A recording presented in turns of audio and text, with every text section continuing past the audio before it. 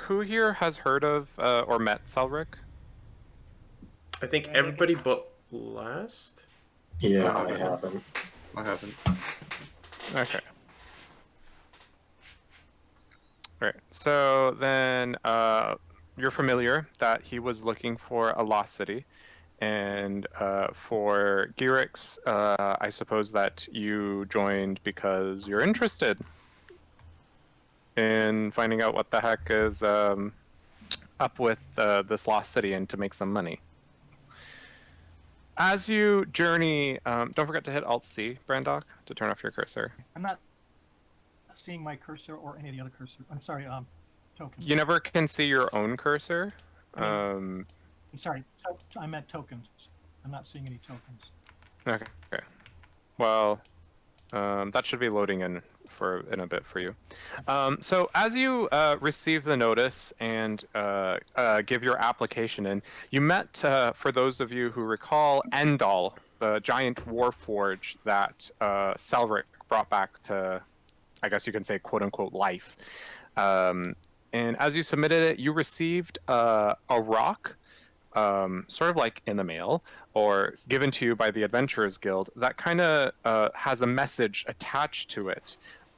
For those of you who care to look into it, you recognize it as the Magic Mouth spell, which if you don't care, it's explained to you anyway by someone from the Adventurers Guild. And the Magic Mouth spell tells you that you are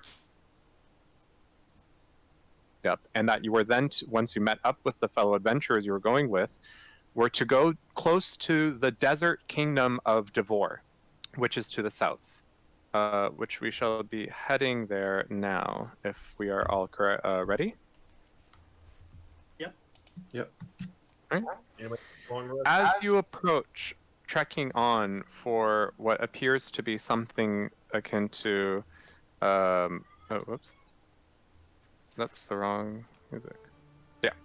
As you approach, trekking on for over a week to find a random location that was posted, or a random location that was told to you, you do your best to navigate through the desert, stopping by everywhere you can for supplies. At some point, though, you run into a long stretch of travel with no pit stops or oasis or place that you could think of that would be nearby to help you. Finally, though, as it sort of seemed almost bleak, some of you, the thought came across, is this a hoax? Is this journey hopeless? Is this, are we lost? Did they already finish and give up? Or did something happen to them and we are now looking for no one? You finally see it, a tent, surrounded by other smaller tents, and a group of people who have gathered around what appears to be, oh, whoop, that's not the right one, that appear to have gathered around a pit of some kind. And then everyone should be there, correct? I am not. Yep, I've just moved there. As finally you approach and see a female dwarf holding a shield and an axe, and the shield is quite interesting. It appears to be in the shape of a key, which I will show just now.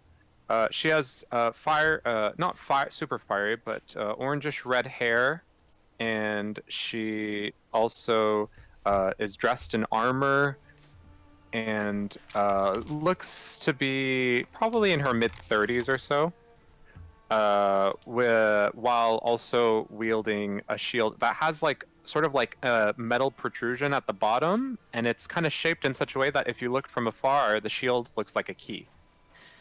To her left, you can see sort of on a little small dune of sand. How many of you guys did or recognize this orc? I recognize them. Yeah. I can't see anything. Joe, Bob, and Fred. Yes, the Henez brothers are here. So some of you may recognize them, some of you may not. For those who do not, you see an orc standing with a giant great axe on his back, and he appears to be probably in like maybe his late 30s or so. And he has like salt and pepper hair, but it's mostly more gray. And his it's sort of like slicked back almost, but like messy style. And he appears to be kind of just like on watch. To the behind the dwarf, you can see. Oh, I should probably show his artwork too, I suppose. Behind the dwarf, you can see, for those of you who remember, Celrick talking to, for some of you, other familiar faces. Obviously, the Warforged Endol, but also a small halfling girl with scrunchy hair that's tied up in like a messy bun, and a minotaur dressed in scholarly robes. And they appear to be discussing something. What do you all do? I'm gonna look for some shade. Sure. Make a perception check. Alright. I don't think I'm connected to the right. Which character are you able to control? I'm controlling Dorkun. Dorkin. Yeah. Hang on, configure permission. You should have. Oh, right. See, this is why we don't do 5 players. Player 5 kind of has like access to everyone. You're not able to control Gyrix? No. One second. I mean, it said that I set the connection to you. Wait, is someone missing? I see 4 players in. Yeah, I'm not on the map anywhere. Did Brandok drop out?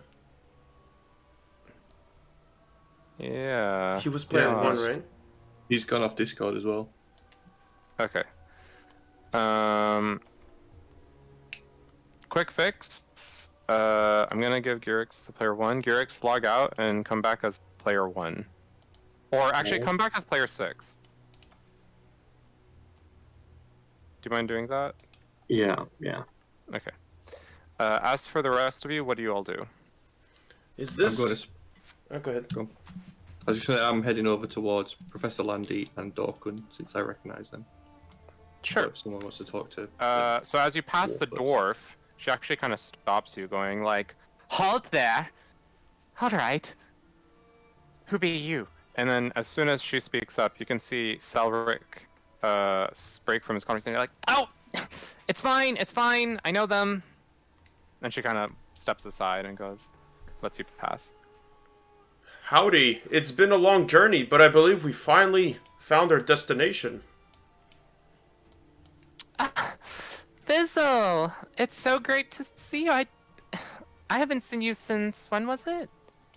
Well, I don't think we have met, but my good friend Almos is very fond of you. You met him in the village. It was with your other character. Yeah, you met him in the village and in the crypt. Right, okay. Well, he's told That's me all my about bad. you. People with multiple characters. Alright. Oh, right, of course. My apologies. It must have been a different Fizzle. Sorry, I don't know how else to retcon that. Celrick notices you come up Dalvinion along with Fizzle and goes like, it's about time you guys showed up. And he looks to you, Dalvinion, going like, hey. Yeah, and I'm going to walk up and say, "Sorry, little one. I thought you were a crook before. It seems that I have been wrong." He puts his hand on his chest and does like a slight nod of his head. Huh. Yeah. Well, it's okay. You're here to help now. So, found the place okay? And Well, I believe we were turned around once or twice, but we ended up here in the end. and you can hear the Minotaur behind going like, "Oh yeah, took me a while to get here, folks." Howdy, Dorkin. It's good to see you outside of the village. How are your studies going? Oh, so amazing. I mean, look at where I am, eh? excavating ancient ruins for a civilization I didn't even think existed, y'all.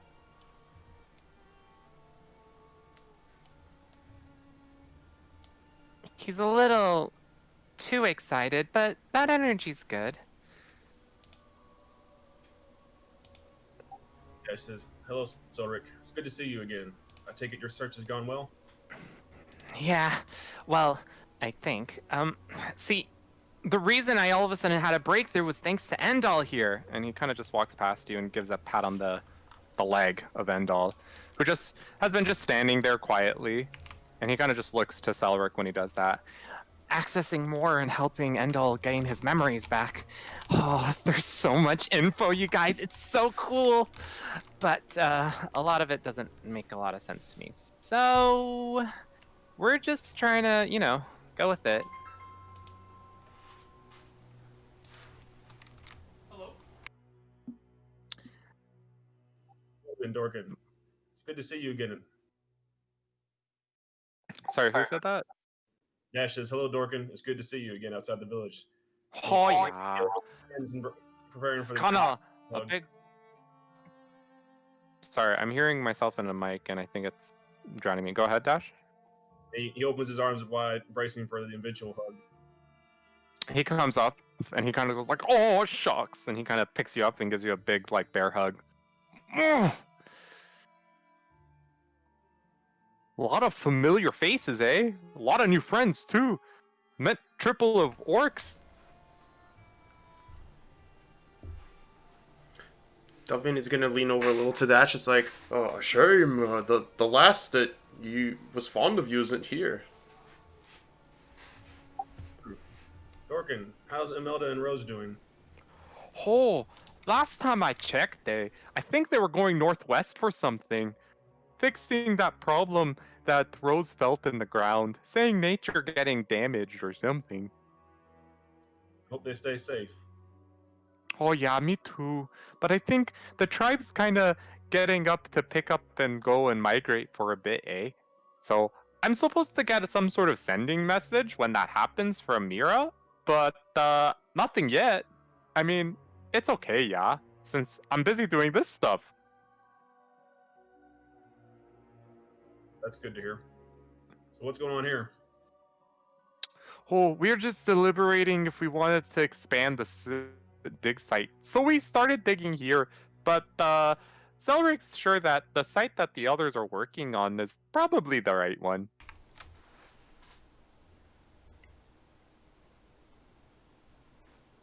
And then Landy comes up and says, "I'm pretty sure that it's the right one." Oh yeah, but, you know, it never hurts to dig into more places than one. After all, what's the harm in that? Well, for one, you could harm your shovel or waste your time. Perhaps they. Celrick kind of is done sort of like checking up on Endol, and he goes, "Right, anyhow, the rest of you guys here are just helping us with the excavation crew once the ruins get discovered. So there isn't really that much for y'all to do right now." Well, maybe you could show us around the other site. You said that you found some marvelous things? Oh, I was referring to all the memories and stuff that got unlocked by Endol.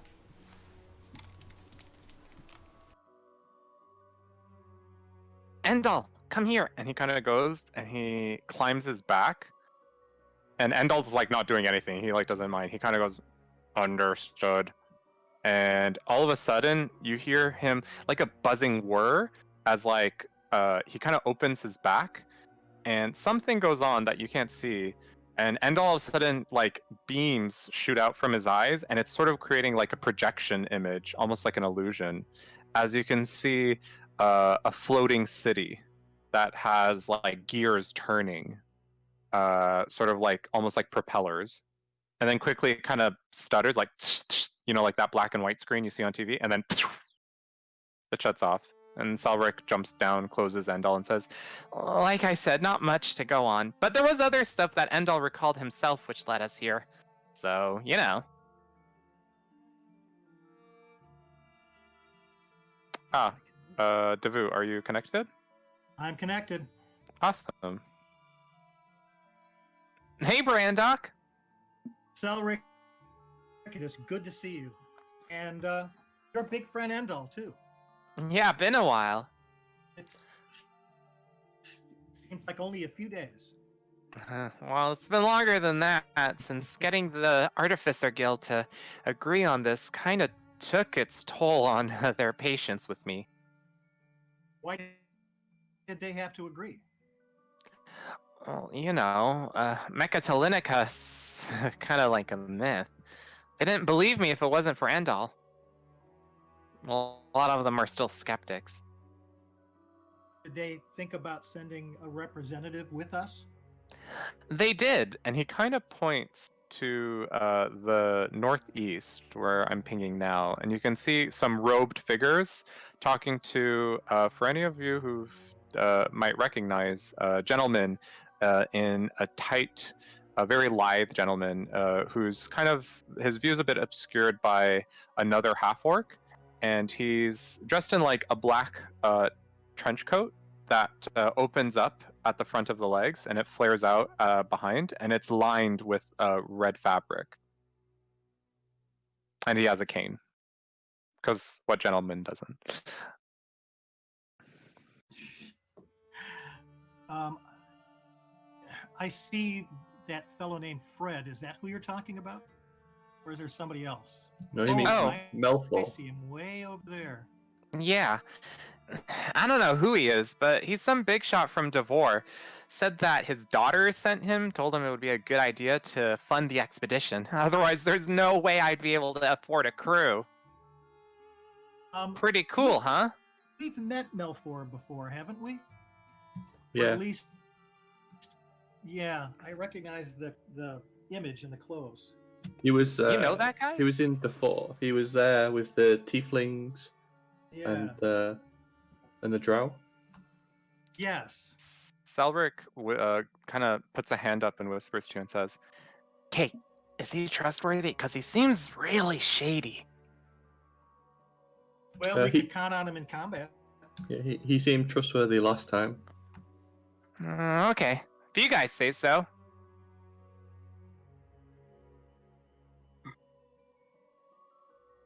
So he's a representative of the Artificer? No, he's just here funding. He's speaking to the representatives. Oh, all right. Yeah, he's local to this area.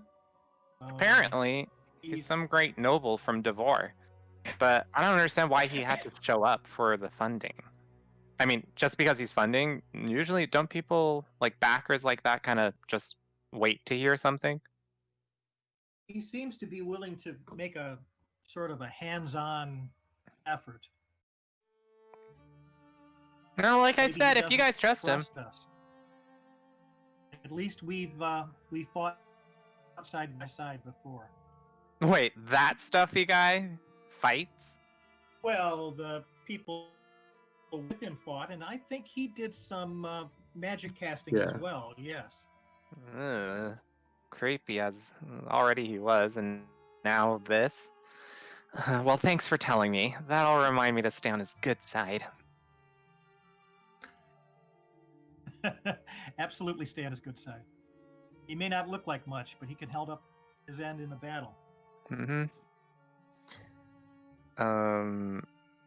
Fizzle, are you talking to Landy or? Yeah, I'll just ask her. So, are you going back to your archaeological roots? I thought you were training in a new field now. I am. I'm totally doing this still for that paladin I met, but I couldn't help myself. I know, it was terrible what happened back at the inn, but I feel like after thinking to myself a lot, if the others were still alive, they'd be okay with me still wanting to do this, right? Yeah, sure. Like if you wanted to follow archaeology, why not? You're a clever girl. You could follow archaeology and do your training. Thanks. So Hey, what? Melio. Sorry, go ahead. I was gonna say, so what has attracted you to this dig site? Well, hearing about lost ancient civilizations is one thing, but a supposed civilization that wasn't even supposed to exist in our plane? That's another. That's like a new level of cake. Do you think this is actually the city, or what's That's your the take great on it? thing about science. You know, when you have a hypothesis, if it is wrong, then we have to prove it's wrong. We can't just assume it. I feel bad for Celrick. And she kind of glances to him, who's talking to Girix right now, and she says, he has so many doubters just because of his age, but also because of what he's searching for. I just want to help now, if I can. In addition to, you know, hopefully finding a secret civilization that's not even supposed to exist on this plane.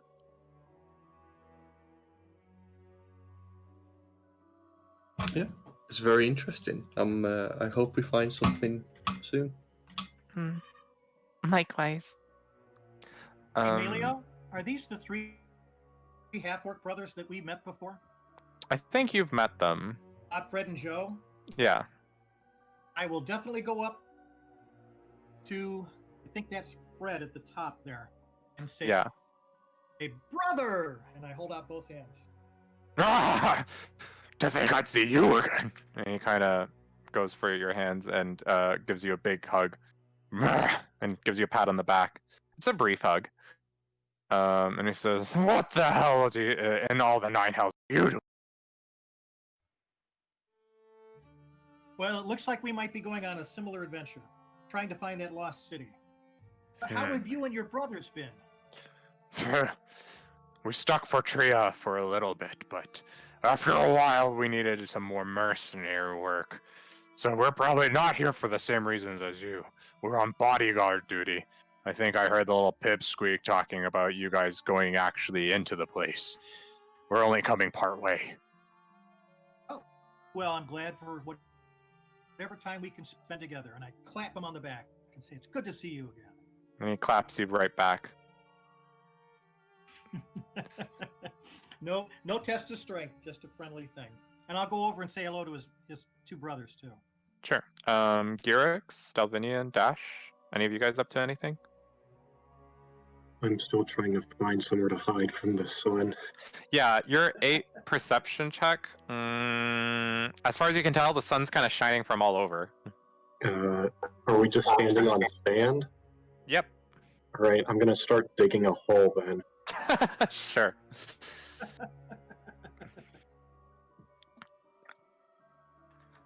And Dorkin kind of looks to you, Dash, and goes, is your friend okay there?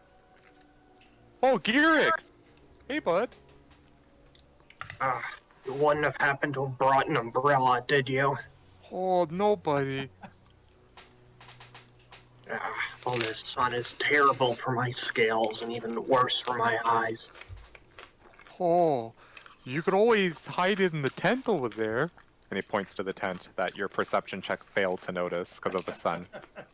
Oh, yeah, that would be better. I'm gonna make my way over there. Sure. As he does that, he looks back to you, Dash, and says, hope you found the place okay. Kind of wanted to put up signs, but I didn't even know if you were going to see them based off wherever you were coming from. Quite a journey. We almost turned back a few times. We made it here. Oh, it's good to see ya. Give Garrix, he's not big on bright light. Yeah. But Shame he'll for do well. Firbolg. Pardon? He should do well when once we get underground.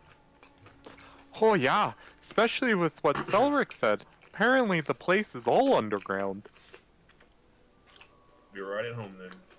Oh, hopefully. Although I'm kind of shocked that he made it all the way here, that he signed up for it in the first place knowing it'd be in a desert, and not knowing that it'd be underground. Brave fella, eh? Well, bravest.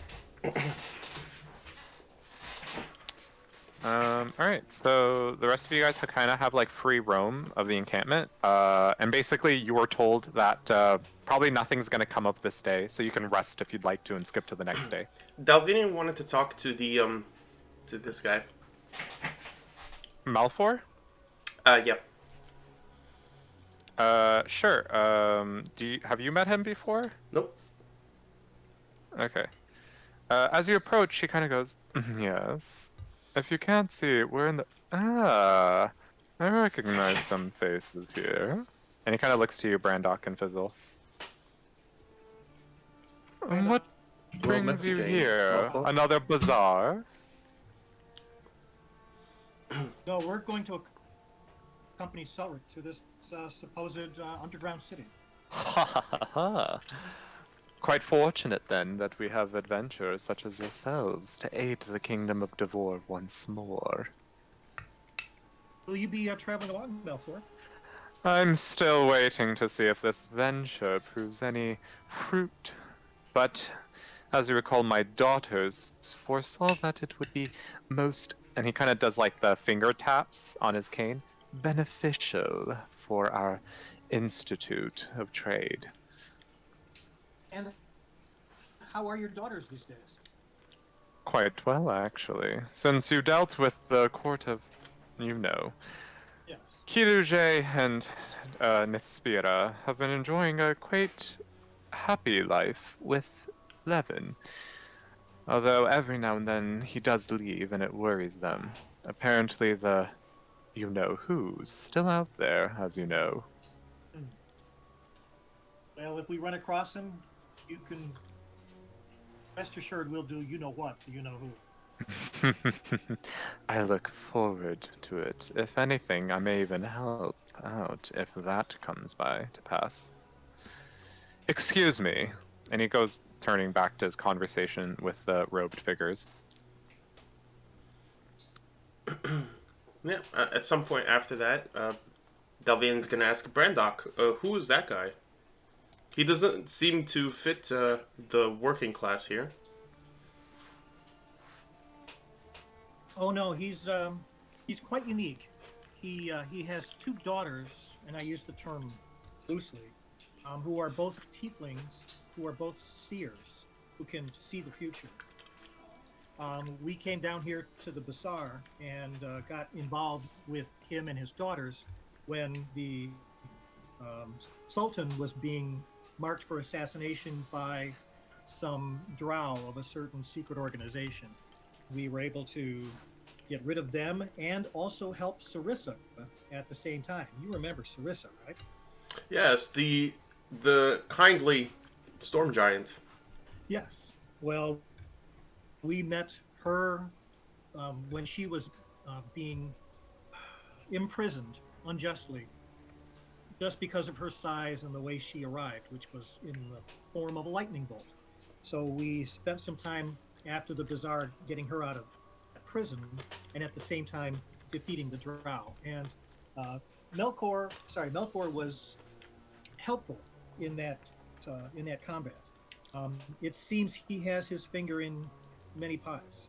I see. Is he a merchant from that kingdom of the war? Well, I don't know what his economic status is, but he does seem to wield some pretty powerful spells. I see. And kind of like from afar, I'd like to do like an Arcana check just to gauge Malfour. Sure. You're using your scouter to check his power level? Yeah. Well, to kind of see like an affiliation, is he like a warlock or a wizard, druid? Maybe like gauge how big he is in that sense. Sure. Roll Arcana check, see if you can glean anything.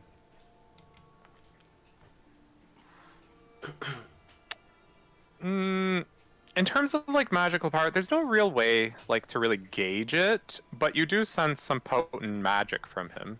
Mm-hmm. Okay. As for whether he's a warlock or like what kind of wizard or magic user he is, it's kind of hard to tell just by sensing magic.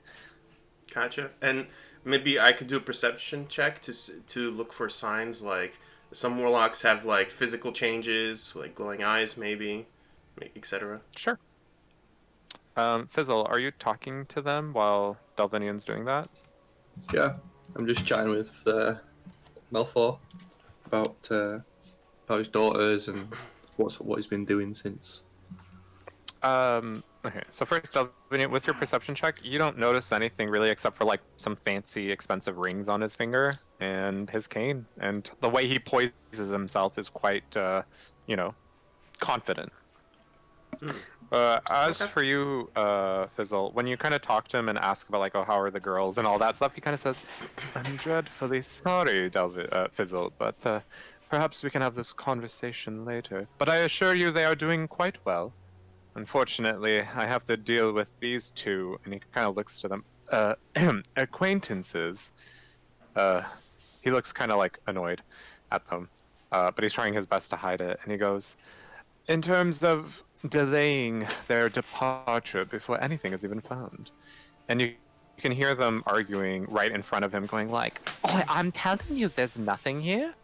That little boy is wasting our time and our resources, and not to mention your kingdom, which, by the way," and then they kind of go on to kind of promoting their own research.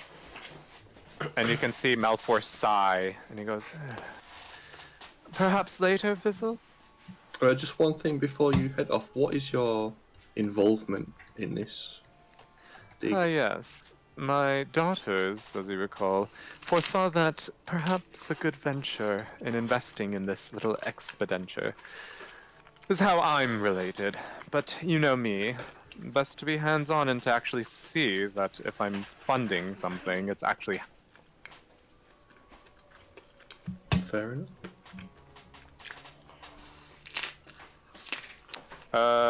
Anything else anyone wants to do? Anything, or we can move on to the next day. It's up to you. Yeah, I'm okay with moving on, resting inside. Yeah, I'm fine. All right. As the day continues to set into night, you find yourselves doing quite really nothing except watching the dig continue to happen. Everyone roll perception check.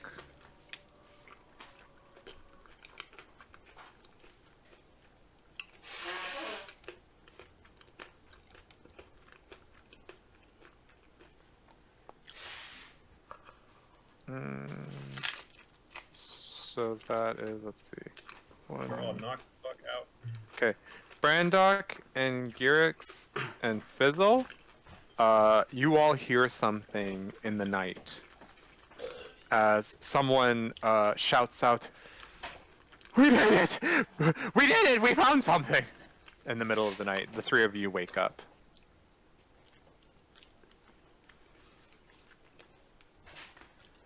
We go to investigate. We'll go outside of the tent. Yeah. Okay, so you're leaving the others to sleep? I'm gonna wake everyone else up. Oh, okay. So as you wake everyone else up, and as you kind of approach the dig site, so where you camped out is actually, because in case you forgot that there were other sort of, what is it, tents and such, and so you guys are actually at a further tent, and as you come closer to the encampment where the dig was happening, you run into Celrick as well as a couple of the others as they kind of come forward, and they're all like going like looking at you puzzled, and Celrick asks, "What the heck's going on?" I don't know myself, but they seem to have heard something. We heard someone yelling that they found something. And as you guys approach the dig site, you see a bunch of the people that were working there earlier. All of a sudden, a pillar of light with crackling energy explodes, destroying the dig site almost in an instant. The people, you see them disappear in a blink. And very quickly, all of a sudden, the pillar of light dissipates into a very thin one, and then it just... And you see it. Nothing remains of the dig site, as all you can see is a hole in the ground, glowing. And the glow sort of like pulses. Well, shit. Celrick, were you expecting this? You took the words right out of my mouth. Oh, who could have expected this? And he kind of puts two hands showing the hole. Oh, man. Do we have our gear with us? Your gear? Yes. Our weapons and armor. Yep. Okay. If you chose to grab it.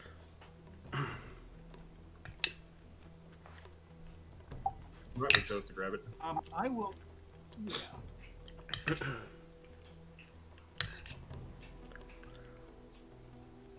gonna go a little closer to the edge, but not close enough that I'd fall in. Sure. Fred kind of also goes up on a rock to kind of peer over, going, "Oh, nasty piece of work. Good thing we weren't here." And everyone kind of just like goes on their own to investigate. What do you make of this? He just, Dalvinion just asks everybody in general. As he looks. Dalvinion, as you ask that, you sense something. Something like alive in the magic. That's a big hole. Dalvinion's gonna say, don't come too close. There's something living down there. Or alive? Or undead? I'm not sure. It's something. As soon as you say that, Dash, make a dexterity saving throw.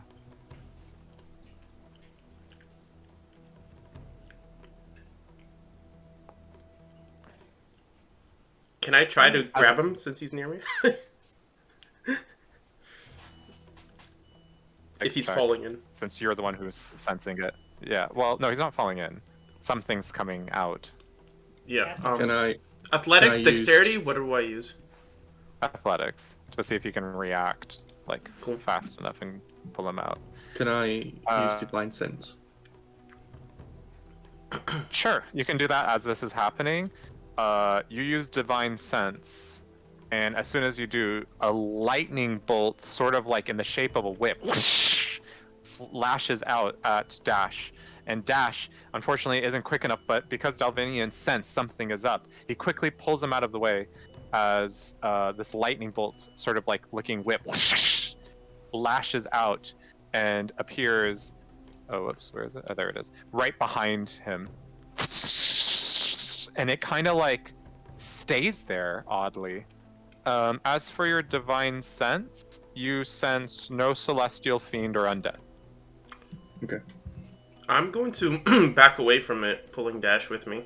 Under me. Well, actually, we're gonna roll for initiative. Oh, now. okay. Never mind then.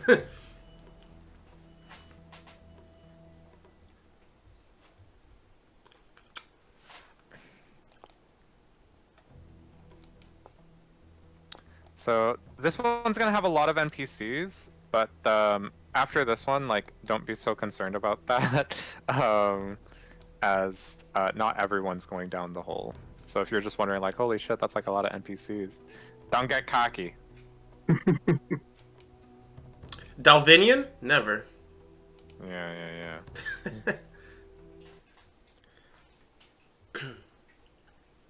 Is this the right track? I swear, ever since this, like, thing, my tracks got all messed up, and there's, like, some files here that I can't even recognize. Is anything playing for you guys? Yeah, but it's only in the Yeah, right ear. For some reason. Is that supposed to be like We're that? not gonna use that one then. What about this one?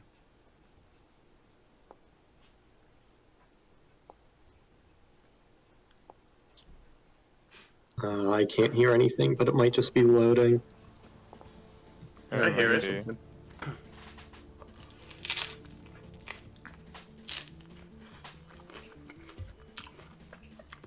This one seems fine. Okay. Well, I don't hear anything myself, so Oh, bear no. with.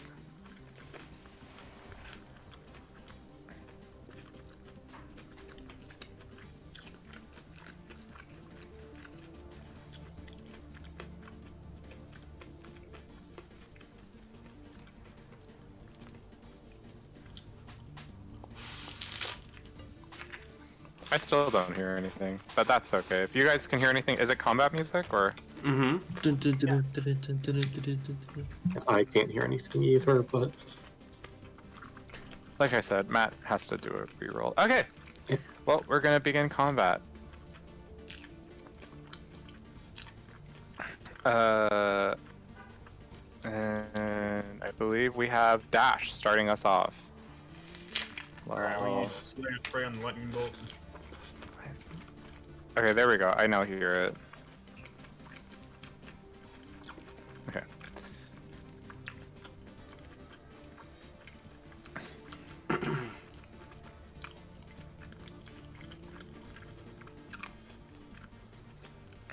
That's strange. It's not showing the 2 hit. It's not letting me do the attack roll. It's weird.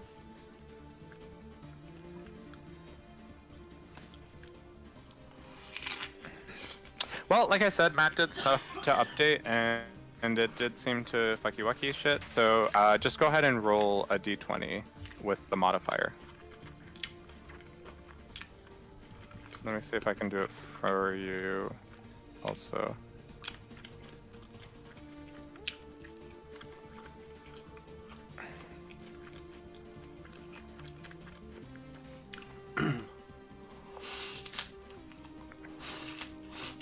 Okay, 18. 18 hits.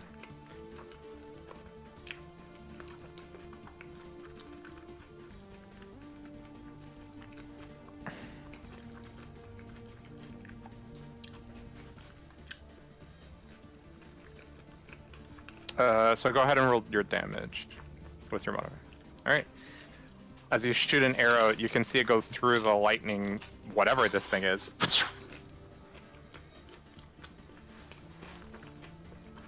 An additional 4 damage? Close the Slayer's Prey. Okay. So just, since I don't see names attached to these die rolls, just mention what you're rolling for, so I can know what's going on. Alright, anything else? Move to the right. Sure.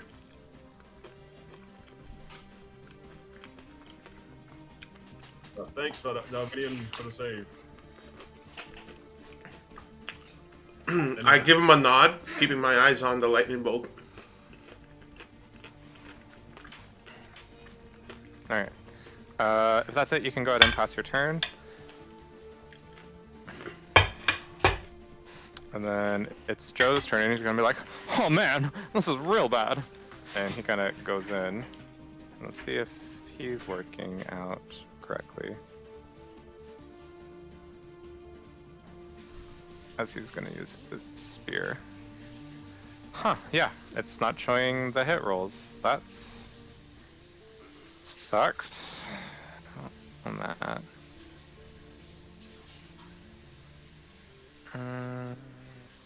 Even though the formula's all there.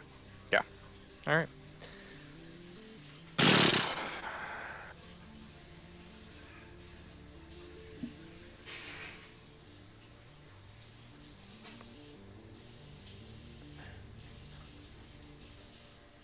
And he hits. And he's gonna do...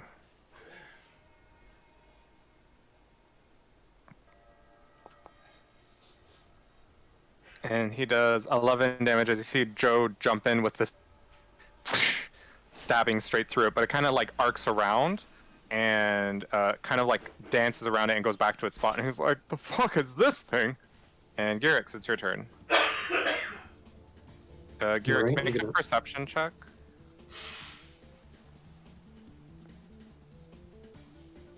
Yeah. Nothing. You notice nothing. Go ahead with your turn. Alright, I'm gonna warn that. Careful. It looks like there's 2 more down below. Mm-hmm. I'm gonna back up. And I'm gonna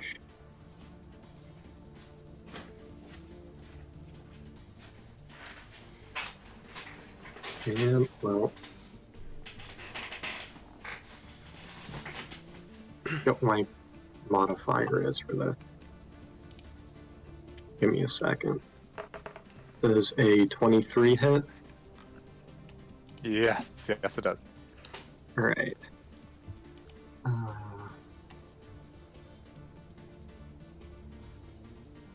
Alright.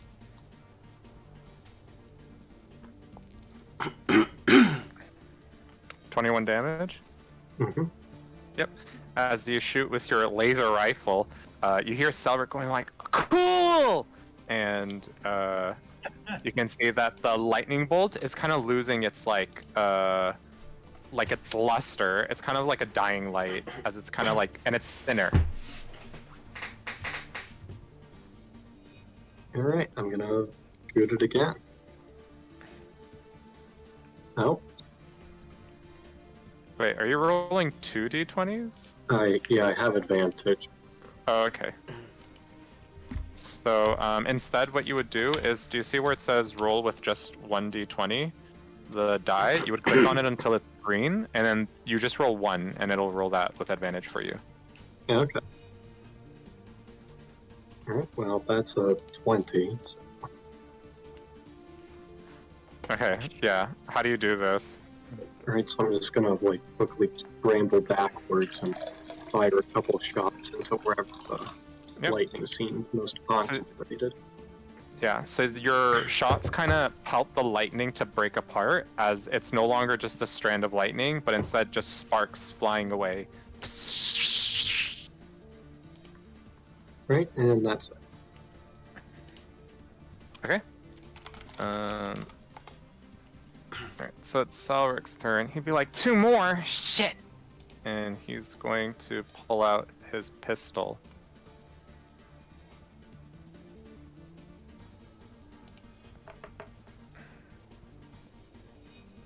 And he's gonna hit, and... Getting ready, Dalvinion? Yeah, I'm just testing the thing, and it's working. No worries.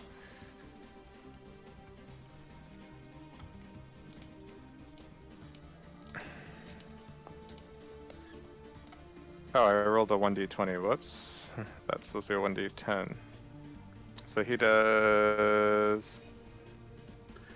12 piercing.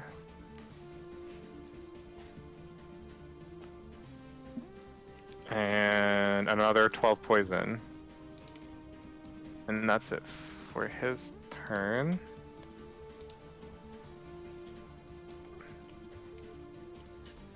And then it's Landy's turn. She's not gonna do much. She's actually just gonna reposition herself, going like, "Oh my gosh, oh my gosh, oh my gosh." And then you hear Devore going like, "Don't be such a fucking pathetic excuse for it." Ugh. And she kind of just jumps down and lands and puts her shield up as she takes the evade, the dodge action. And then Fred looks at her and goes like, "Huh, now that's a woman." And he kind of follows in suit. But he takes like a step forward. Brandok, it's your turn. I don't see any of the other ones, do I? Well, you know that from what Gurix told you, they're down there. Actually, that should probably have a light source, so let me just create one quickly. So we... Oh, okay. Actually, I do see him now. Yeah, because there's light coming from there. I forgot to put that. Okay, I will rage, and I will... I guess I can hold my action until they get closer. Until they come within range. Mm-hmm. Alright. Fizzle, it's your turn. Okay, I'm gonna move up down the hole a little bit as well, so I can see them. Okay. That's 20. That's my 30. I'm gonna do the same as Brandok. I'll hold my attack until if they gain range. Sure.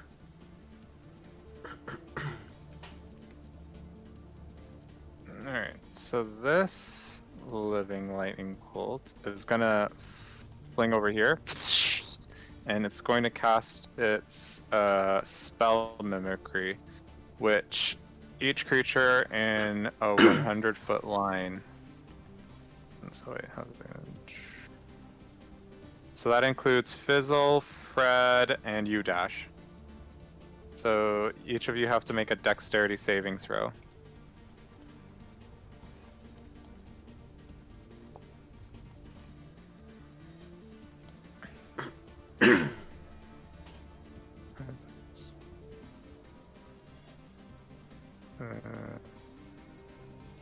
DC 15. So you both made it, so you're going to take half damage. As the living lightning bolt kind of goes channeling almost like a bunch of energy. And so you all take half of that. So I think that's 13 lightning damage. Yep. And that's it for its turn. And then it's Malfoy's turn as he kind of comes up. With his cane. Yeah, and he goes, I knew this might have been a bad idea. And he's gonna, I think it's Acid Splash is the range one. Where's Malfoy? Is he like on the other side? He's on the very left. He's like Yeah. down left of said Celrick. Oh, I guess I don't see it yet. Okay, so it has to make a dex save. Which it succeed, as he kind of shoots acid and the lightning kind of like a really quick bug. Dalvinion, it's your turn. I'd like to move up a little bit. Oh, now I see a lot more.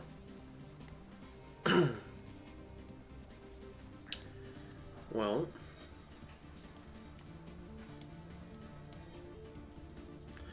looks like we have trouble on our hands. And see what he does. You hear Devora saying, "You darn fucking right, we got trouble."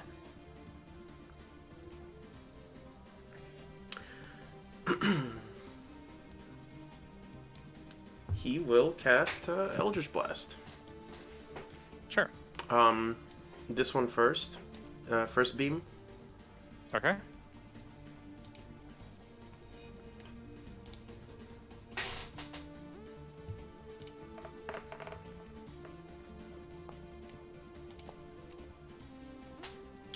A 6, I guess, doesn't hit. No. And Neither did the 13. it's the first number. It rolls advantage, disadvantage if we need it. The first number only. Mm-hmm. And I'll shoot the other beam at it too. Sure.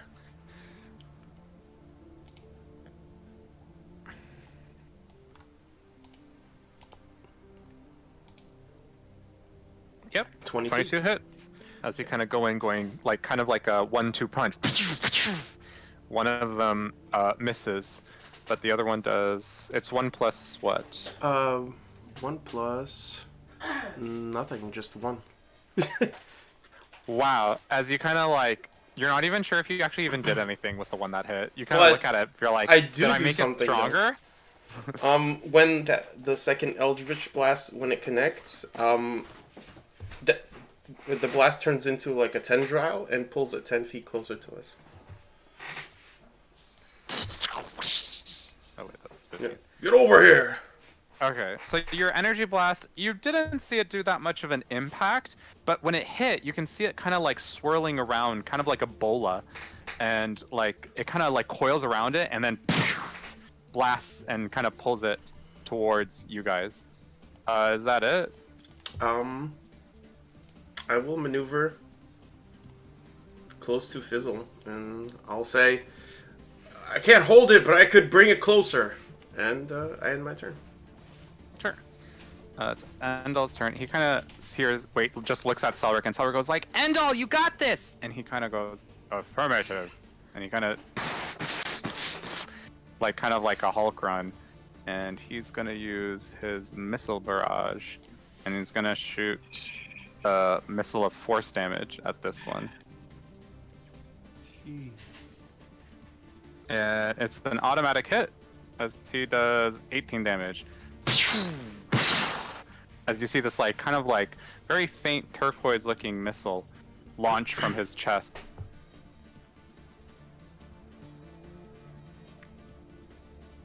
And then he takes half of that damage in recoil. And that's it. And now it's this living lightning bolt's turn. This one's gonna go up to you, Fizzle. So you have a held action, right? Yep. So I can make my attack now. Yeah. Well, actually, it's probably going to go for the one that pulled it, but it's still in range for your melee attack. Okay.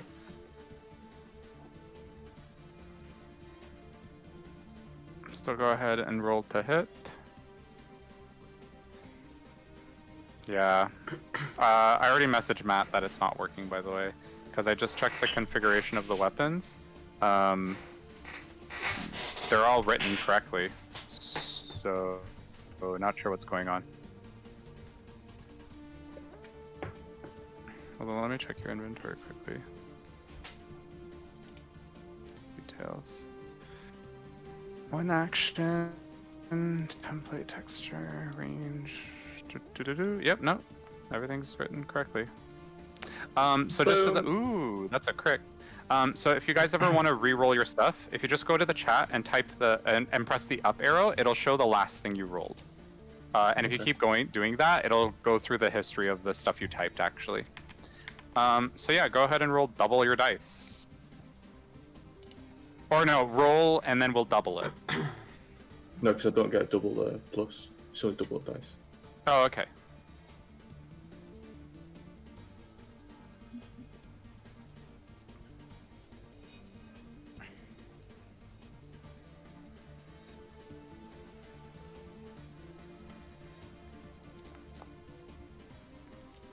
$23.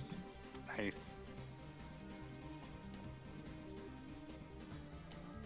As you see this living lightning, kind of like a weird, odd, like arcing snake, kind of hopping its way, almost like a slinky, to Dalvinion. You kind of use your held action as you go, and slash it with your greatsword.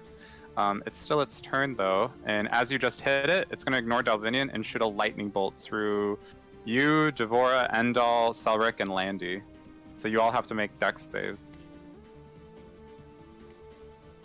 This isn't a two-hit thing, then. Right? This is to see if they just take full damage or half damage. Yep.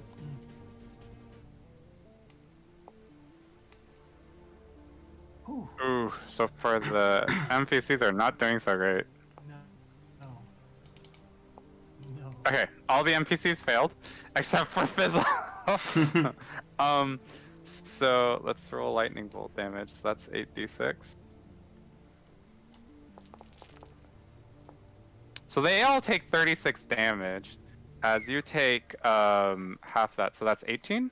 So you kind of like put your greatsword in front of you, and the lightning kind of like gets sort of divided in half. So you don't take that much, but unfortunately the lightning that you divided in half kind of arcs behind you and continues to shoot straight through them, and they didn't see that coming. As they all kind of get shot through this bolt of lightning going, they all kind of grip their chests, except for Endol, who's kind of just like standing there taking it. Affirmative.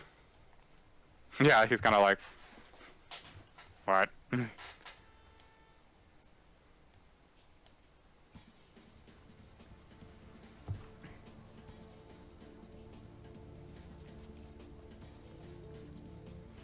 Alright, and that's it. It's Thorkin's turn. Oh man, this is bad, y'all. And he kind of comes up, and he's going to cast...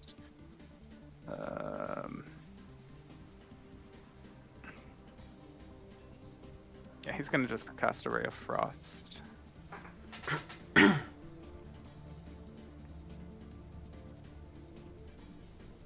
Which it needs to do... Oh, it's a ranged spell attack. Okay.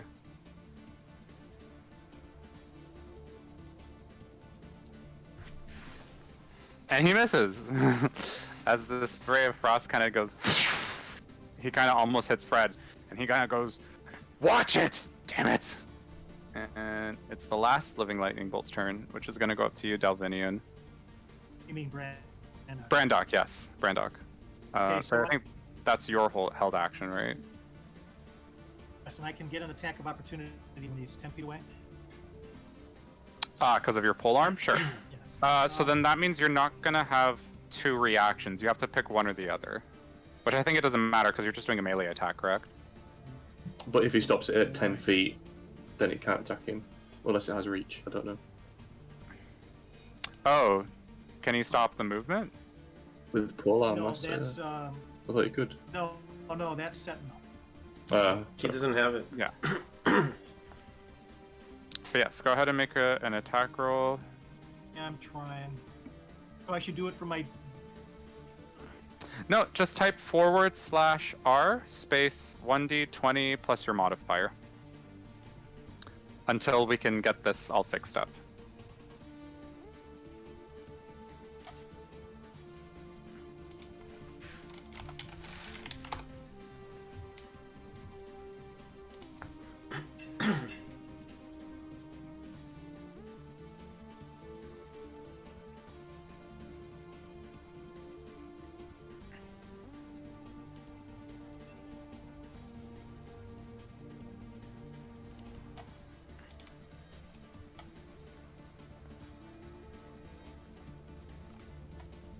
$13 almost hits, but no, unfortunately it does not hit.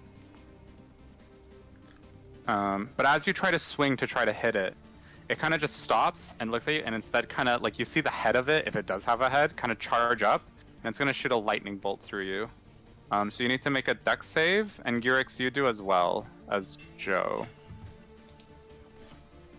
Brandok, is yours +10 or +12 to hit?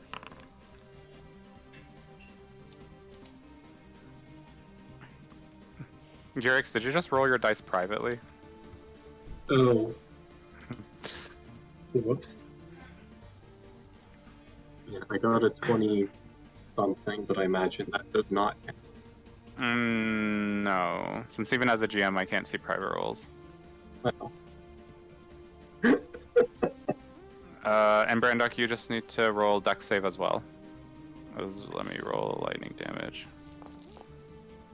I will have advantage on this. So Gurix, you take 27, so does Joe.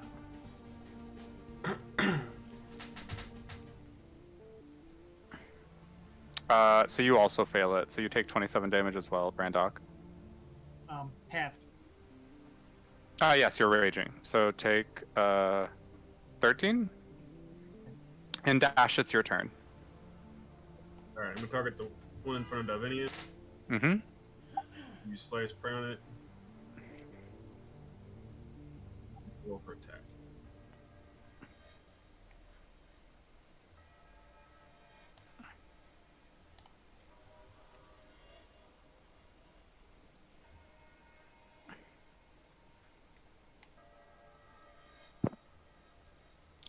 So it's /. Yeah. Yeah, I got it. 14. So close, but no. As your arrow just kind of zings past it, you cut some sparks and such, but that's it. Make a second attack. Mhm.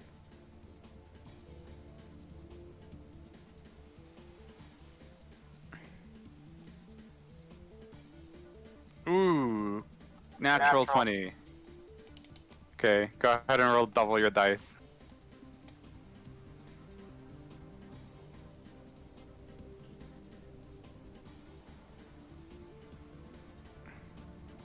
Do I double the modifier too? No, you Nope. only double dice. Modifiers stay the same.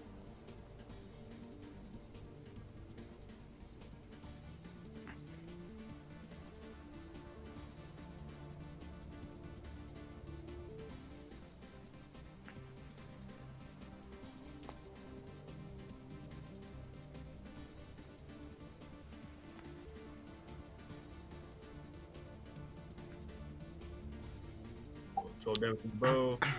Flare's spray. Okay, so how much is that altogether? Does Slayer's Spray not get doubled as well? Yes, because that is a dice roll. So it'll be 18. So 18 damage? Yeah. Okay. As you like knock another arrow, you're kind of like aiming for wherever you think the head is, because that's like what seems to be the most sentient of it. And you aim, and it kind of goes straight through, and you can now see it's kind of like almost permanently damaged Did you hit with the its head forked. right? I was looking for the center one in front of Dalvinion.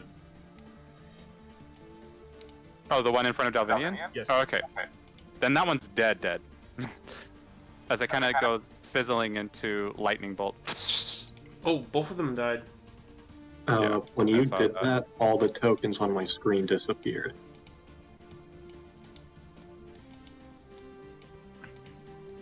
It might be that you're out of range. Well, Because I can't literally see. all I of can't see them are you. gone. I can't think see his you. token was deleted too, no? Yeah. That's so weird. Yeah, selecting is kind of now acting fucky wucky too. Like if I select someone, has, yeah. it like... Okay, there you go. Dashes. Did you I move, think- Dash? I moved. No, I did Oh, not yeah, move dash. fine. What was Gearix's initiative? Garrick, do you remember what your initiative was? I was third. You were third, so after Celrick? Yes. Okay. I will do that in manually. Sorry about that. Okay. Alright. So one of it's the- Celrick's the turn. One of the lightning bolts is the right lightning bolt's missing as well from the initiative. No, I put it... Oh, right, yeah, that one. I see Okay. it. I see it. I see it, but it didn't have initiative. Okay. Yeah, targeting is acting kind of odd, guys, by the way. Like, it's selecting things that I'm not even... Like, that I've previously selected. But, like, that's not supposed to happen. At least it hasn't happened before. I've never had this problem! Okay, well... Celrick's gonna attack it with his pistol again.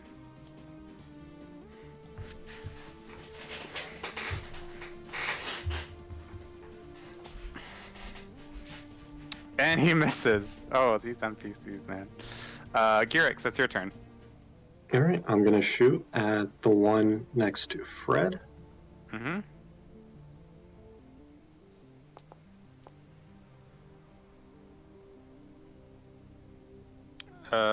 So 19 hits. Alright.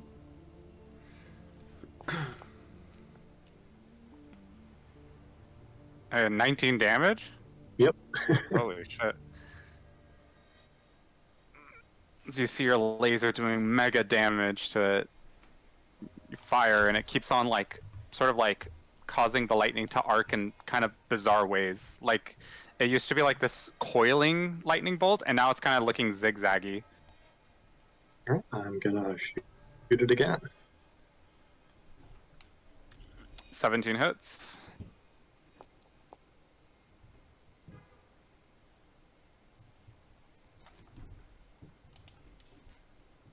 $21 damage. Oof. Yeah, as another of these living lightning bolts kind of just away. And once again, I deleted a token. How the hell did that happen? Okay, guys, Landy died. No! Hang on. There she is. Yeah, seriously. What the hell? Okay. And... Holy shit, forget how many attacks I have. Pardon? You? Yeah, just so that's... That's it? Yeah. Okay. So, I believe it's Landy's turn.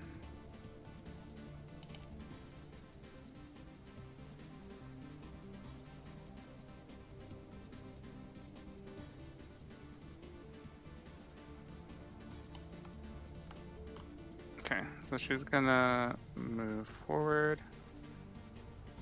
And she's gonna shoot that guy with her crossbow.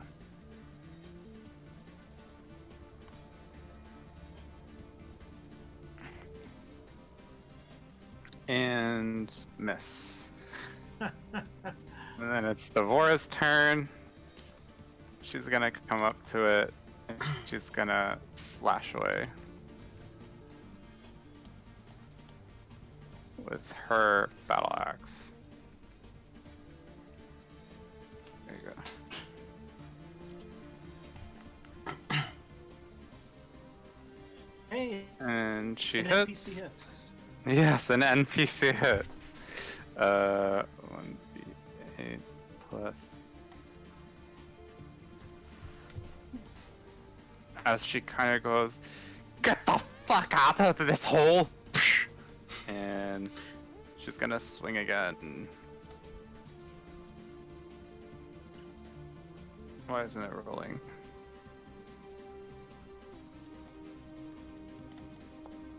There we go.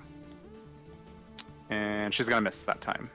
and it's then Fred's turn, and he kind of goes, "Oh, let me get some fun in." As he is going to use his no remorse. He's gonna keep attacking until he lands a hit.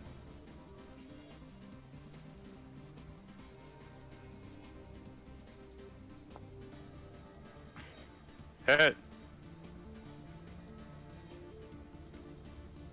Wow.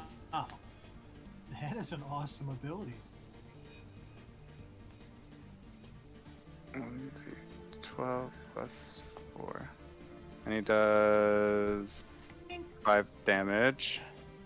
And then he's gonna attack again. As you kind of go see him, like his eyes turn like red. Isn't this a disadvantage? It's supposed to be a disadvantage. Yeah. It is a disadvantage. Holy shit, I totally forgot about that. I did not read that right. Okay, so we'll roll to attack again. Okay, he hit. Yeah. Much better hit. And then he's gonna... So this is his third attack, and it'll be at disadvantage. One hit. And he has to roll again. Okay, and he misses. And then he his anger dies down and he goes, "Nah." And it's your turn, Brandok. Brandok will use Great Weapon Master and Reckless Attack. And I am going to roll here. Actually, it should be plus 10. Okay. Single hit. That hits. Let me see if I can do it again, just to see if I get a crit.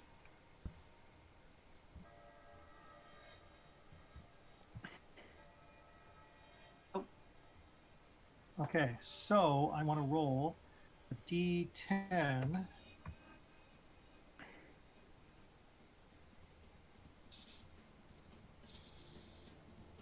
Six plus 10 plus 18.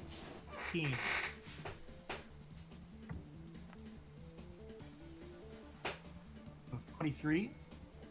Damage? Yep. Holy shit. Okay, as you kind of bring in your glaive vertically striking down, you split the lightning bolt in half, and now it's like half of it still alive, wriggling. Okay, this is going to be a normal attack.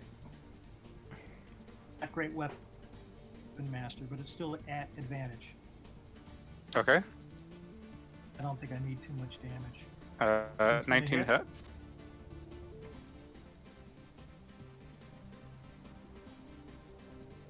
Plus 8. 15 damage. I think it's... How do you want to do this? He sees how Devora is injured and whisks it like a egg beater and throws it off to his right, keeping it as far away from her as he can. Okay, before it can even get to the other side, it kind of just turns into sparks and showers around you, giving you this kind of cool, heavy rock metal look. Oh, okay. Combat is now over. As everyone kind of just like takes a moment to catch up and breathe and kind of figure out what the fuck just happened. That was dangerous, Fizzle, won't you say? Just a bit. Those lightning strikes don't hold back. No, they don't. Bora, how are you? You okay? She spits to the ground towards the hole. Never better. Nothing like a lightning storm fight to energize you right before a dig. And she kind of like trails off as she looks to the hole, kind of like eyeing it, wary of it. Indeed.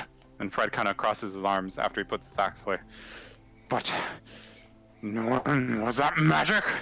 Or is that just something part of this ancient civilization, boy? And he yells towards Celrick, and Celrick kind of hops down half distracted by what Fred said, but also half distracted with the whole. And he kind of like doesn't even hesitate as Endol kind of, and he kind of just Too looks close. over. I'm being careful. That lightning. That Endol, quick. Anything that's in the records that talks about that? And Endol kind of, you just hear like whirring, like a wheel turning. No. And he Is goes, this the part of the city defenses? The city you found, Celrick? Well, technically we sort of now have found it, I'm assuming. To have lightning come to life like that, I mean, some mages do that, but it's kind of hard to control. They don't last long, if anything. And now it's sort of like he kind of got like an aha moment. I think maybe the city's still alive. It's still activated. And hold up now. If the city is indeed alive, and if what our friends say is true, and this is its defenses, we're a little worse for wear with the injuries we took. Do you really think we can take on an army of lightning bolts? And he kind of like he has that look where he agrees that the guy's not wrong, but you know, ancient city. What do you suggest, Michael? I suggest that we close this up and hire a professional small army. If it's an actual city that's down here, we'll need proper military forces to deal with it. No offense. I have all the faith in you as adventurers, but even you can become overwhelmed by en masse. One or And two everyone of kind these. looks at each other. Sorry. They're all like, look. No, it's okay. They're all just looking at each other, kind of like not sure what to do. Go ahead, Dalvinion. Melfor speaks true.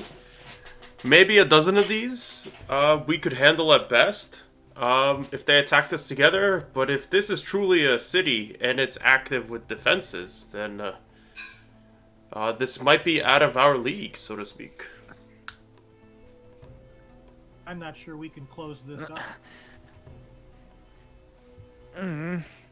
Not to mention, and he kind of looks to Celrick, there is the matter of the hand that we did lose some people. If you all recall, and he looks to like the general hole you're all standing in, this is also not just the site of a city, but a grave site for the poor souls that were unfortunate enough to stand nearby it. You didn't seem to understand that there was more to the city and its defenses than you thought, boy. I'm sorry, I didn't... And he kind of looks to Endol, and he kind of looks defeated. And Landy kind of comes up and goes, Hang on, no one could have known... it doesn't matter. That's not an excuse for not being more safe and cautious. And he kind of just shuts her up, and she goes, Oh.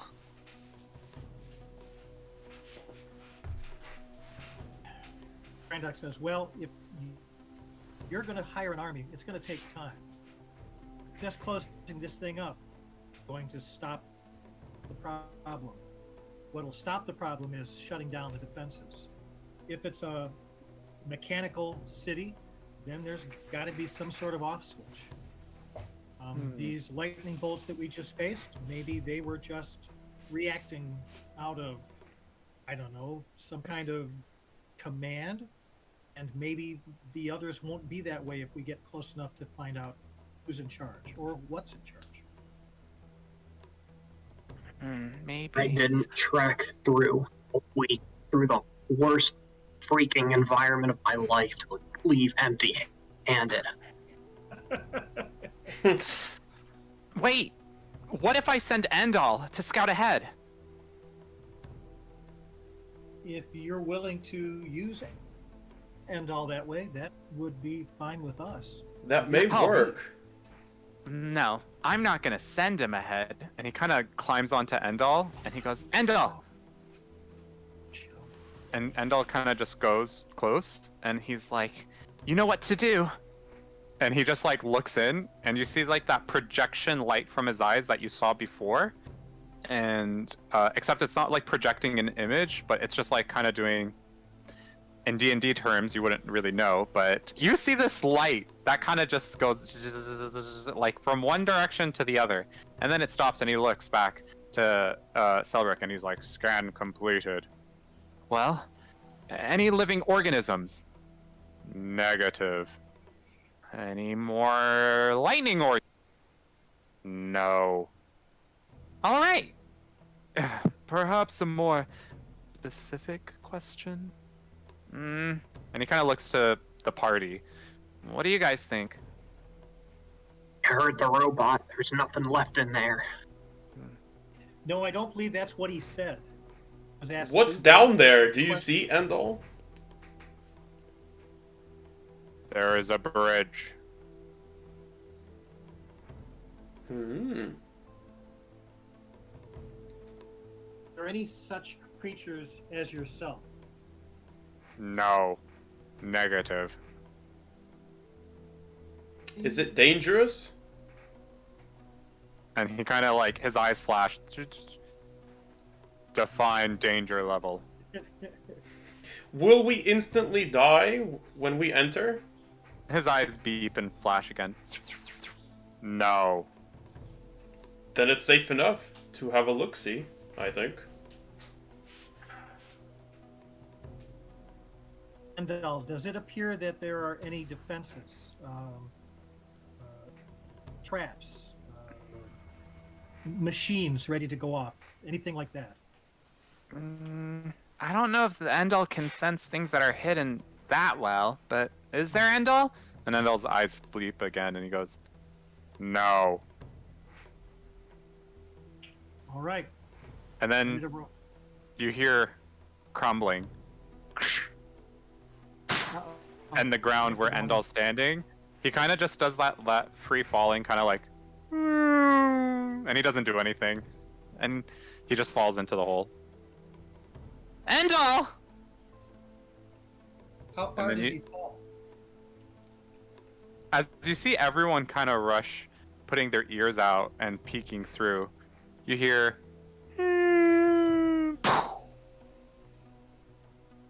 make a perception 3 check. seconds deep, everyone.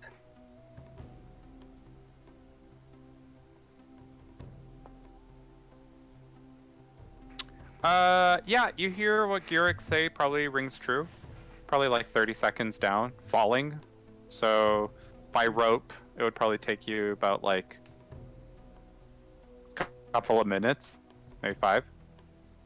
I have rope. Is it long enough to go that far? I don't know. I also have rope.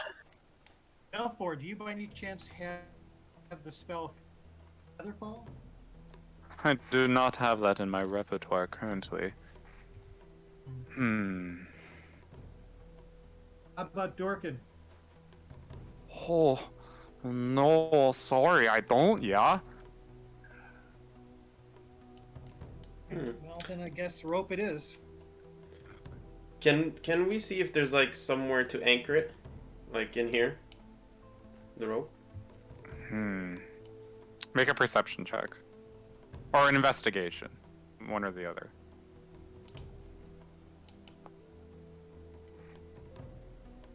Not really, because most of it's just like, if there was rocks nearby, it got disintegrated into like dust and sand.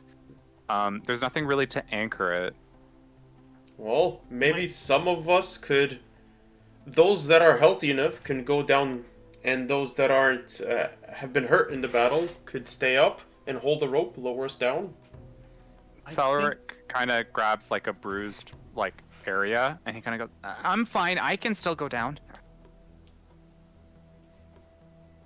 Maybe the Orc brothers could anchor it from up here? The Orc brothers look to each other, and they kind of go, no. Well, I was hoping to see the city, but... Make a persuasion check.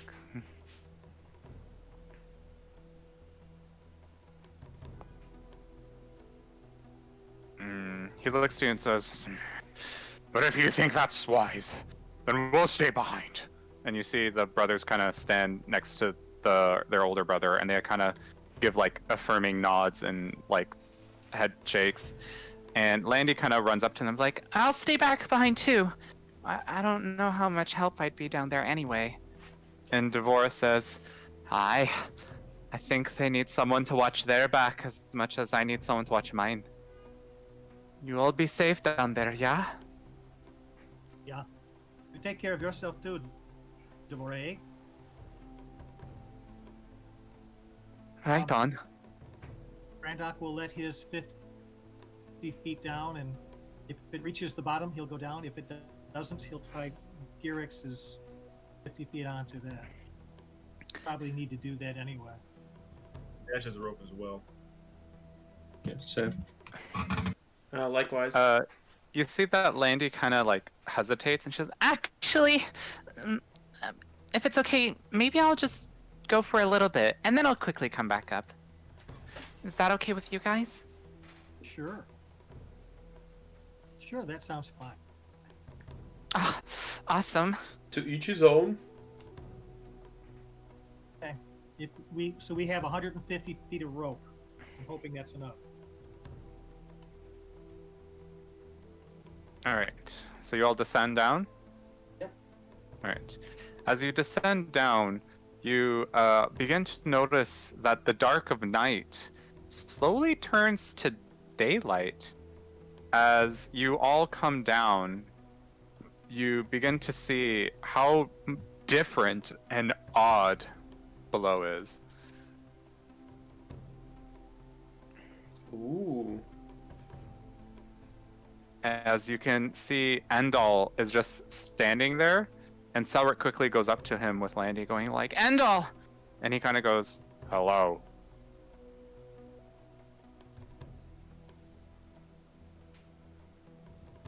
What do you guys do? Are there two big statues right there? Mm-hmm.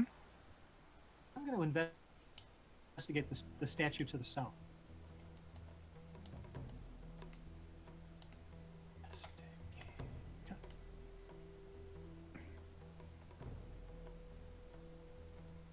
Can I tell if it's just stone or if it's possibly some kind of animated machine made out of stone? So you inspect the statue, and it is indeed made of stone, but something that you notice catches your eyes. Some of the armaments of the statue are metal. Ooh. And with your investigation, you can tell that the metal is something akin to adamantine. Wonderful. Can they be removed from the statue? Roll a strength check. I'd like to check it to see if I recognize any of the features of the statue or what it's wearing. Sure, make a history check. Yeah.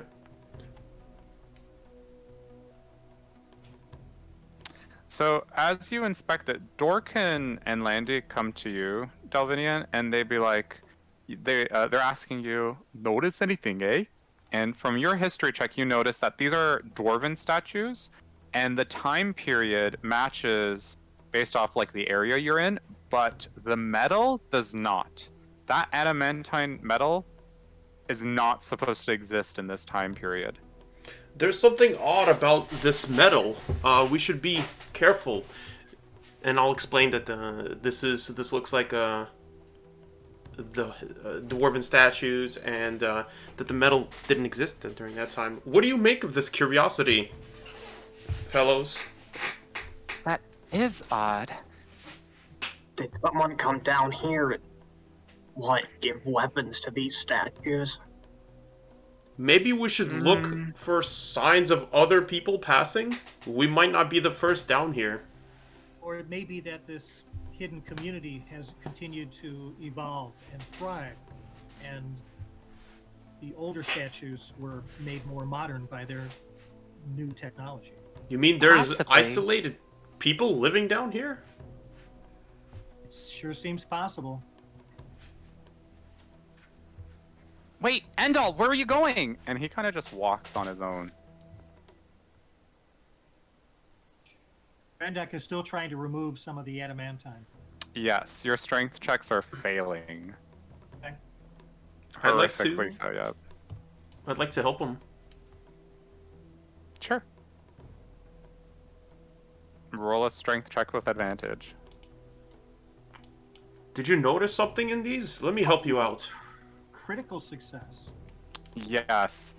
You are able to break the statue's arm, but the adamantine is still on the statue. So now you have a statue's arm on the ground in front of you. And what of it is adamantine? Is it the gauntlets? Is it the weapon? The bracer. There is no weapon. Did you find what you were looking for, Brandock? He looks puzzled Well- at the crumpled arm. Not exactly. This is incredibly rare metal.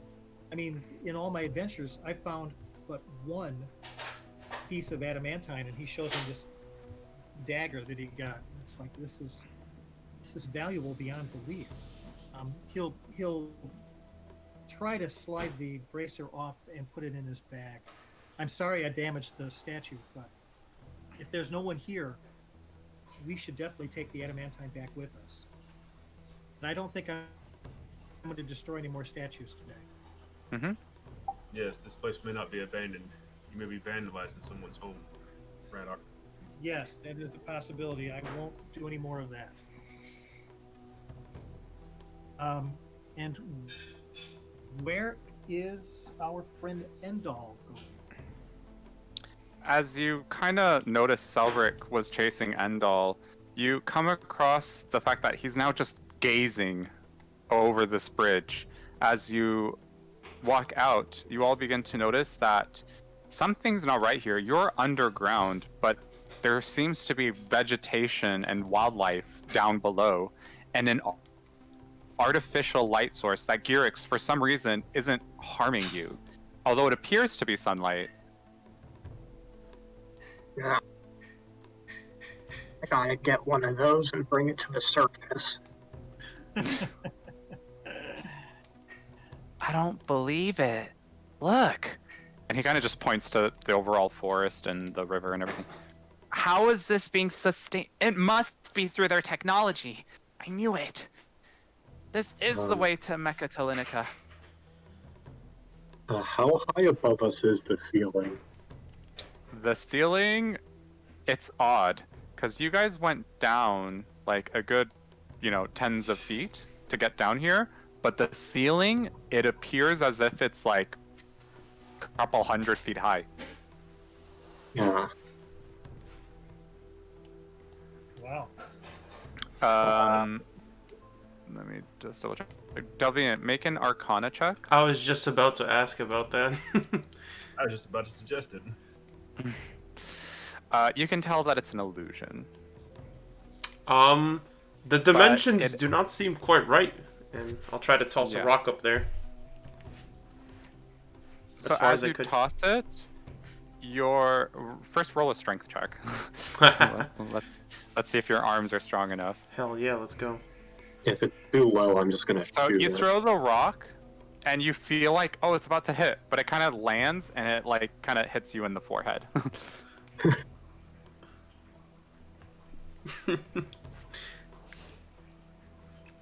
Can I make just a regular pistol shot at the roof? Ooh, regular pistol or a laser gun? Regular pistol. Okay, sure. Go ahead and make an attack roll. All right. Just a regular bazooka. Yeah.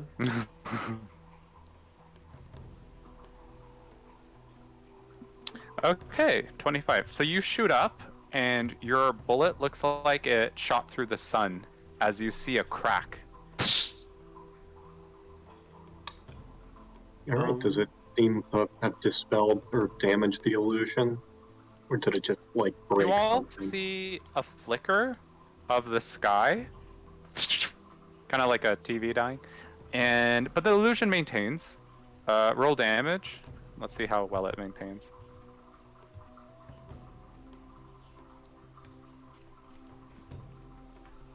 Yeah, the illusion maintains. It just flickers in the beginning, and there's now like a little small shower of sparks from where that crack is. But it slowly kind of dies down, so now it's just a. Do we see like anything every so through the often? crack? Make a perception check at disadvantage. It is still shining through the illusion. And you're trying to look at the middle of it. Is that at disadvantage? No. Let me do the other one, sorry.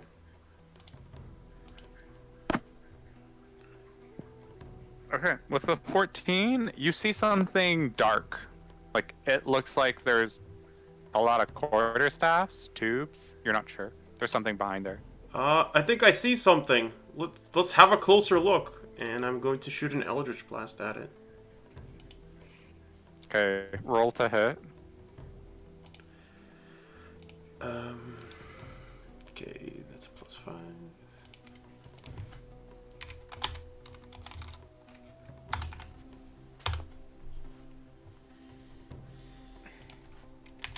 And You miss and just second hit beam? one of the sides of that hole for your first beam. And yeah, shoot your second beam.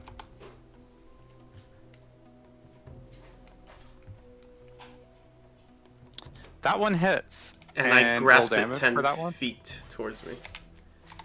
Oh, you're pulling whatever's in there? Yeah, it's forced movement, so it has to move 10 feet closer to me. Okay, as you do that, you see, based off the damage that you did and Gurix did, that the whatever there is snaps from the pull. And the light from this artificial whatever dies. And I try to step aside because I was prepared for it falling down directly on me. It falls, but it kind of falls like past you guys, like over the bridge. Oh. As you see shards of... make a perception check, anyone who's looking.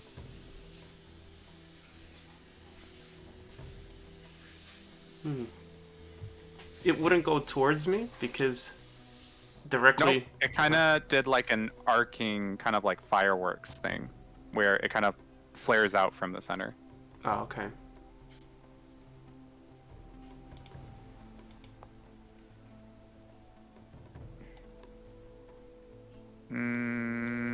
So Gurix, Dalvinion, nope. So yeah, you guys don't know what that material was that fell down.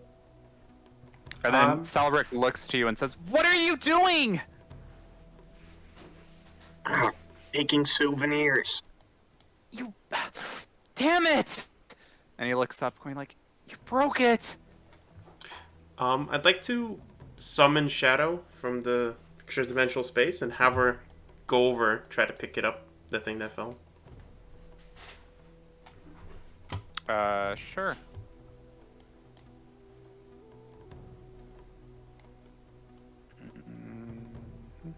That's not it. Okay, so as you summon Shadow, roll a dexterity saving throw for Shadow as you see Shadow go down into the terrain and the wildlife. Roll a dexterity saving throw. You see, popping out of the foliage, a giant T-Rex eat Shadow. Shit. Okay, how far below us is the T-Rex? I'd say probably down below. You're looking at around like 250 feet or so. Alright. Yeah. I am going to down a well, I'm gonna say that, guys, we gotta get down there no matter what, and then I'm gonna brandish my bridle of capturing.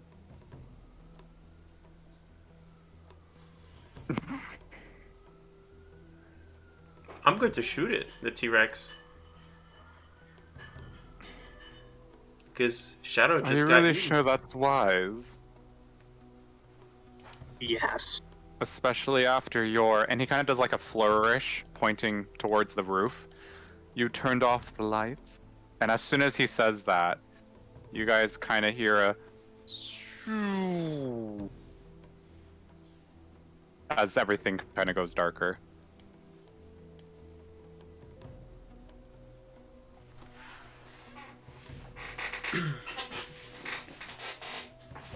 All right, fine, but Well, I'm this grabbing sucks. one after the way out. I still shoot the T-Rex because I'm mad at it. Why did you have to shoot the lights? And then he kind of asks Endol, Endol, you know what to do? And he's like, affirmative. And he kind of like has a giant light source shine from him.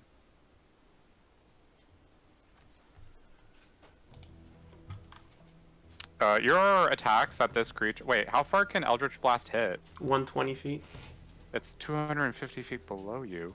Well, I tried. Blast that thing!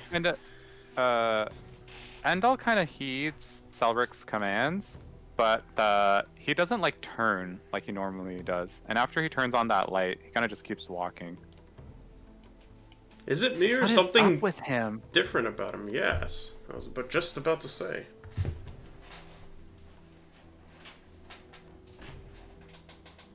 Celrick kind of is worried about Endol, but he kind of looks around again and says, Why do you think they had to make a fake place? Or at least a fake sky? But have a real one down below? and he peers over.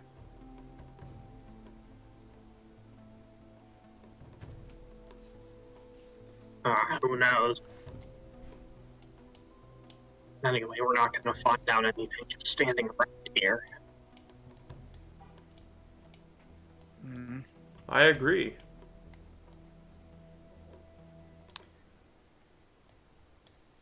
I'm gonna move forward to the end of the bridge. Sure. You notice a pathway that leads to an opening. But is there anything else that you guys want to do here? I'm gonna look for traps on the statues.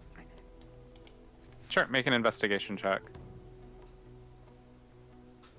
Dorkin comes up to you, Fizzle, and he goes, "You okay there, eh?" Yeah, just it's very unusual to see a lush vegetation this far underground. I'll say, but you don't think that the weirder stuff is that there's real life down there and fake life up there? And he points to the hole in the ceiling. In this place, everything feels weird to me. Let's investigate these stations. Your investigation check finds no traps or anything. You're right. Well, I'm just gonna keep on going. Dash, what are you investigating? Looking at the statues, see if there's anything different about these than the other ones. They appear the same. If anything, there's a bit more dust on these ones. And you think back to the theory of what the others said about, like, maybe these adamantine stuff was placed after. But the amount of dust is the same on both the armor and the bracers and the adamantine things as there is on the statue, is what you notice. Gotcha.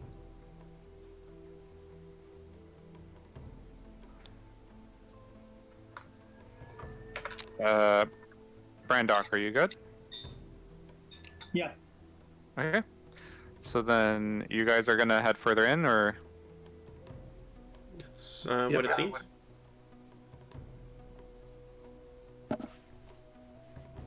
So this is all one big illusion, or just the ceiling is an illusion?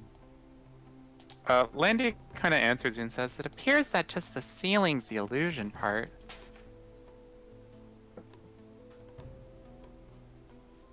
And would that have to have been cast by a magic user of some sort? I'm not sure. I mean, usually illusions are magic, but that attack Dalvinion did, it's weird. It's almost as if, and Celrick says, it is. It's machinery. It has to be stuff from Mechanus. That is amazing.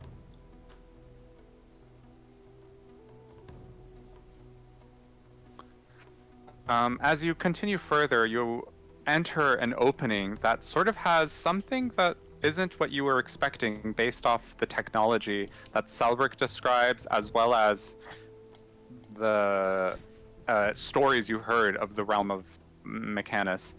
As Celrick goes and kind of like talks about all the marvels, he questions why I thought Mechatalinica was a floating city, but this is underground, and it's like they built it underground. And he stops as soon as he comes to the clearing you all see. I And don't he see kind of it. goes, are the rest of you in the new map? Yeah. Yeah. Okay, I think you're just still loading in. Refresh the page then, because I just see gray. Hang on. Is that purple portal supposed to be off the map? Oh, is there no wall there? What It's purple like- portal? Off the bottom right, there's like a purple. You can portal see in there. that? Yeah. Yeah. There's supposed to be a wall blocking the stuff Oh, I'm outside. there. Hang on, let me refresh the page. You guys aren't supposed to see all that stuff. I see the walls blocking things. I see all Yeah. the walls blocking stuff, but it's like off the map. Not off to the south. Huh, you're not supposed to be able to see that. Let me refresh. That's Yeah. all we see, just that one purple wall. Maybe if you Really? guys press F5, you won't be able to see it. So you guys don't see the village? Nope. No? No, Nope. like the walls in front of us are working. We can Oh, we see sort of this thing. bits through them. But Okay, yeah, well, there's, hang on. like, I'm nothing off the map. refreshing quickly. That is odd. Oh. I can't wait until he re-rolls whatever updates he did. I don't think you Okay. block this off from sight. I've never had this problem before, that people aren't getting pulled to scene. That, this is disappointing. Sorry, guys. Well, we'll theater of mind it while I'm loading in. You see sort of like a desolate village, like a ruins, something that you would expect from your own like from your own plane, but nothing akin to the technological advances that Celrick's been praising, or anything akin to what a Warforged would be part of, or anything like that. Oh, well, that he was flying at some point. It looked like a crash. This doesn't seem as grand as you describes, little one. No, this isn't right. Something's up. I'm sure we saw those dwarven statues. There's probably more to it, right? There's got to be. And he kind of goes off on his own to investigate. Endol, who was walking ahead, has just stopped. And Celrick's kind of like, although he was first like kind of paying attention to Endol just walking ahead, he thought, well, roll insight if anyone cares what he thinks. If not, then you just see Celrick going off on his own, investigating like nearby walls and stuff, and like scrounging through dirt to see if there's anything maybe buried a little bit. I wanted to tap Endol and like clunk clunk. Hey, do you sense anything? You've suddenly stopped. There's a brief pause, and you hear, no, yes, no, yes. Celrick, I think he might be broken. No, yes. I'm going to bring this to Celrick's attention. Salary, is it possible somebody else is communicating to Endol? They're asking him questions. What? And he kind of gets up, and as you approach Dalvinion and point to Endol, he hears Brandok and sees that you point to him. No, that's not possible. And he comes up and he says, Endol's not like a communication device. and he opens them up while he's talking and starts looking through, and he's like, person, own being. And he kind of fiddles through with that. Well, what do you all make of this place? Is there a... This looks like a path ahead. I'm gonna keep going until I find something interesting. So you guys do see the village, correct? Yeah. Yeah. Okay. Don't go too far, as something's supposed to happen, and I'm just finally loading back in. So apologies for that delay. Landy looks to you all and kind of goes, I think I'm gonna hang back a bit. And this place seems a little... I don't know. Well, if we need backup or anything, let me know. I can cast a sending spell.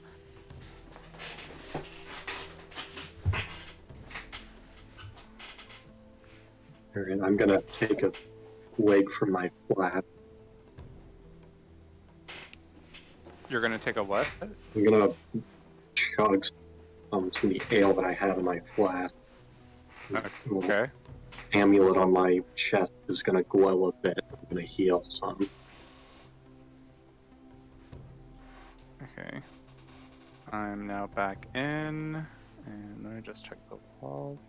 So you guys said that you saw the portal? We can see Off below screen. the It's map. off map. Yeah. That All the is other so walls are weird. working. Why is this map not working? Hang Did on, you I'm not gonna block just... off the edges of the map with a wall? It doesn't matter. Yeah, I always block all the edges off, like Yeah, for there- every map I do. I've never There had is this a problem. wall there. It's just not appearing vision for whatever reason. Okay. I'm going to have to just recreate that. Yeah. That's just like where I put stuff that's like kind of like, who knows who they bring with them? Who knows what's going to happen? That's like my inventory of shit. Where I have like, yeah, I know, you guys can all see it. Hang on, let me just briefly put this here. God, I feel like the Wizard of Oz. Don't look behind the curtain! That only makes us look harder. I know, hang on. Okay, I'm putting a new wall in now. Do you guys see it? Yep. You still Yeah. see it? Mhm.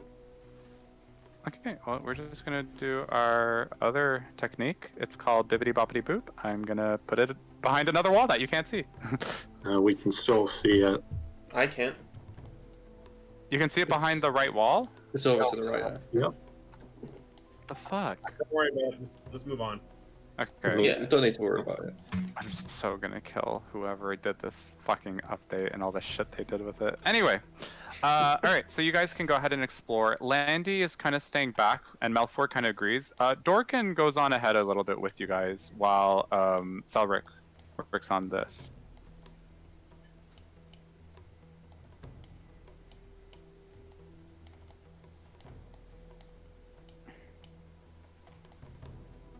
Wow, it's a circle that looks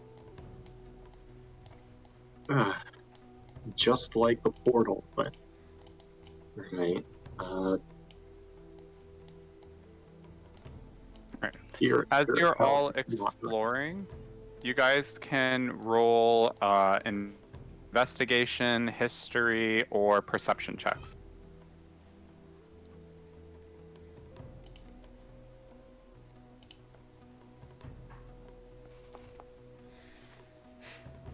Alright, and we'll go in order of the checks. So Gyrix rolled perception. Mhm. Gyrix, you notice that you see some dust everywhere you've walked through. But in this room, there appears to be less dust, if any at all.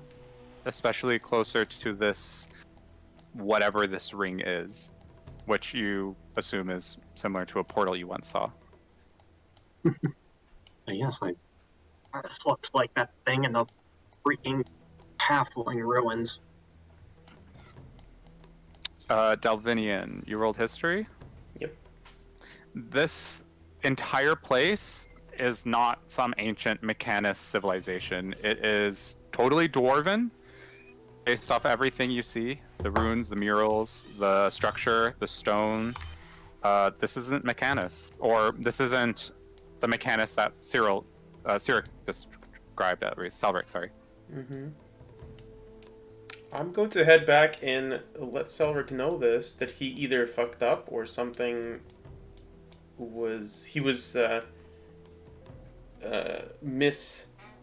someone intentionally diluted the truth, or he messed up. Sure. Yeah. Fizzle, with your history check, you can also tell the same thing, and from where you are, you can basically see like evidence of that. You see some pottery, some tools that depict the age that this place was, what era it was from in terms of the Dwarven civilization. So once again, you also notice that there's nothing adamantine related to the tools, and therefore should not have existed. And Dash, with your... Sorry, yeah? No, I just wanted to roleplay with Celrick when everybody's done. Dash, with your perception check, you notice some marks in the sand that looks like someone stuck a staff or a pole in there, and it kind of like does a brushing motion with it, and you see a lot of them where you are.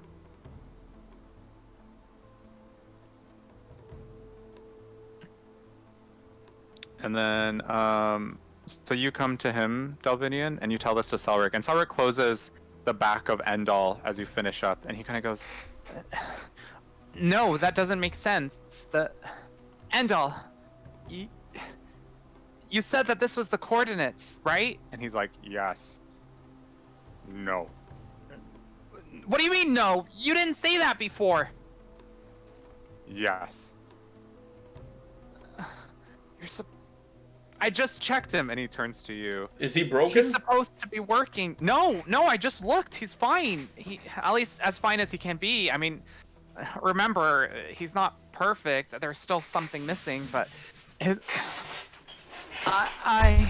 he looks to you and he's like speechless. Yeah, and Malfoy sticks up and he goes, "Well, if anything I've learned is that this was a waste of time and money and lives."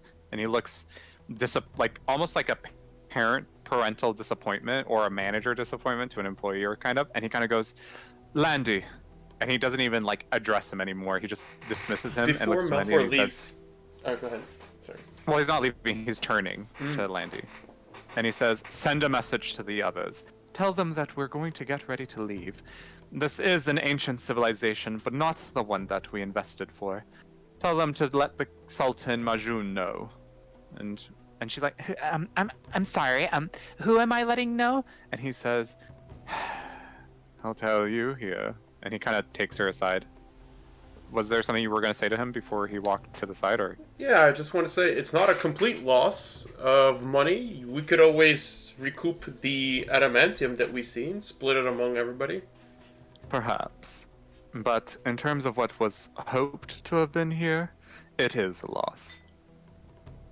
And you can see Celrick, he kind of collapses and he falls on his bum and he leans against Endol, who's still just standing there. And he goes, I fucked up. And he's like trying really hard to hold back tears. I'm gonna pat his found head. a portal. I'm gonna pat his head and say, "You live and you learn. Maybe there's something to this place other than what we've seen so far." Landy does the hand gestures for, about to do the hand gestures for her spell, until you hear Girix saying, "I found a portal," and you immediately see Dorkin come up going like, "Oh yeah? Is it active?" No, but, these things seem to spring up at a moment's notice. Well, let's check it out then. Wait, Dorkin.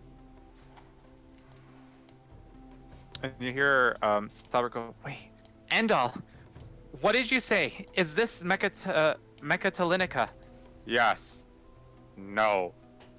And you see Celrick's face kind of glow bright, and he dashes after you guys. And Endol follows.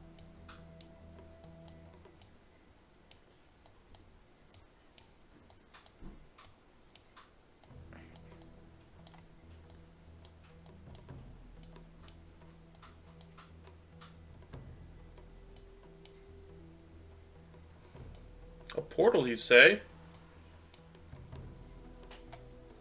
Yeah, this thing in the middle of the room here.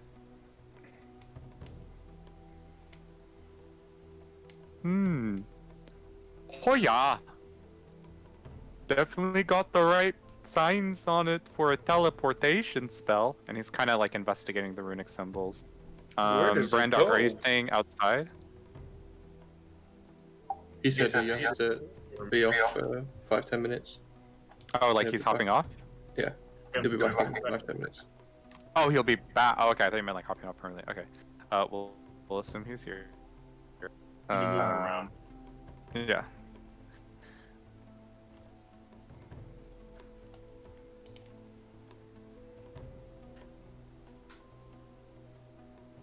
And what do you guys do?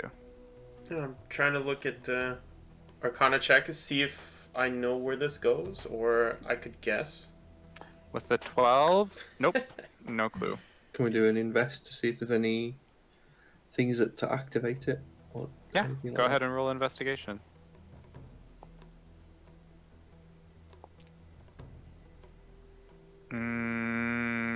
Nope. Just looks like symbols. Celrick, perhaps this was some kind of entryway, you might say, to whatever city you're looking for? He kind of puts his hands out, like, ah, like, I can't believe it. And he kind of reaches down and he goes through that notebook that he had, that you recall that he was going through back at the manor when you first met him. And he kind of goes, they're similar for sure, but I'm sorry, I can't make heads or tails of it.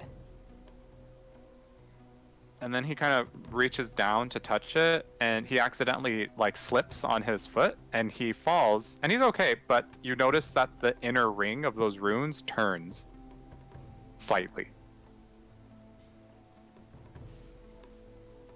Perhaps it's like a puzzle key.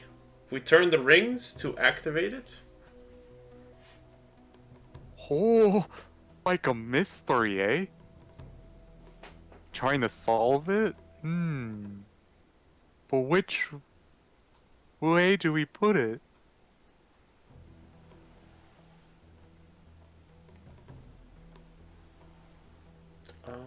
See if I recognize any of these symbols. We are in a dwarven place, maybe.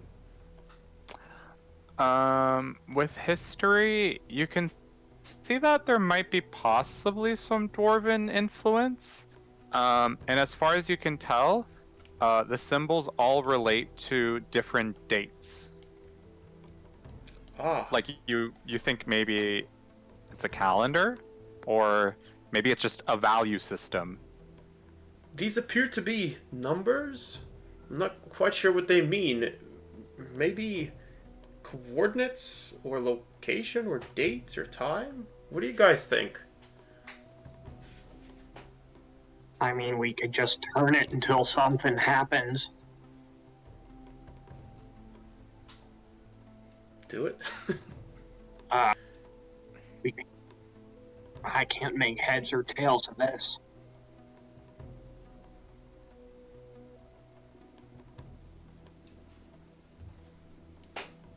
So are you guys turning it? I got no better ideas. All right. So you kind of jiggle it a little bit. Who's turning it, actually? I'll help. Okay. So you all kind of go down to try to turn it? Sure. All right. As you collectively, with the power of friendship and teamwork, try to turn it, you kind of give a little jostle and notice it can go both ways. Just like my uncle. And so which way do you guys want to turn it? You can turn it from the way we are facing to our monitors, clockwise or counterclockwise. Or you can investigate more of the numbers, or it's up to you. Maybe we should investigate first. Sure. What would you like to investigate? Here, elsewhere, or? Can I look around the ruins and see if any of these runes appear anywhere else? Sure, make an investigation check. Alright.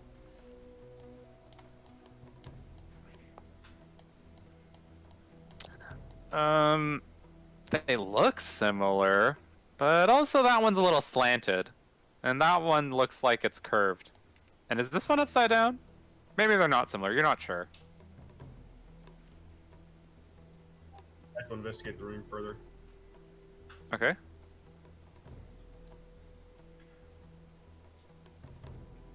So, from what you can tell, some of the runes have, and there's about like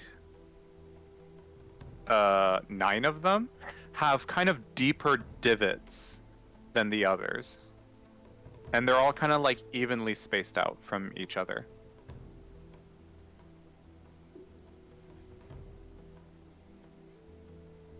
What have we found, Dash? Let's see. It looks like there's more wear and tear on these 9 images than the rest. Maybe it's something to do with these 9. Well, perhaps they were used the most? Are there any other scratches or divots on corresponding spaces or pictures or numbers we could use to align them with? Barandok, you're back? Brandok is back. Hopefully, Brandok will not be leaving again today. No worries. So Brandok, with your investigation, 22. Oh, nice. You can tell that the 9 sort of like pegs you guys see that look like they're kind of like a dial turner, or like the little protrusions coming out from the ring. It looks like when you investigate, Brandok, you can sort of see like it looks like a tap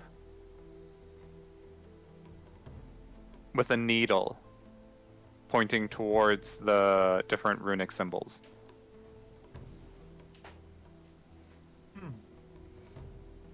Does this look sort of like a lock system to anyone else? I mean, Brandok has never seen Stargate, so he wouldn't know what any of those things are, but he's seen plenty of locks and tumblers. Could be right, Brandok. Well, Dalvinion's getting fed up, and he's going to spin it clockwise until he reaches one of those worn divots with the wheel. Sure. At the same time, Dash, can you make a perception check?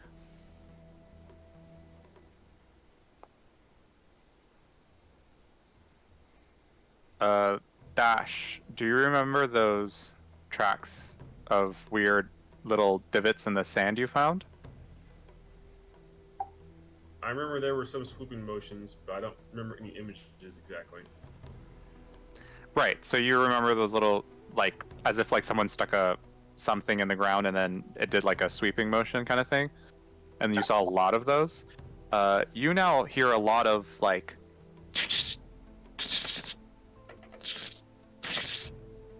far off in the distance. I say. And then Dalvinion, you're turning it counterclockwise? Clockwise. You're turning it clockwise. Mm-hmm. Alright. So as you turn it, it kind of looks like that those like lock system that Brandok's referring to is like kind of like jiggled loose, and it's kind of like bobbing and weaving like up and down, waiting for you to stop. Yeah, I'd like to align it from what Dash noticed earlier, the worn out spaces, the one that showed like they had little grooves in them, till they line up. Sure. And then stop it there. Alright, as soon as you stop it, you notice that those, you stop it perfectly aligned with each of those runic symbols that Dash pointed out, and you notice the locking system, or whatever it may be, that Brandok referred to, reach down, but then they just, and then they go back up, and then they reach down again, and they're kind of like almost as if there's like a wedge or something stopping them from going down. Maybe it's broken, or maybe it's locked. Dash, roll another perception check.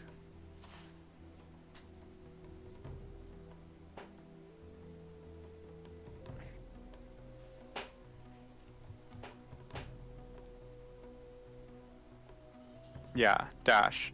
You see something past Endol's legs from the corner of your eye.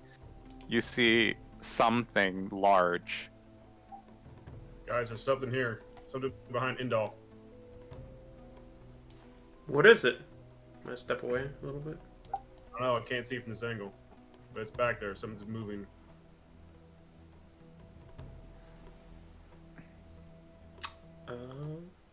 Endol, do you notice anything? Endol, can you move back into the larger space? Yes. He's gone.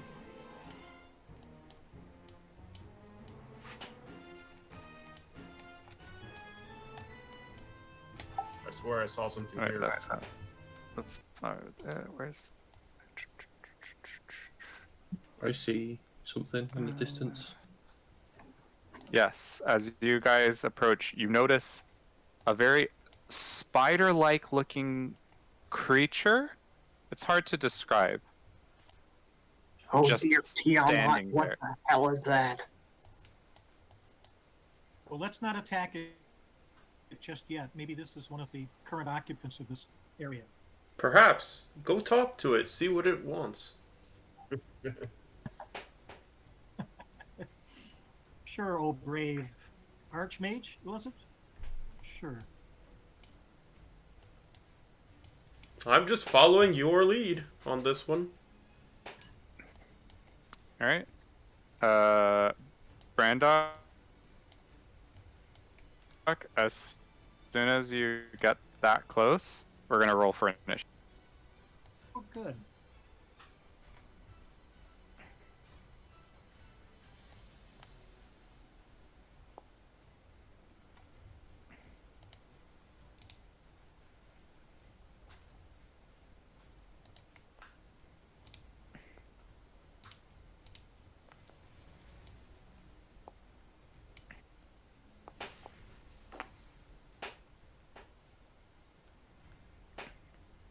All right, everyone in. Okay, as we begin combat, Girix, you go first, I believe. Alright, I'm going to bonus action, Fighting Spirit. And then I'm going to shoot it. You don't have range. I Endol do. and Celrick are all like blocking your view, as well as Dorkin. Mhm. Is there anywhere I can get to that I could? Maybe if you came to like the left side more, then yeah, you'd be able to shoot between Endol and Brandok. Alright. Okay, I'll move there and then I'll shoot at it. Okay.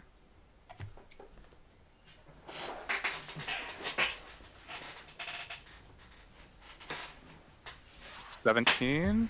Let's see what its armor class is. 17. As your laser fires, you can see it kind of get deflected off of the its shell. It did not hit. Alright, I'm going to fight again. This time with a normal attack. With a normal gun? Yeah, not sharp. I think you misunderstood me. It's not that your attack had no effect. I know, I missed. So I'm going just a normal attack again. It's that you just missed, and I was just. So I don't Oh, want to okay. take the 25 -5 hits. penalty. Alright. Mm-hmm.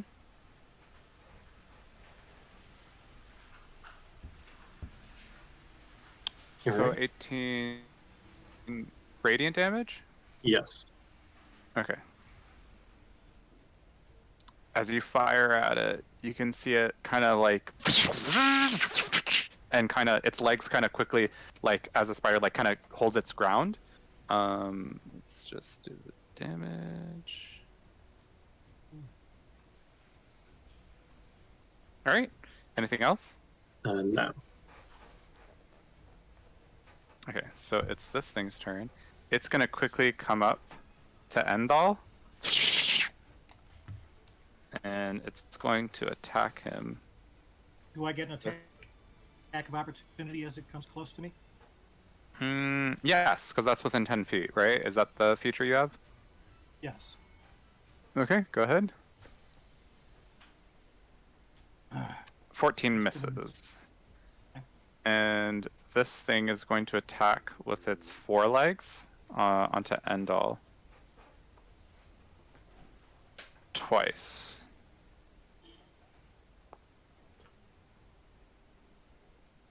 I thought we were talking first, but now we're provoking it. Oh wow, it rolled shit. So We're not provoking it. It's definitely attacking us. Yeah. Well, Gearix And fired, then and you attacked it. You see that once its two legs miss, because this thing's multi-attack, I think is what? Yeah. 2 4-leg attacks and 1 use of its beam. So it's going to shoot a weird energy beam as it kind of like lifts itself up. You can see the abdomen kind of come out from behind its legs, and it like fire, like it looks like it's harnessing energy as it begins to fire. So it has to make a dex save, I believe. To which Endol failed. So he's going to take 5d10 force damage. As you guys see Endol get pushed back.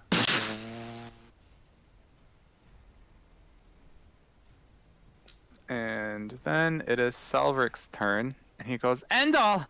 And he's gonna come this way. And he's gonna fire at you, Fizzle. Who's firing at me?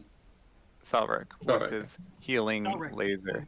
God, I thought you see him put in like some weird.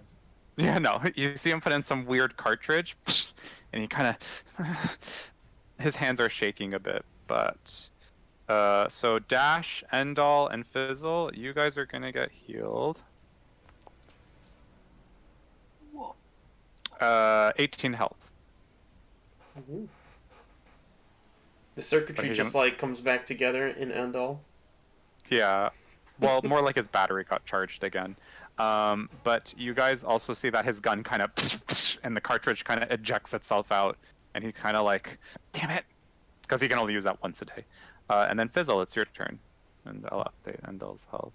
Am I in 5 of him from where I'm stood? I can't tell. He's got a weird. No, you have to move up 1. Let's move up 1. And attack. Mm-hmm.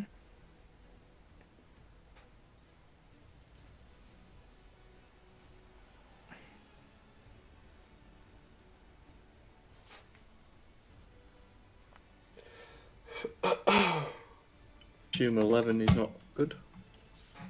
No, 11 misses.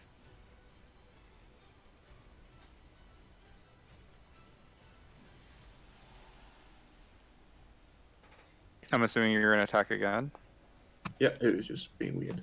25. 25 hits? Yeah.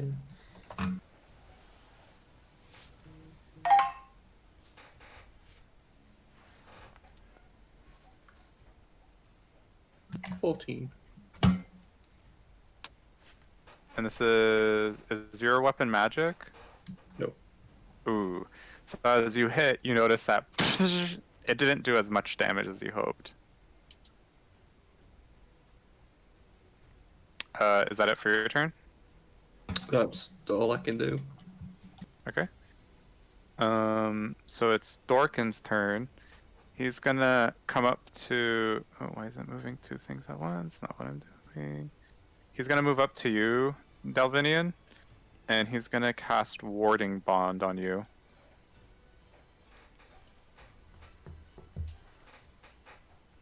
So you gain +1 bonus AC and saving throws, and you have resistance to all damage. Oh. As Dorkin comes up and you're like, oh, to stick together, eh? You see like your armor glowing. Yes. Group tactics works better on a single foe. Then it is Endol's turn. And he's going to just go up and he's going to attack this thing with his axe hand and his hammer fist.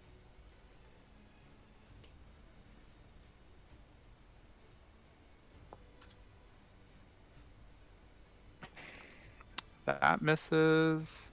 And that misses. You see Endol kind of like propeller arm. You see the jittering creature kind of skid out of the way. Dash, it is your turn. I'm going to move north so I can get around Endol. Mm-hmm. Alright. Slayer's Prey on the critter.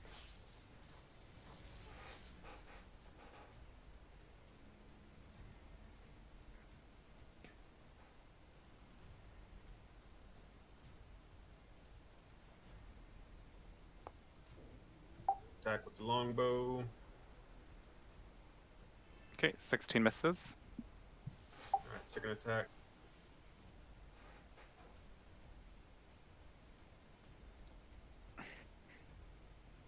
And 13 misses. That's all I got. I'm done. This second's quick. Okay, Brandok, it's your turn. Okay. We're sort of surrounding him. I'm going to get out of the big guy's way. I'm going to reckless attack and use Great Weapon Master. Okay. 21 hits. I'm going to hit again. Is that with Great Case I Weapon get- Master? Do you have plus 15? Actually, So it's 11 to hit with Great Weapon. oh, -5. Oh, 5, sorry. Actually, 16. Hold on.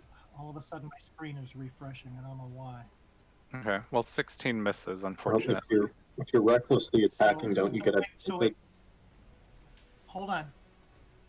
So I get a second attack. I haven't had a chance to do it yet. My screen is refreshing for whatever reason.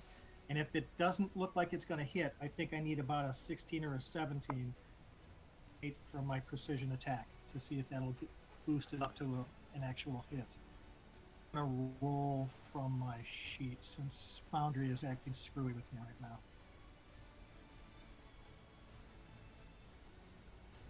Yeah, all of a sudden everything went blank and it's just not there. So, do from here.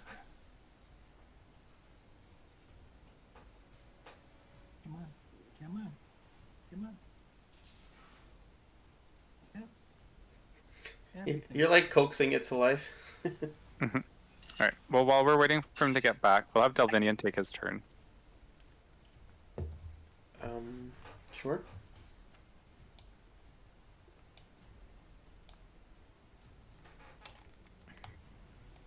I will move into melee range, and I will cast Hex on it. Okay.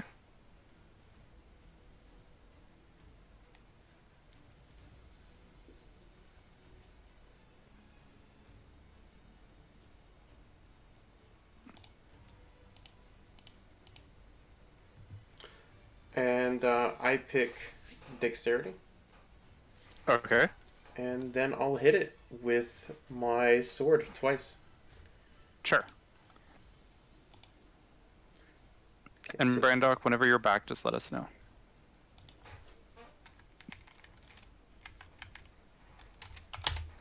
Um, 1d20 plus 6. 12 to hit. Probably misses. That misses.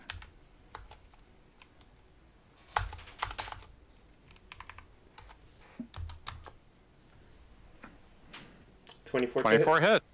Yep. Okay, and so 1d8 plus 3.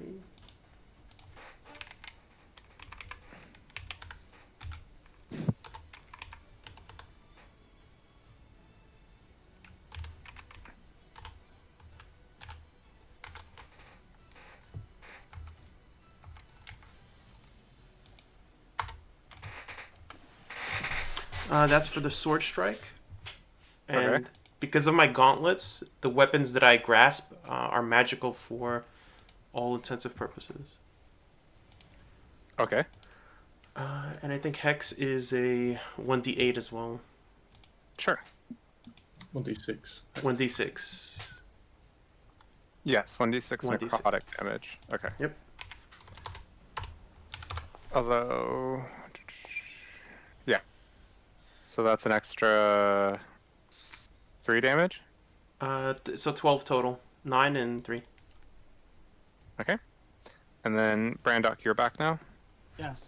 So I would have had 16 plus 7. So that would have hit. Have been a 23. Mm-hmm. Okay. So that hits. So I'm going to roll a d8. Sorry, a d12. Plus 10 plus 2 plus 6. So plus 18. So 28. Holy shit. Okay. Yeah, I know that plus 10 for Great Weapon Master makes a big difference. Alright, as you slash did you in- rage?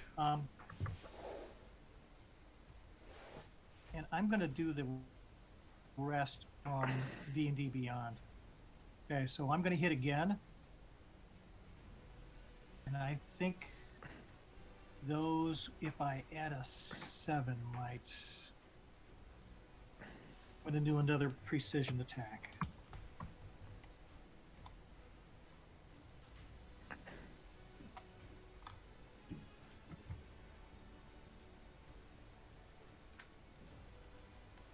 Come on, roll. Roll. Is it not rolling? Come on, roll. Yeah, Foundry is acting really badly for me today. I don't know why. It's okay. It's not just you. Some other people, like some of our DMs were having issues in the senior DM chat with it after the updates. Okay. And I was like, oh, I didn't run into anything. But now I'm like running into like a lot of problems on my side. And I've never run into that ever since, and I've been using it since forever. So I apologize, guys, for the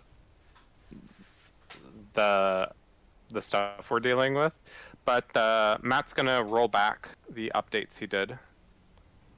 Okay, so one of those is going to be a critical. Mm-hmm. And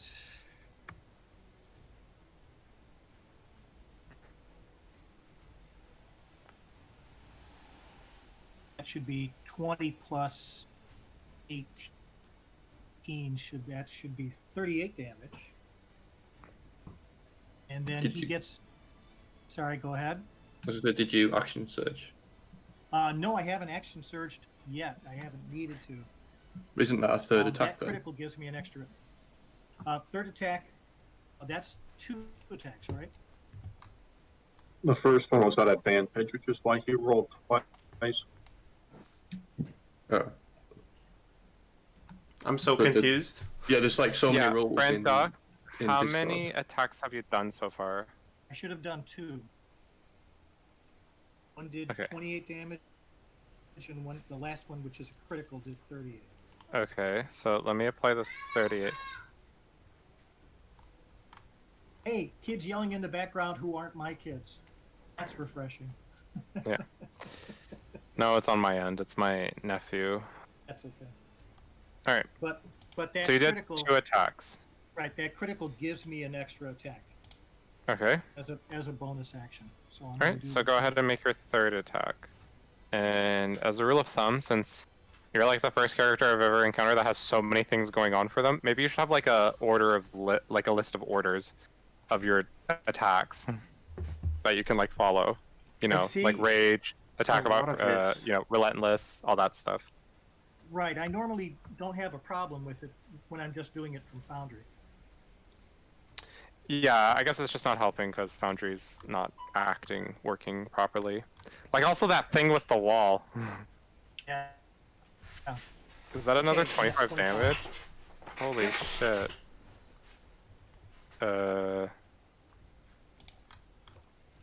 And those are reckless attacks. That's why Alright. I'm with advantage. Yeah, so you guys kind of just see Brandok going in, like, doing, like, this rapid thrust of attacks, like, and the Dalvinion, you and Fizzle were distracting it enough, along with Endol, that it didn't like have like dodge it, and so like you just see like the abdomen of this creature get like destroyed on one side as it's like leaking black kind of like oily fluid. Is that it for your turn? Yep. All right, Girix, it's your turn.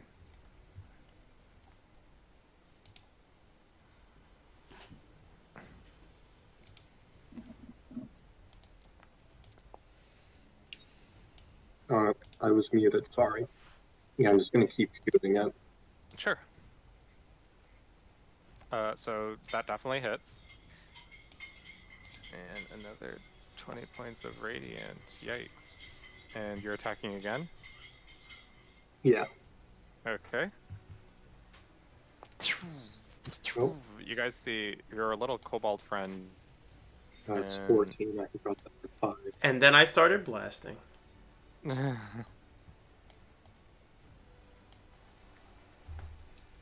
And, I don't have any bonus actions, so I'm just gonna back. Sure. And that's Alright, it's this thing's turn. It's gonna look to you, Dalvinion. And it's going to attack you with its forelegs twice.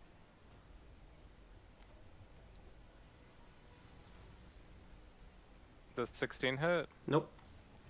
Okay. 22 hit.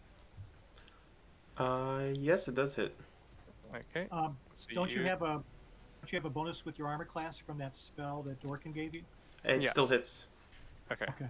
So you have resistance to this, so you take 10 slashing damage. And then as soon as you took the damage, you notice Dorkin kind of going, "Ugh! Oh." And then it's gonna, because of part of its multi-attack, fire its beam at you.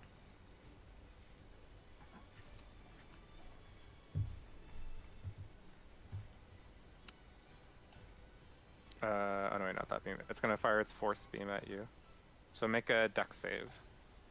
Sure. You still got that +1 from the spell as well. Right? Yes, so your save will have +1 to it.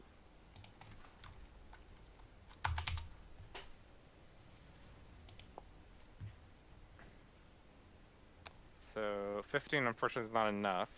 So you're gonna take the full 5d10, but Warding Bond has all damage, including force. And I'm So you also take going to use my reaction to make it a quarter damage. Sure, what's your reaction?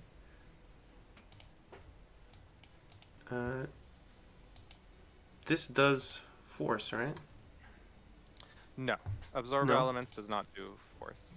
Oh, then I can't do that. Yeah. Alright. So you take 16. As you also see Dorkin as well going, oh. And that's it for its turn. It's Celrick's turn. He's gonna shoot at it. And hit. Huh. So he does, which it'll resist half of it. So it'll take 6 because it's piercing damage, and then 15 poison. So that's a total of 21.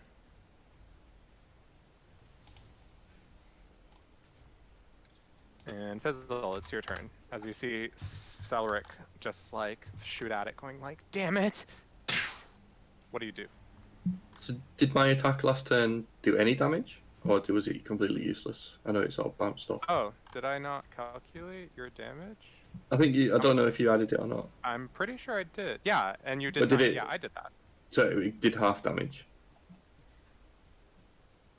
Is it not your laser gun? I don't have a laser gun. That's Girix. I mean, on my previous turn. Right. Yeah, you did half. On my damage. last turn. Yeah, I did Okay.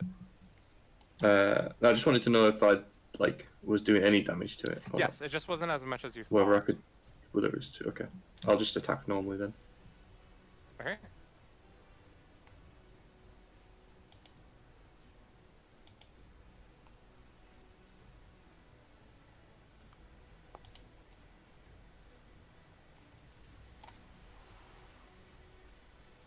Uh, 13 misses. 22. 22 hits though.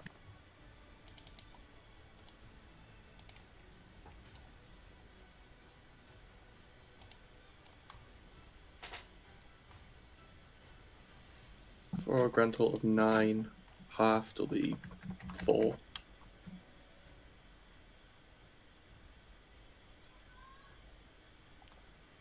Okay, so that's a total of 4 damage. Yeah.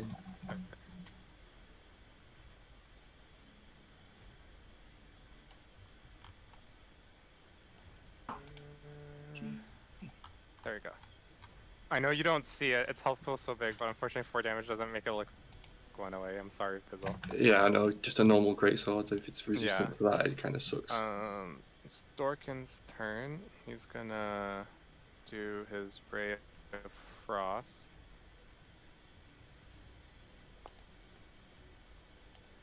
Which will hit.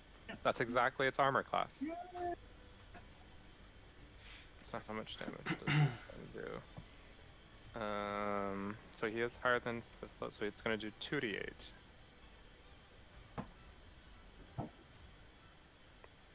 As you can see it like getting chilled. One of the legs kind of gets more frozen. And it's Endol's turn. He's gonna point blank fire a missile at it. Good thing I have decent AC. You? As you guys see, like, this missile just kind of apparate. Oh, he does 30 damage. And you just see, like, sort of like barreling through this creature, like a missile go through, leaving like a canal of like its carcass, which collapses into itself. But as soon as it does, a second later, you see the explosion happening, and it dies. And that's an end to combat.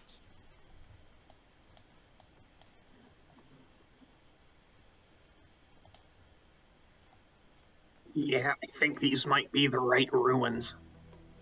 As you come up, Gyrix, you see Dorkin kind of go against the wall, going like, oh, and he kind of slumps down.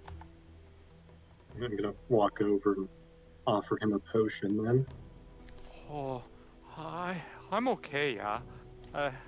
And he looks to you, Dalvinion, going like, you okay? Oh, I'll be fine in a second, and I'm going to roll him healing light. He's gonna put his hands up, going, oh, thank you, but you should save that for yourself, eh? I could use the break. And then you heal him for how much? That is second wind. Oh, okay, so you heal him for how much, though? I healed him for 2. Okay. As you heal him, he, like, looks a little better, and he goes, oh, thanks. I guess I should have been more careful. But, it just looked like, you know. And he kind of, like, roll a perception check.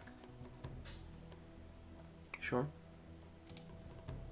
Gyrix, you could roll one too if you want to.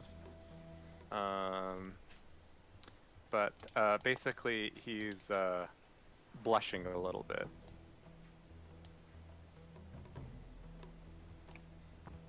And he goes, as long as you're okay. Yeah, thank you for your spell. It, saved my butt there. Oh, no worries. As this happens, you guys hear a... and you see a purple glow coming from the room you were just in. And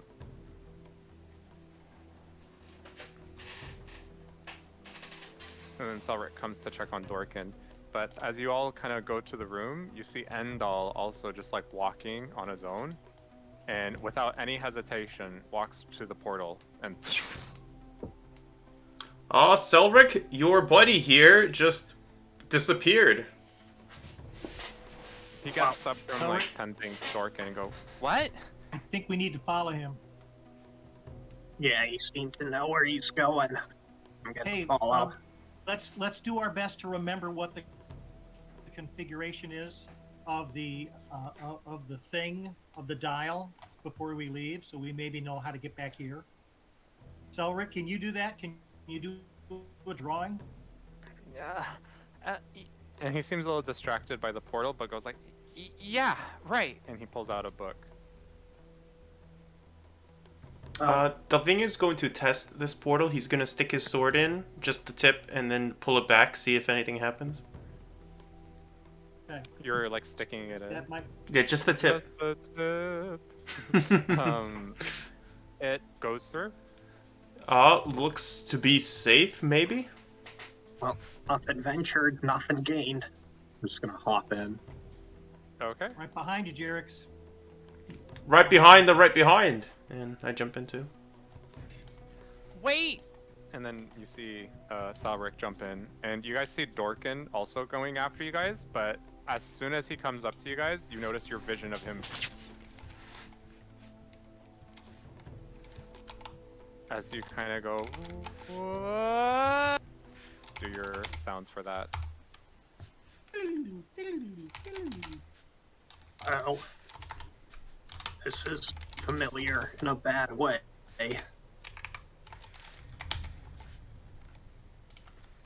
And you guys are on this platform, connected to platforms, connected to other platforms, and some of them have like gears.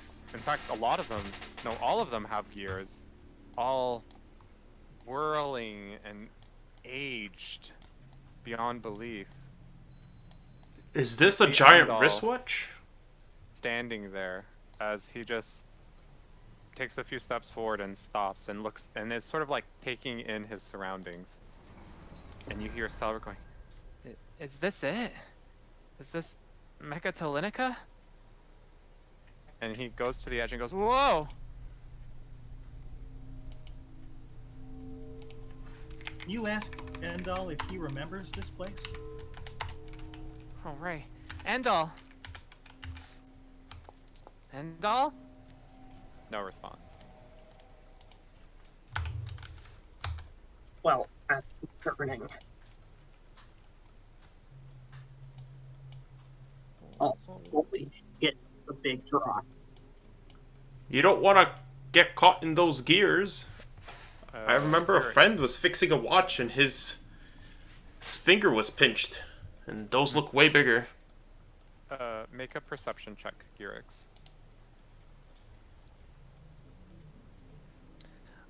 You notice that the terrain below looks similar to the terrain below the bridge. Mm-hmm. Does the construction here seem similar to that of the other ruins? Slightly. Yeah.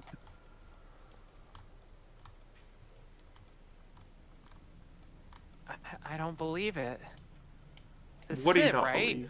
believe? This is it. This is Mechatalinica, right? I mean, it's not much, but I mean, from a plane of nothing but a machine, and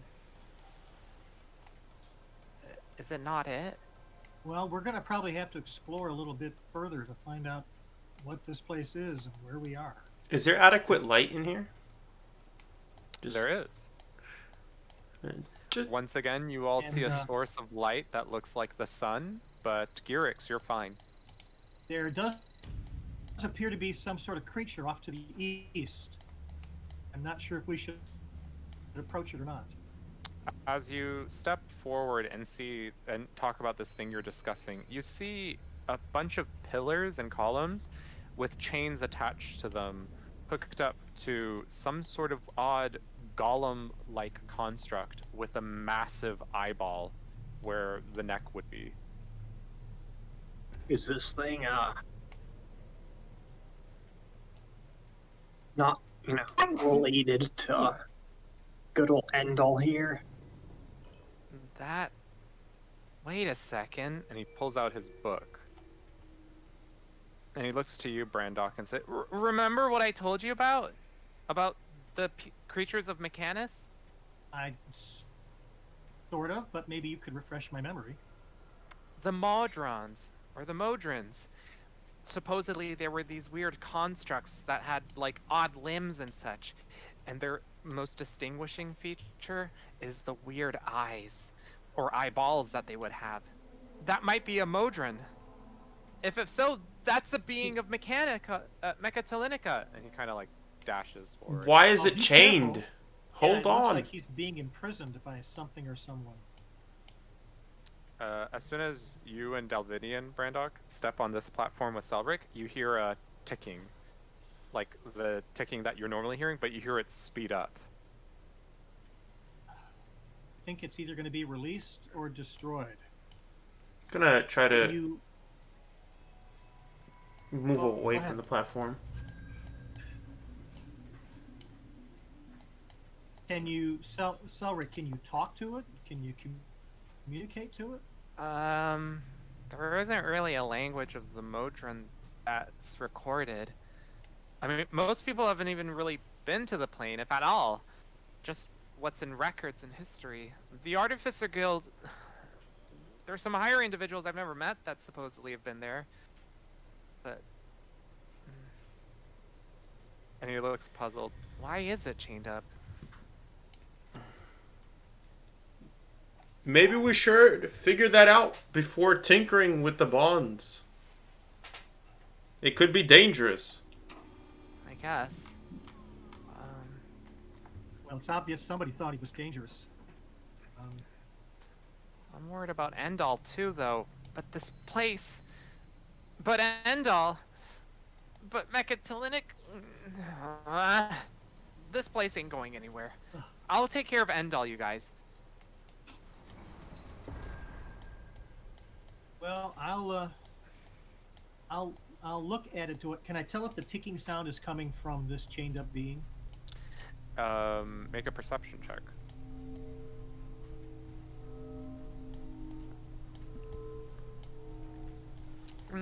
As far as you can tell, it's coming from all around you. Okay. Shall we get closer?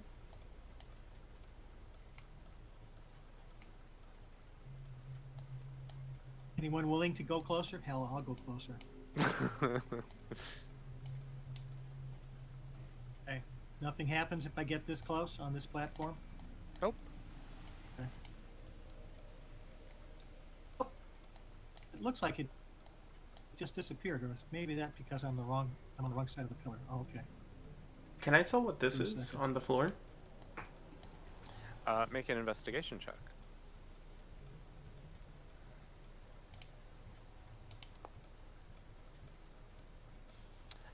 As far as you can tell, it's a similar sort of runic symbol to the dials on the portal that have been etched into the floor. Guys, there's some markings on these floors. Fizzle sees some too.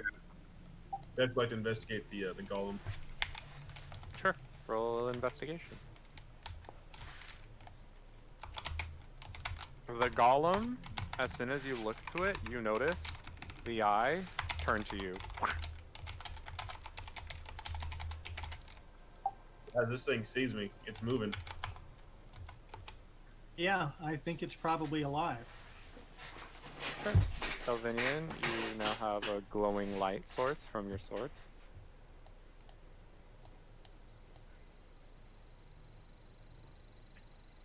Brandeck will try to speak to it in, I guess in Celestial. Sure. Oh, can you understand me? The eye turns to you. But other than that, no response. I'll try all of my other languages. I'll try Sylvan. Why are you here? Why are you being restrained? No response? What was your investigation also, Dash? It was 18? Dash. You would also notice that the chains, they're not actually really like holding him. They're actually just resting on him. That's unusual.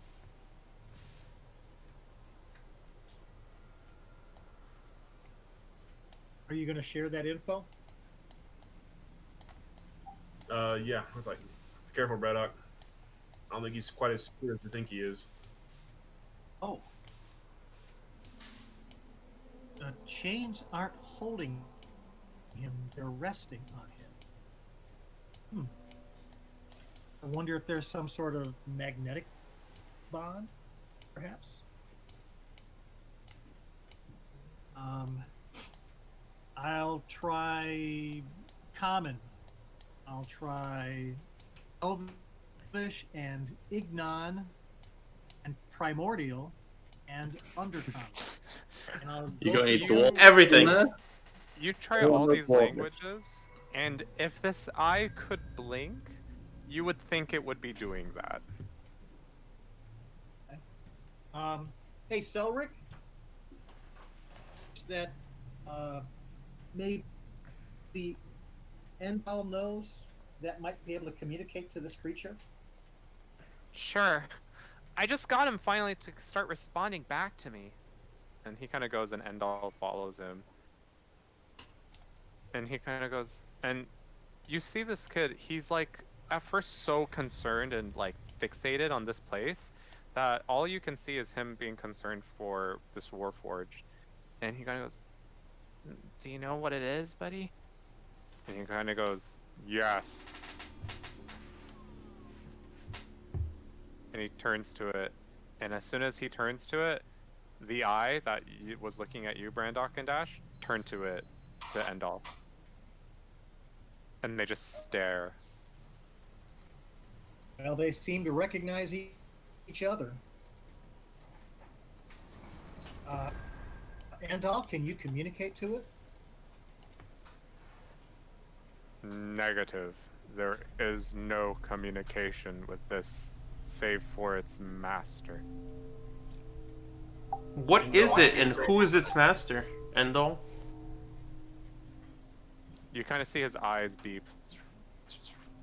And he goes, this is Marut.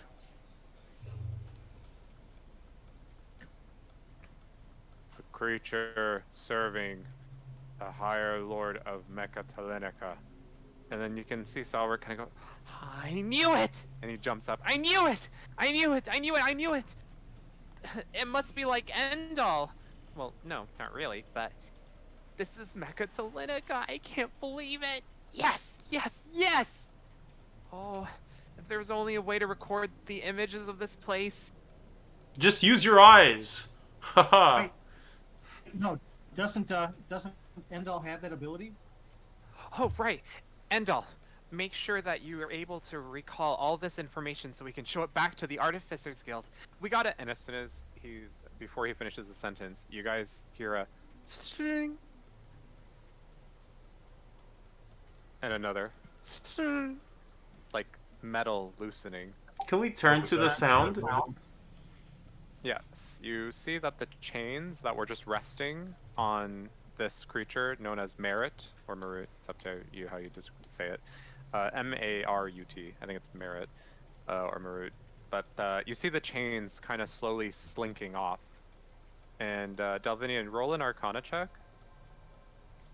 Because you're the only one who's proficient in that, right? Or is anyone else proficient in Arcana? Aye. You're proficient in Arcana, Brandock? I said no, not I. Oh, okay. I think you said I. Dalvinion, when the chains fall, two of them fell down, you see that a glimmer that, it's sort of like, you know those reflective surfaces that you can't tell it's a reflective surface except in a certain light?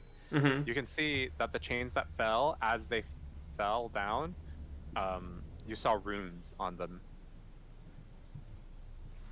I believe Marut is magically bound by the chains, A but third chain falls. they're loosening, We should back up. Something dangerous. Fourth chain falls. Run! And a fifth. And a sixth. 7. We're gonna be fighting again, guys. 8. 9. 10. Wait, what? Endol, come on! And Celrick goes and pulls at Endol. And Endol's just not moving. Wait. The final chain falls. Guys, roll for initiative. Yeah, I had a feeling.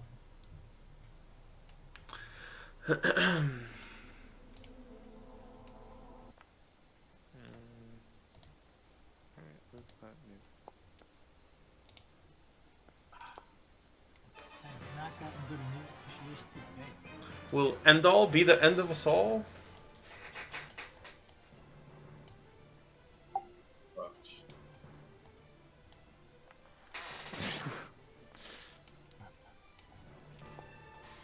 Then we shall begin. Dash, you go first. As just a pre-combat action, you see this thing kind of whirring off the... It hovers above the air, and it kind of just lands on the platform. What do you do? I crap my pants. Crap my pants. That's the entire action. Put that thunder's mark on it. Okay. And hit with my longbow. Sure. Roll to hit. When in doubt, shoot it out. Roll to make a power. 9 misses. Alright, second attack.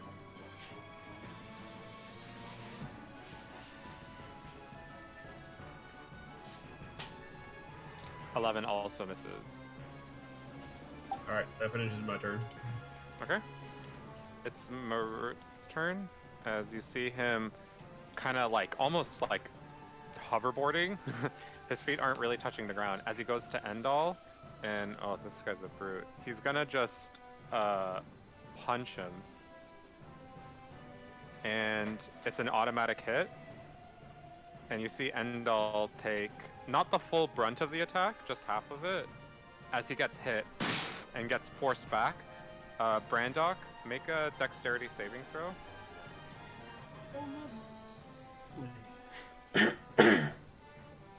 Yeah, this guy hits for just 60.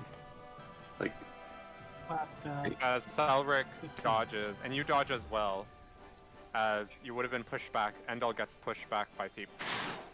And you guys both dodge out of the way. And that's it for its turn. And it's Endol's turn. He's going to use his self-repair.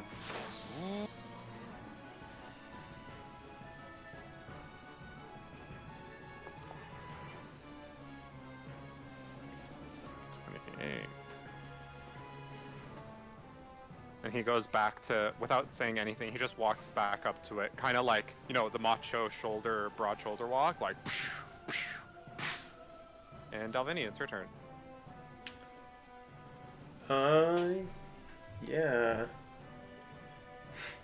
It looks like we're in the crapper, so to speak. I'm going to...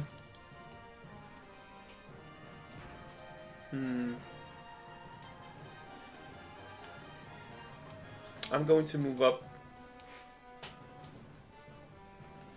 Okay. next to Brandok. Alright. I'm going to try to hex this guy, Marut. Sure.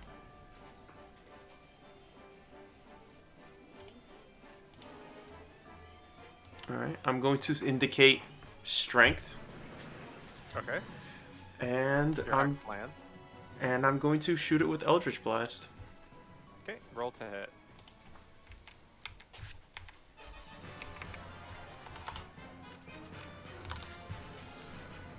Just double check. Just to note, as soon as you hex it, you notice the eye lock on you. Great. Yeah, it's a +5 to hit.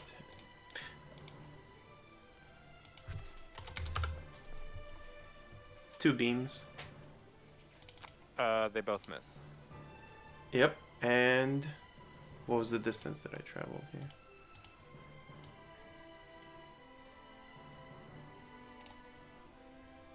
Okay, I think that's all the movement that I have.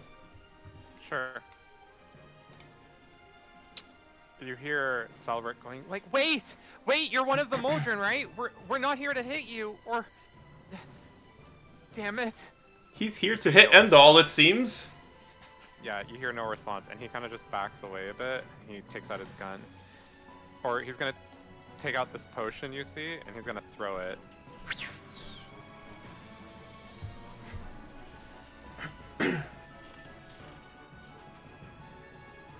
Whoa! He just hit it. Good shot, kiddo. AC 22. Oof.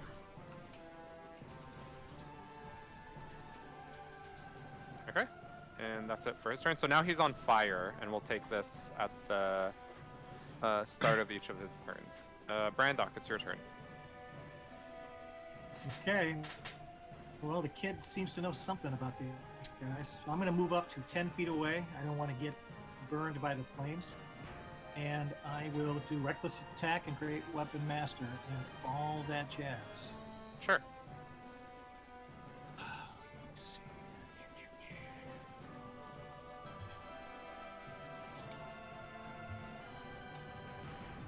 think those are going to miss. That's my first attack. Are you rolling these in Beyond?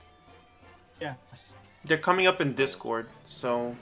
Yeah. I know. Okay. Yes, they both I missed. don't know where else to go. Okay, now the second one, that was a 17. I'm going to roll a D7. Sorry, a D8. Isn't that a 12? You said Great Master for these attacks. Great Weapon Master, I get advantage on my attack for being Reckless Attack. Great Weapon Master does a -5. Yeah, so that's going to be So that would 5. have 10 and 12 for... I don't... Okay, I'm going to do it. I don't know what the advantage is going to be, but if it's a 12, I'm still going to try to throw a D8 on it just to see what happens.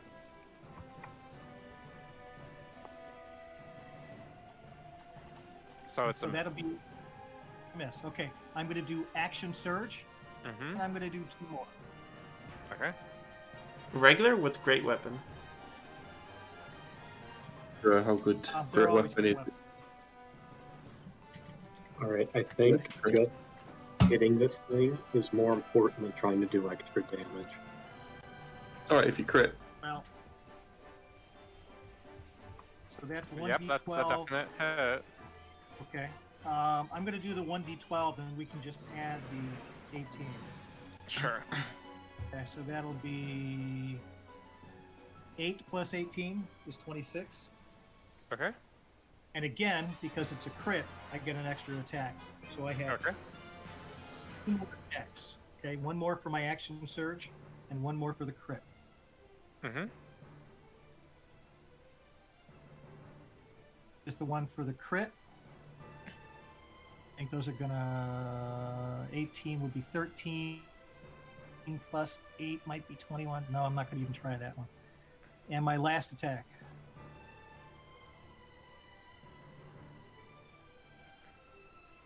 I'm gonna need to use my last D8 on that guy. Okay. You need a 5.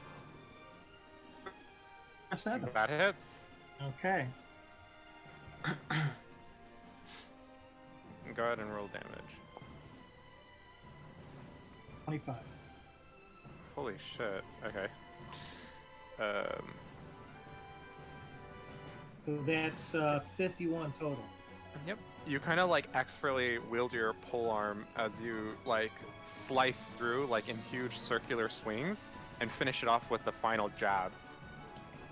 And you can see it like recoil like a lot more than you expected it to. The eye locks on you.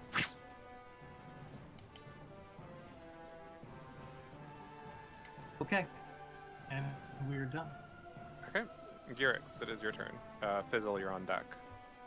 Alright. I'm going to shoot it. From so far away. I love it. Yep. Mm-hmm. 21 misses. Right, let's try that again. 21 misses. Alright, gonna action surge. And then I 21 started misses. blasting. 23 hits. Alright, good grief. As you do. Okay, so you notice though that the damage you did kind of did like extra. Like your shots were like missing because you're so far away. That your final shot, which finally lands, for whatever reason, kind of the laser beam kind of trailed off and coalesced into a little ball and exploded. Alright. And you can see it like stutter slightly. Eugene? I'm gonna back up even further, and that's my Okay. turn. Alright, Fizzle, your turn. You back up any further next turn, Druid? Or is that you're in? He could try to jump on the gears next turn. I'm going to try something weird because I don't think I can do very much damage with my normal shitty greatsword. Mm-hmm.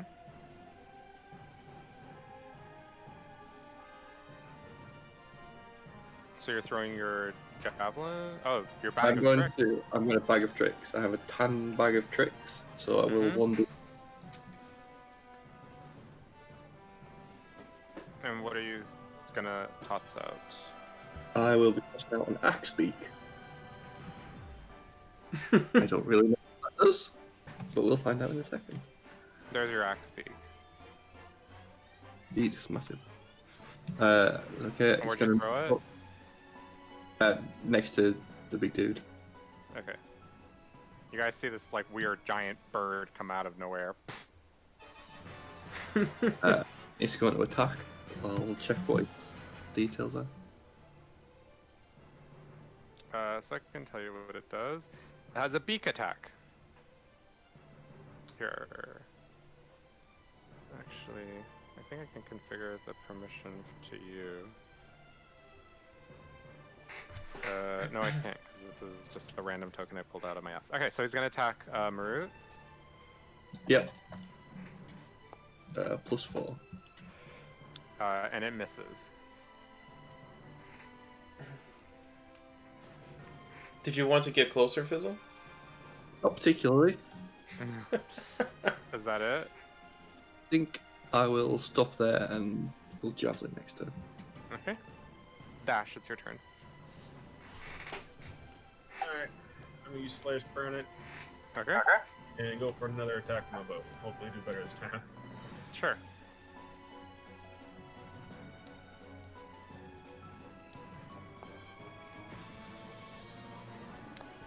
$16 misses. Alright, one more try. Mm-hmm.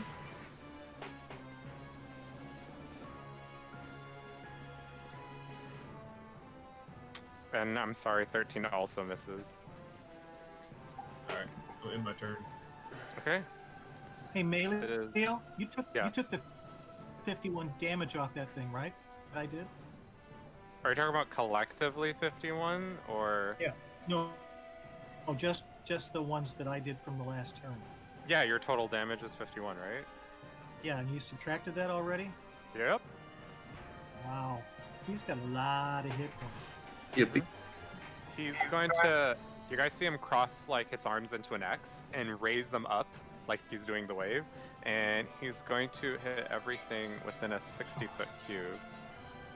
Okay. And let's see. DC 20 wisdom. Well, I think I'm that good. Yes. So let's see.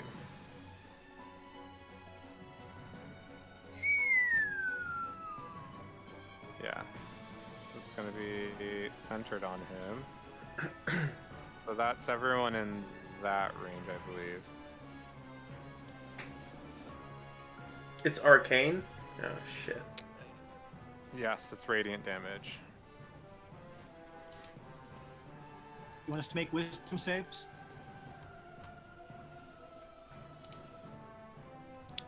Yes. As you see, like this beam of light just shoot through. And that includes also. I did that. Not to make it. Okay, so you guys. Okay, so Dalvinion, you're stunned. Brandok, you're stunned. Oh, lovely. I assume that my axe beak is stunned as well. Yes. Do you want to just roll a d20 for me? While I'll just add the modifier. Actually, no, it's gonna die. It has 19 hit points. Is it? You also take 45 damage. Oh. guys. Oh, fuck.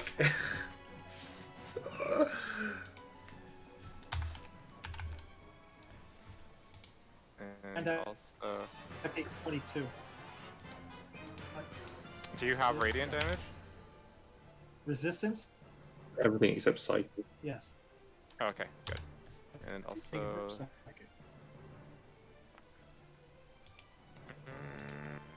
Wait, did that 20. kill Celrick? Or just the bird? No, Celrick is looking.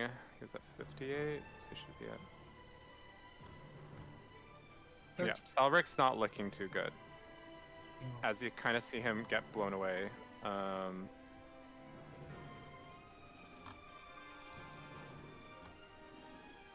And he gets stunned as well.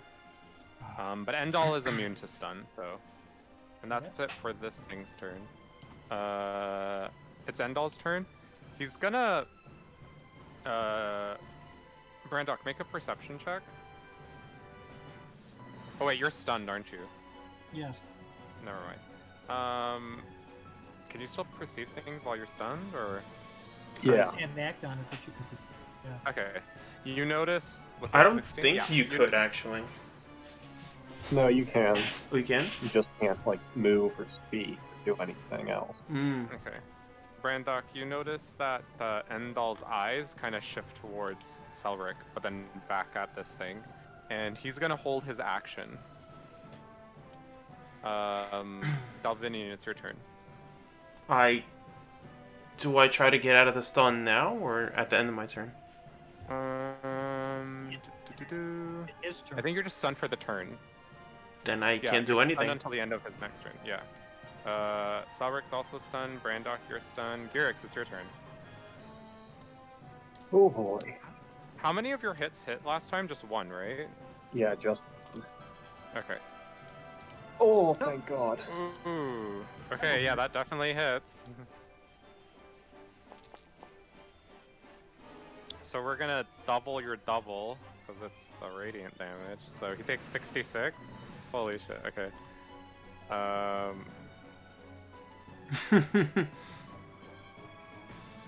I'm gonna attack again. 28 hits. There Jesus we go. Christ. This is the guy that we need in our team. God Killer Girix. Okay, so that doubled is 36. Alright. Yeah, I don't. What health am I at? Yeah, I'm. That's my turn. Okay, Fizzle, your turn. Okay, so I'm going to throw my Javelin of Lightning at it.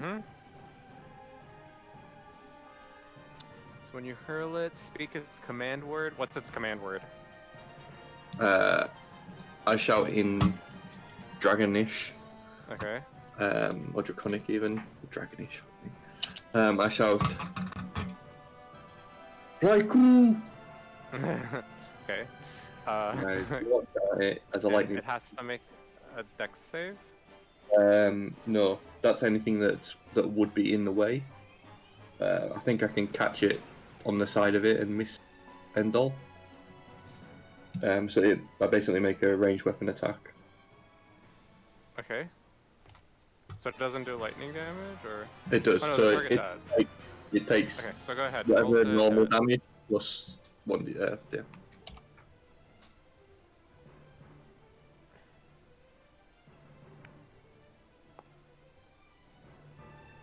So 19 misses. But I will say that with the lightning bolt, as you miss, you can trigger the lightning bolt part if you want to. Can it try and make a Dex 13 save then? Yeah, let's see how dexterous this thing is. He's not that dexterous. Damn. So go ahead and roll 4d6. That's it. We need to be casting spells And here. then Just you not- notice that the lightning kind of does like more damage than you thought. Temple for lightning. Or vulnerable.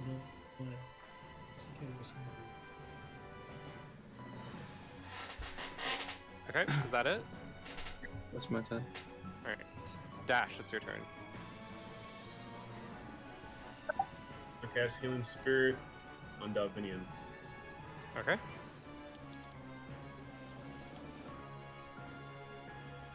So Dalvinion, on the start of your turn, you should get healed, I believe, right? I think so. What am Okay. I going to be healed for? Can you roll a dash? I'll make it work again.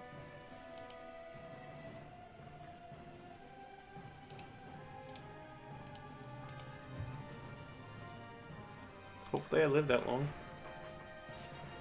Alright.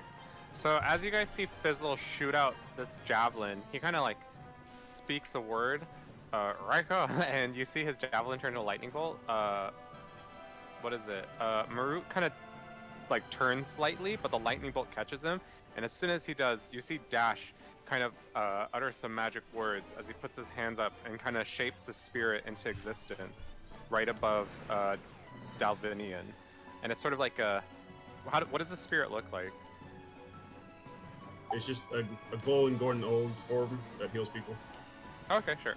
You see a golden orb spirit. Anything Those are else? my favorite kind of spirits. Also, I forgot to add the +2 modifier, so you should be getting healed 7 each turn. Alright. Is that it for your turn? Yeah, that ends my turn. Okay. Healing Spirit's on a bonus action? No, it's a regular action. Alright. So it's Marut's turn. It's going to punch Endol. Actually, no, wait. How much health is that? Ooh, below half. Alright. It's gonna use its Justify. So they have to make charisma saves. Which Endol has -5 to. And yep. You guys see Celrick and Endol get teleported away. And they get teleported to right where... And Celrick's still stunned. And they get teleported to right where he was. And you see Marut kind of hover. And you can get an attack of opportunity if you'd like, Branda. Oh, no, wait, you're stunned. You see that he kind of goes there. And you guys hear a crash of gears churning as you see that something starting to like propel into motion as all of a sudden you see like a portal open up from where they're standing, and you can hear like a shatter of what is it? Like a shattering of the platform occur as we go here.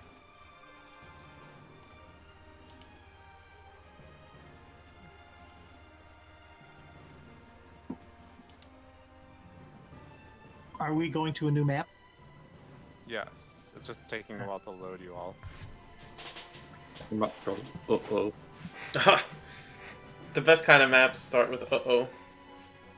Do you guys see it? Nope. Yeah. Nope. That's still gray for me. Yeah, it's taking a while to pull you.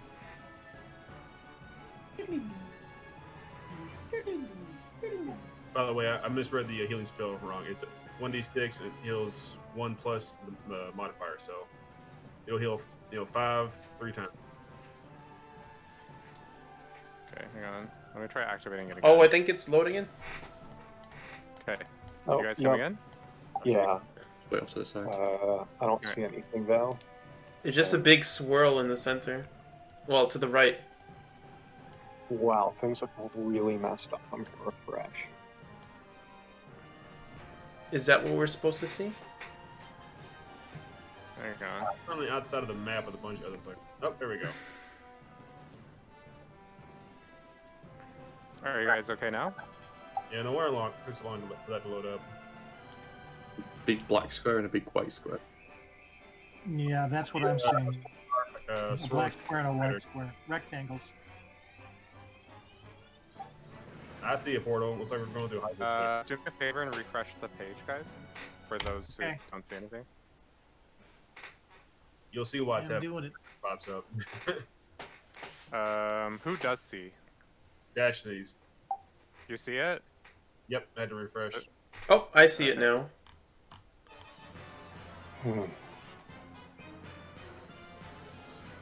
There's like a Stargate or some shit. Yeah, you see sort of like a very unnatural portal just apparate. And what do you... We'll wait for everyone to load in. Are we supposed to have diminished vision? Oh, no. I guess I forgot to change that. There we see go. Now? Yep. Yeah. Okay. What do you guys do, by the way? I guess I heal, and we're out of combat? Yep. Combat's over. I'm gonna stay and let the spirit heal me for full, so what is the total? Yourself 15. Gotta go after them. I'll give my 10 HP lay on hands to Dalvinion as well. What did you roll, Dash? 5 plus... It was a 5, so that's times 3, so you get 15 health back. Okay. You guys notice the portal gets smaller. Wow. I'm gonna say in we go! Yep. We must save Celrick. You're all jumping in? Mm-hmm. Yep. I guess we must. You guys are so fucking bad. No, I'm kidding. Celrick! Yep. Can I grab my lightning thingy before we jump in? Did it land on the ground somewhere? I'm gonna cast light cantrip on all of our weapons, just in case it's dark where we go in. And yeah, I jump in. You know. Alright. As you all jump into this portal leading you who knows where, you start to notice that something terribly, terribly odd. Oh wait, that's not the right one.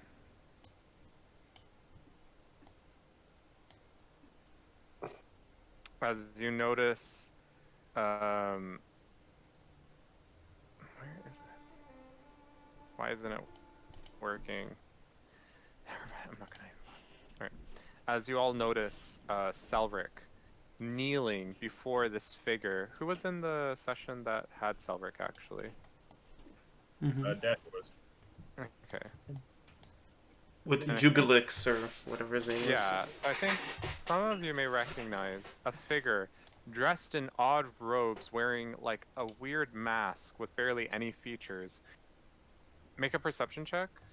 Anyone who's wanting to see what's going on. I would if this would let me roll anything.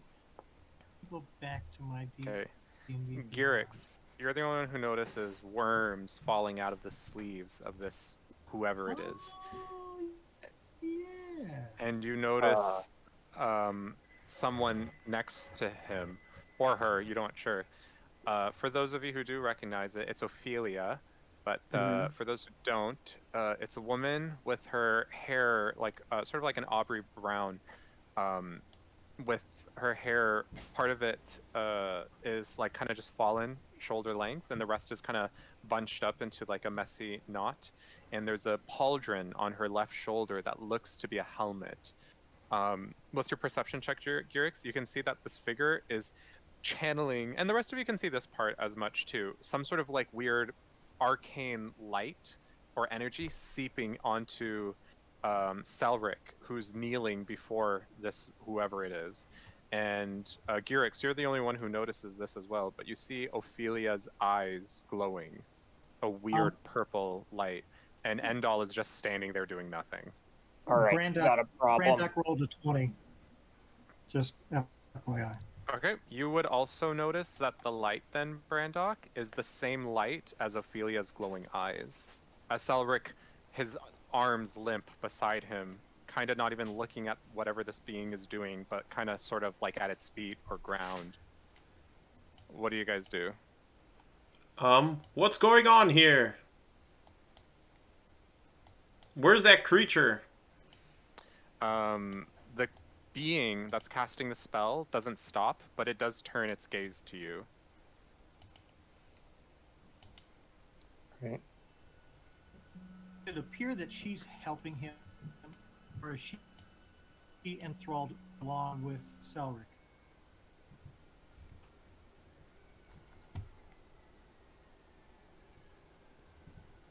What do you assume? Sorry, it lagged for me. I'm asking if it appears that Ophelia is helping this caster, or if she's being enthralled the way Celrick is. Are you asking me, or are you asking the creature? You. Make a perception check. Or, no, make an investigation or insight. Probably investigation, I would say. Okay. Investigation. Oh, wow, yeah. Double crit. You assume, based off the light from the hand of this creature, and the light coming from Ophelia's eyes, and the expression on her face, and her hands are also kind of like limp, you also notice she's a little swaying there, like almost as if she's like not even consciously trying to stand still. You assume that yes, she is probably enthralled. Okay. And the creature snaps its fingers, and you see some worms sputter out when it does that. And Celrick stands up and turns to look at you, and you see that purple light from Ophelia's eyes is the same as Celrick's eyes, as he kind of takes a step towards the being and stands there looking at you, mouth agape. I'm going to call out, what's going on here? Indicating this person. And the creature cocks its head. Doesn't answer. Right, well. I'm going to cast Protect from Evil and Good on myself. And approach closer. You hear a... like, multiple languages, multiple voices, until...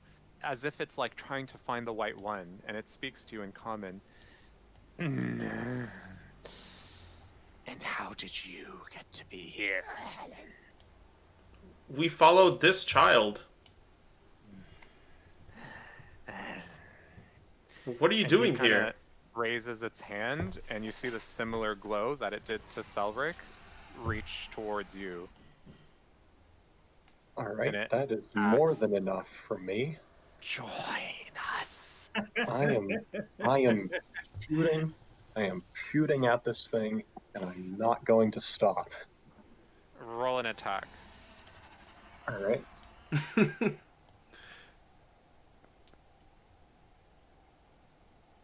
See its armor? Yep, that definitely hits. Roll damage.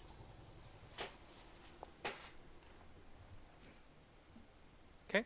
As you make your attack, you can see the creature quickly look to it and see your attack coming, and instantly, what you thought was the creature you were shooting, you see Dalvinion standing there.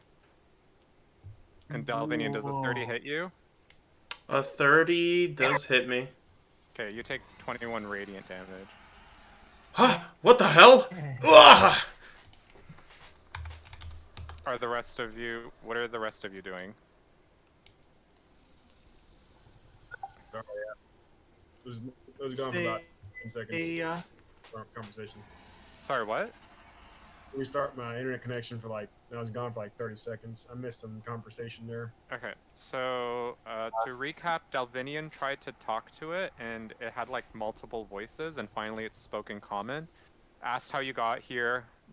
They said that you got through the portal, and then it started to shoot that light towards Dalvinion as it did to Ophelia, as it did to Celrick. And Celrick's kind of in a trance, by the way. Gotcha. And And then then, it yeah, and then skipped Garrick's try to spaces- it shoot. flipped spaces, Yeah. and he hit Dalvinion instead. What are you guys all doing, by the way? Does his, Dash? does his appearance there cause a attack of opportunity? No. You two want to hit poor Dalvinion? Not today. Why are you doing this? Stop trying to talk to the damn thing and kill it. Oh, so you're gonna keep attacking it, Garrix? Well, I figure it can only do that so many times. Yes, so then we'll go to combat then. So, Brandock, you I was going going to to walk over to Ophelia. Well, Okay. unfortunately, Garrix is still shooting away.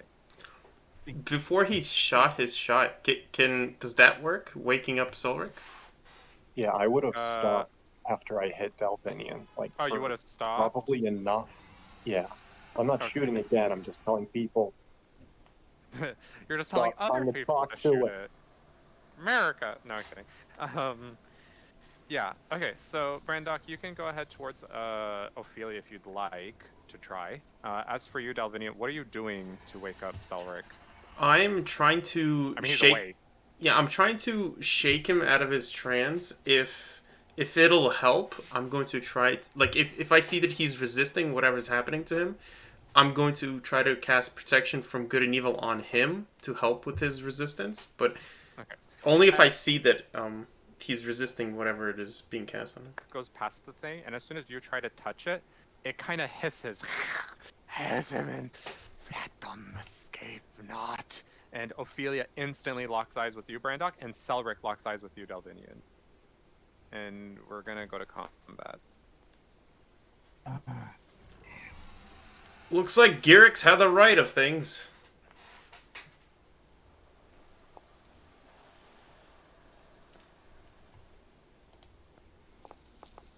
None of you are curious as to like where you are.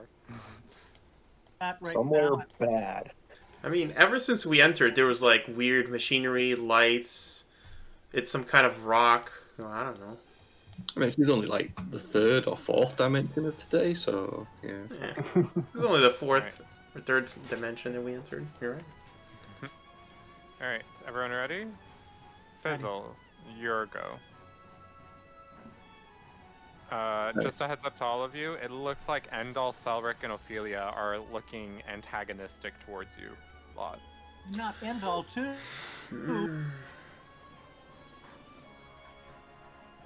If I move towards the masky guy, is Endol gonna whack me? Let me see what is. What do you- How close are Is you? it- Yes, you are within 5 feet, so you assume yes. I don't really want that to happen.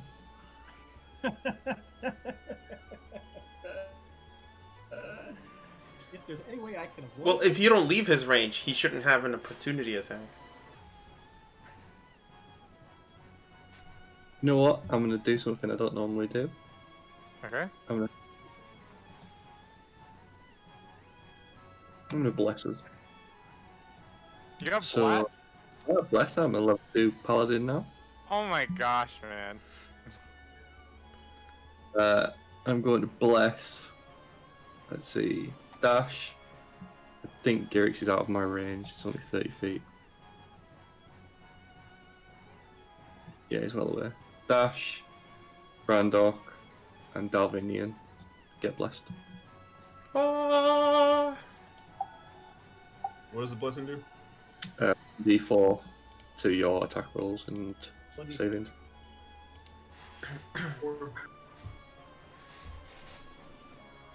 I'm just trying to think if there's a bonus. Okay. So who's blessed? You said it's Dalvinion, Brandock, and Dash. Dalvinion, Brandock. Sweet. Okay, so we'll use this symbol. Dalvinion, Brandock, and Dash. Alright. Anything else? I'll heal myself up with my Sure. bonus action. Okay. Brandock, it's your turn. I will run up away from Ophelia, which will probably provoke an attack of opportunity by her. Yes, she actually has a touch reaction. She's going to cast her Withering Touch on you, which is her melee attack. Okay.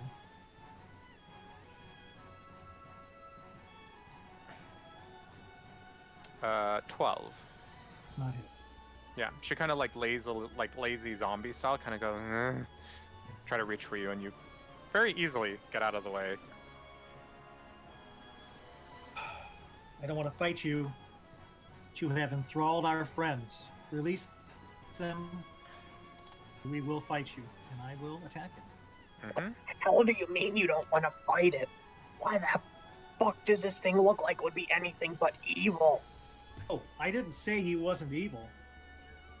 I just don't want to fight him. It's okay. This is typical Brandock. He says, "I don't want to fight," and swings his great axe. You back there, Mr. Archmage. This is just regular attack. Okay. This is not Roll reckless to hit. attack. This is not weapon. Yep. I think I did roll the hit. So yeah, I'm just going to do normal damage. So 15.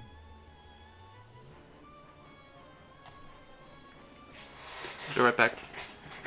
Oh, you rolled 15 to hit? Come back. He rolled a 27 to hit and 15 Okay. damage. 15 damage. Okay. Yep, that hits. And I'm going to hit him again with my second attack. Okay. Same thing. Normal attack. I'll say again. Release our friends. Make a persuasion check while you do this hit. Okay. That's gonna dictate something for me. I think it will be So- only a 10. Whether or not he's going to like...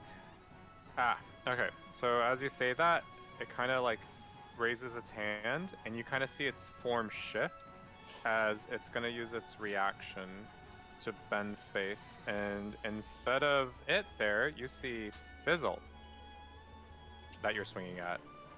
Fizzle takes Fizzle. 14 damage. Does 21 hit? 21 does hit, yes. Okay.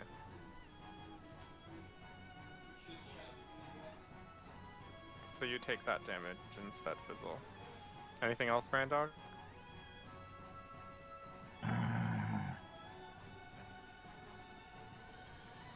I will run over here and say, "Pardon me, Fizzle, that wasn't meant for you." And I'll yell at the man, "Why are you doing this? Let our friends go." You got a response of, Not yet. Of opportunity. What do you need from us? Not you. is that it for your turn? That's it for my turn. Okay, Garrick, it's your turn. Alright, I'm gonna go for the head. That's Sure. the wrong. 16? Those were D10s. Oh, okay. 11 does not hit. As you Alright. fire a laser, it goes through the clothes. You see Alright, some that's- worms quickly gather there. Let's try again. 19 hits. Oh, I used Fighting Spirit. That's why it's an advantage. I forgot to say that. Oh, okay. 30 damage. As you like blast this thing, you can almost see it with like the scenery you're around. It almost looks like you're shooting it with like starlight from your laser rifle. And it looks to you, and it doesn't have a facial expression, but you hear growling. Alright, Come at, coward. and that's it. Okay. It's going to meet your request as it attacks you with its psychic orb. Alright, this is at see- disadvantage. That's my cloak of evasion. Mm-hmm.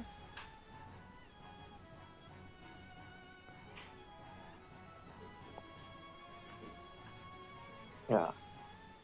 Yeah, that hits. Okay, so you take 37 psychic damage. And it has another attack. Is it still disadvantage? No. Okay. Does 18 hit? Yes. Okay. As you see it shoot out another orb of like purple coalescing sparkly lights around it, you take another 32 psychic damage as the orb kind of has like these little ringlets of like weird patterns all around it. It's like a little psychedelic looking. As it bashes into you, no visible damage, but you feel your head pang with pain. And it's gonna fly up 10 feet into the air. Or no, it can't fly. What am I doing? It's gonna move back. And Dash, it's your turn. Alright, players prey on it. Attack with the longbow. Okay. Roll to hit.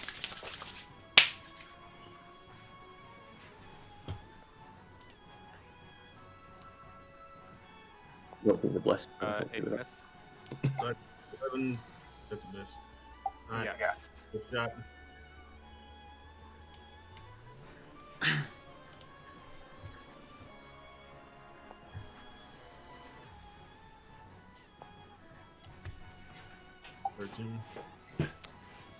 That misses. Alright, I'm gonna fall back. Okay. That's my turn.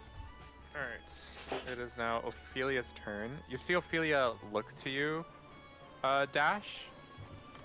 Or, wait, who's she looking at? Let me see here. Red Dog. Yeah, she's looking at Brandok. Because that's the one who she had eyes locked on. And she kind of like does a come hither like constantly over and over again. But instead of like actually her beckoning to you, you can see she's like gathering ribbons of dark energy as she lets out, as she gathers them close to her chest. And she flares them out and you see all these like ribbons of black, dark green, bright green energy lash out at you. You need to make a Constitution saving throw. Oh, no. Remember, you're blessed. Yeah, so add a d4 to it.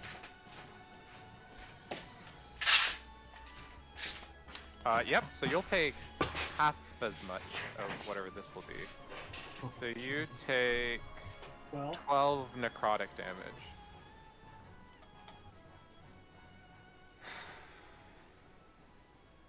And then she's just gonna move slightly.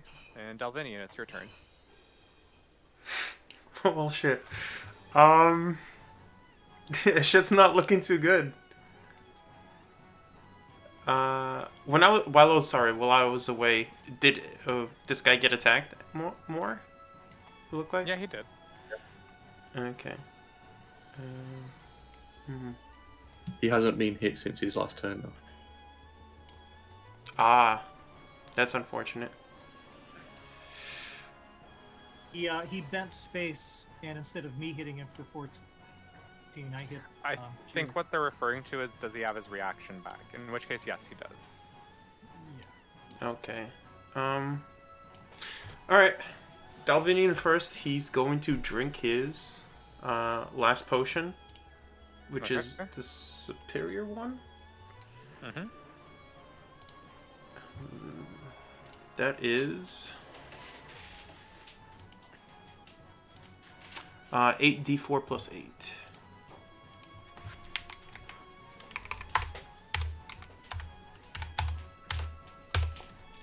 That's gonna be a lot of so good healing. Yep. Okay. So Much needed. One. Also. As your bonus action. Correct. Then as my action, I'm going to pull out my wand. Okay. And I'm gonna blast these guys. As I do this, I'm gonna say, "We must subdue them." Yep. Oh, you're using the wand of lightning. Yes, sir. Okay. All right. So what do they have to make? Dex saves? They have to make dex saves, yes. And I will cast it right now. So this is Celrick. He rolled 13. What's your DC? It's a dex 15. to pass. Okay, so Celrick failed, but the Star Sponsor and Endol succeeded, so they'll take half. Okay, where is the... it's, it has 7 charges. So if I do it at...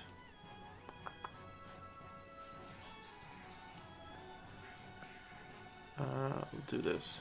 So 11d6 is going to be the damage. Is that how much it actually does? Did you see it in Discord chat? 11d6?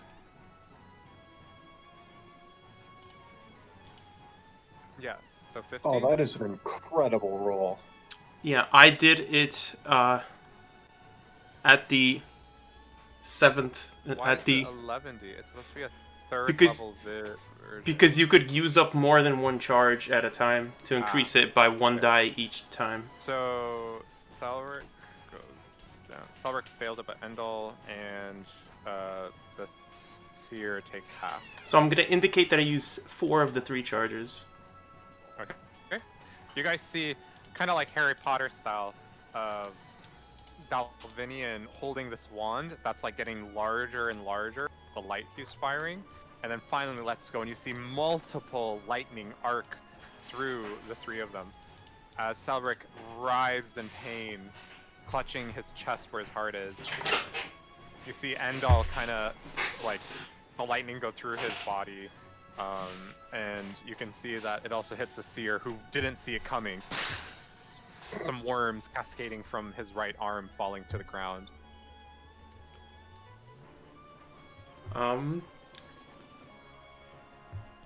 Then I'm going to action surge and do it again. I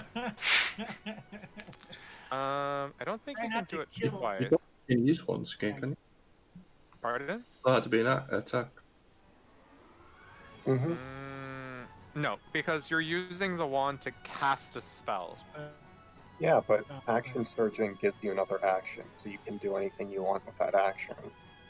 Oh, is that the exception for spell casting? More than once a turn? Well, you're not casting a spell, you're using an You item. are. The wand says that you're casting a spell, I think. Let me double check what it says.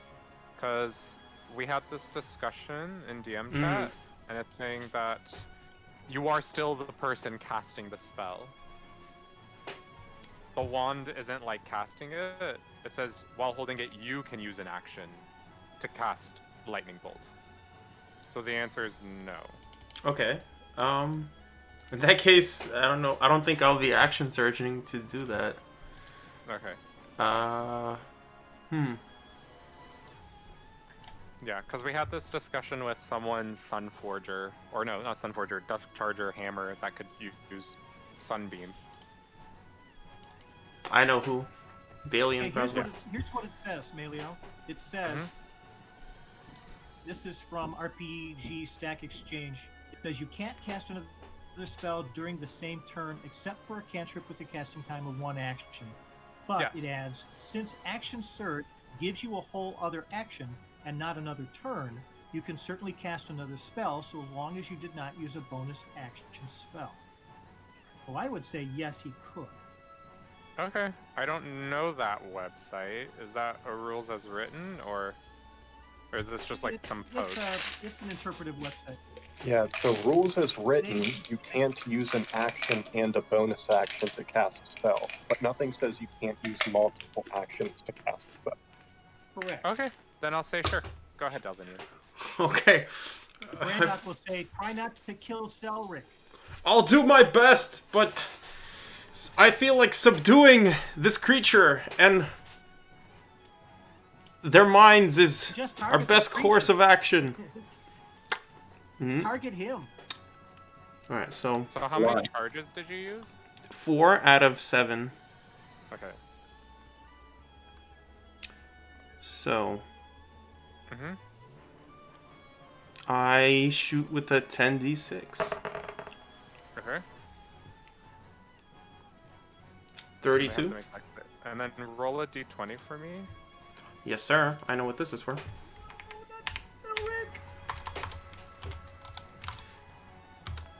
Not a 1, not a 1, not a 1. It didn't blow up. So Endol fails, the Star Spawn doesn't, but Celrick fails as well. So Celrick, you guys see the arcing lightning hit him, and as it hits him, you see black smoke come out of his mouth as his eyes close, and he falls to the ground. No! And then you did 32. I hit the seer, guys! Why couldn't you have just aimed at the seer, Why? not Celrick? Okay. You could have moved first and took the attack, but... Celrick is down, so he'll have to do a death saving throw.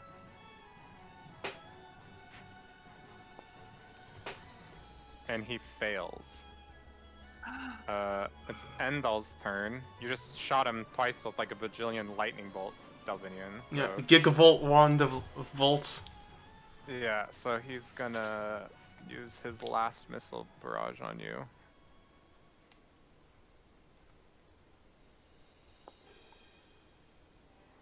As you take 26 force damage. And he takes half of that. This is an attack to hit, or Nope, it just hits. regardless of anything? Yep. Well, that's it. But he takes half the damage, and he can only use it, and that's his last one. Now he's just gonna beat with his fist. And that's it for his turn. Fizzle, it's your turn.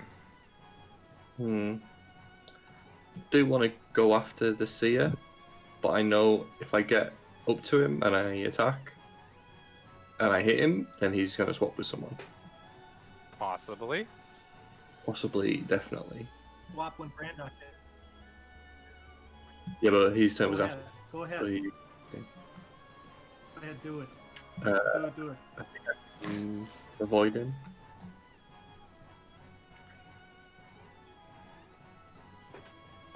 May never get another chance. Here, and then to here, Okay, and avoid Endol. alright.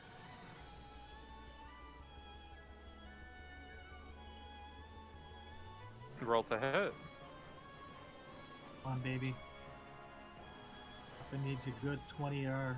Oh, Yeah! That's not good. That is not good. that's gonna crit on one of Someone's us. gonna get crit, and it's not gonna be this guy. Fuck. Do I need to roll damage? I don't know. He might have used those up.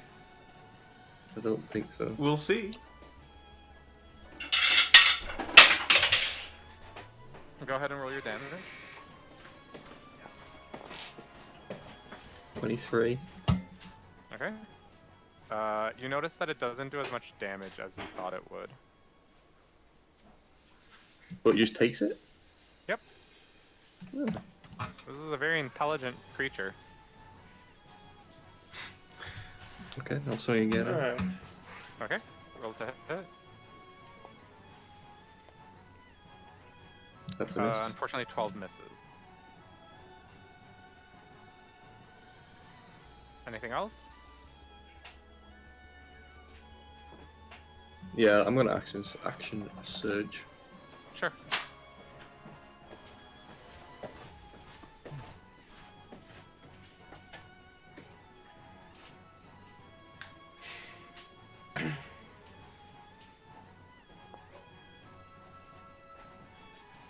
$15.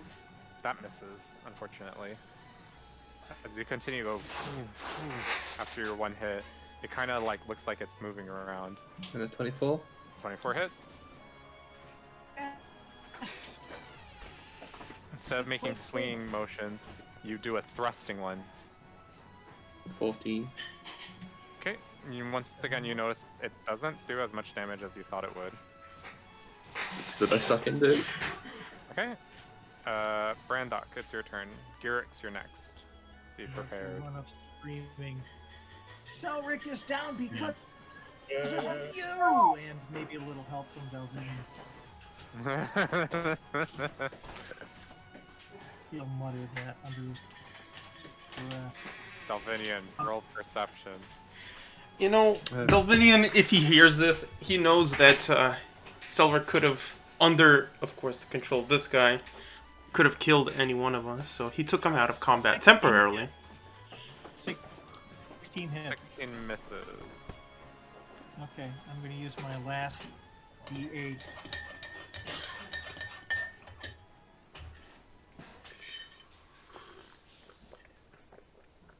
Oh, 22. 22 hits. The last one of those. And it should be... Nope, just a 2. Okay, so 16 damage. Mm-hmm. He's still there? Okay, one more, baby. One more. I need a critical. Daddy needs a good 20 right now. Oh, yes! Yes! No. No! Okay. You're gonna see a reaction from Ophelia as she uses Eyes of the Grave and negates the crit. Oh, Ophelia, you ruined my good celebration. So, is it no hit at all, or just a regular hit? It's just a regular hit, so it hits. It's just not a crit. Okay. I still get a second attack though, because I rolled a crit. Right? Or would I... It's not a crit though. anymore. Yeah. Rest in peace. Okay. Then Sorry. just 9 damage. Oh, Ophelia, I'm gonna make you pay for that. Okay, so 9 more. Okay. What a savage, vindictive Brandock. Anything else? Yes. Well, when I'm fighting people, yes, I'm going to use my bonus action to hit with the butt of my weapon, which is the same to attack, but it's only a 1d4 plus 6. Okay. Oh, that's the second roll. Damn. 13 misses. I think that'll miss. Yeah. Okay, then I'm done. Okay, Oh, Gyrix. Another. It's your turn. Alright. Damn, the victory's so loud. You know what I'm gonna do? And I'm just gonna apologize to hits. So you have advantage because of what again? Pack tactic this time. Yeah. Nope, that hits. Go ahead and roll damage. Oh, no, wait. Pack tactics? Oh. Yeah. What? 3d85? Holy Adding shit. That's a bit too much. Yeah, you Hold I'll on. take that. Sounds good to me. Until you're the one who gets swapped for that damage. Okay, once again, you notice that your damage, for whatever reason, was fine before, but it's not doing as much as it used to. Mm-hmm. But it still hit. Yes, it did still hit. Alright, I'll take it. Almost down. He's almost down. Jyrix. Okay, roll damage. You can do it! Baby. Okay, you notice that all of a sudden, it's not him you're hitting, but it's actually Dash. Ah! As you see, images defeat, changed what you thought it was. Does a 29 hit you, Dash? Most definitely. Okay, so you take 15 damage. Alright, and then I'm gonna bonus action second event. Okay. Yeah.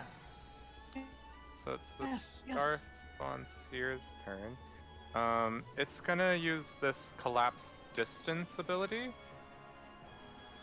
And it's gonna warp the space around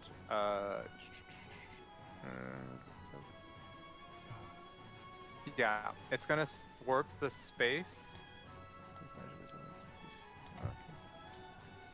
around Brandock.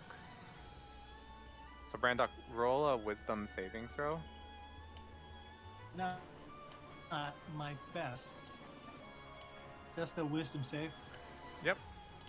I could use that 20 back. Alright, so you get teleported Didn't make- 60 feet away as you find yourself at the edge of this thing.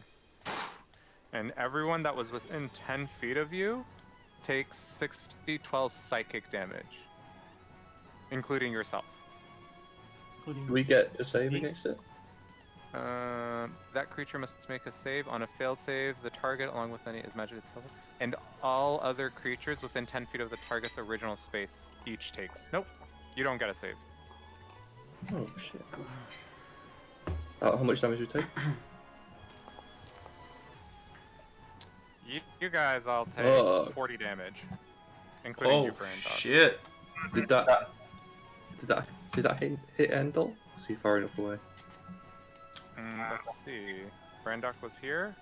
Nope, Endol got hit as well.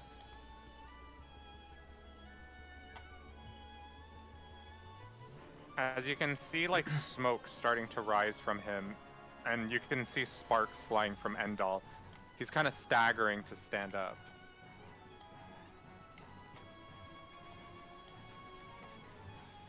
I can't access my character sheet for whatever reason. Okay. And then Dalvinion, actually, not you, because he sees Ophelia's near you. Gyrix, you're gonna hit by 1 psychic orb. Alright, this is that disadvantage. Thank God. That's a crit. It's a disadvantage. Oh, do you have your thing back again?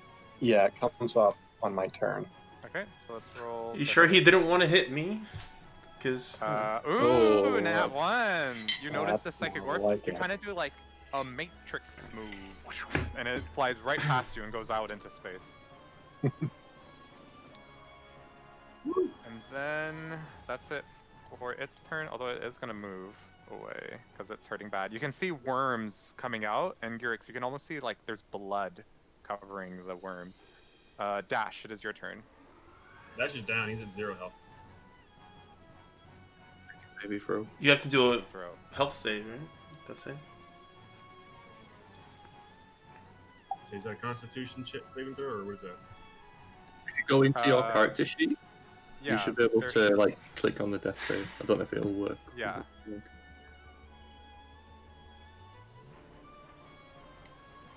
Death save. I can't find it. So on the attributes page, it's like next to Arcana. Yeah. You can also just roll a d20. Do you see on your page Got it. where it says? Oh, you saw it. You succeed. Yeah. Okay. It's now Ophelia's turn. She's gonna look to you, Dalvinion, Mm-hmm. and she's gonna point her finger at you.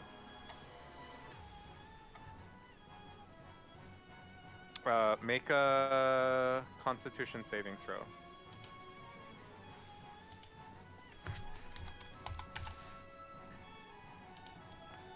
It's Bless is a 1d4.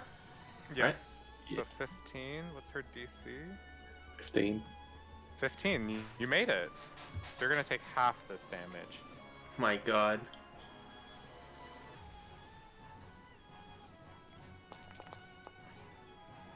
So you take 29. As you see, she points her finger at you. Her dress billows a bit in some non-existent wind on this floating isle you're on, as a crackling giant beam of black, like, you know when you see a lightning bolt, the vein of it is like white, but the outer part might be yellow or blue? This one's vein is like black, as it's like a black lightning bolt with a green faint glow around it as she fires it at you, and she doesn't move, she just stands there. As it's your turn now, Dalvinion.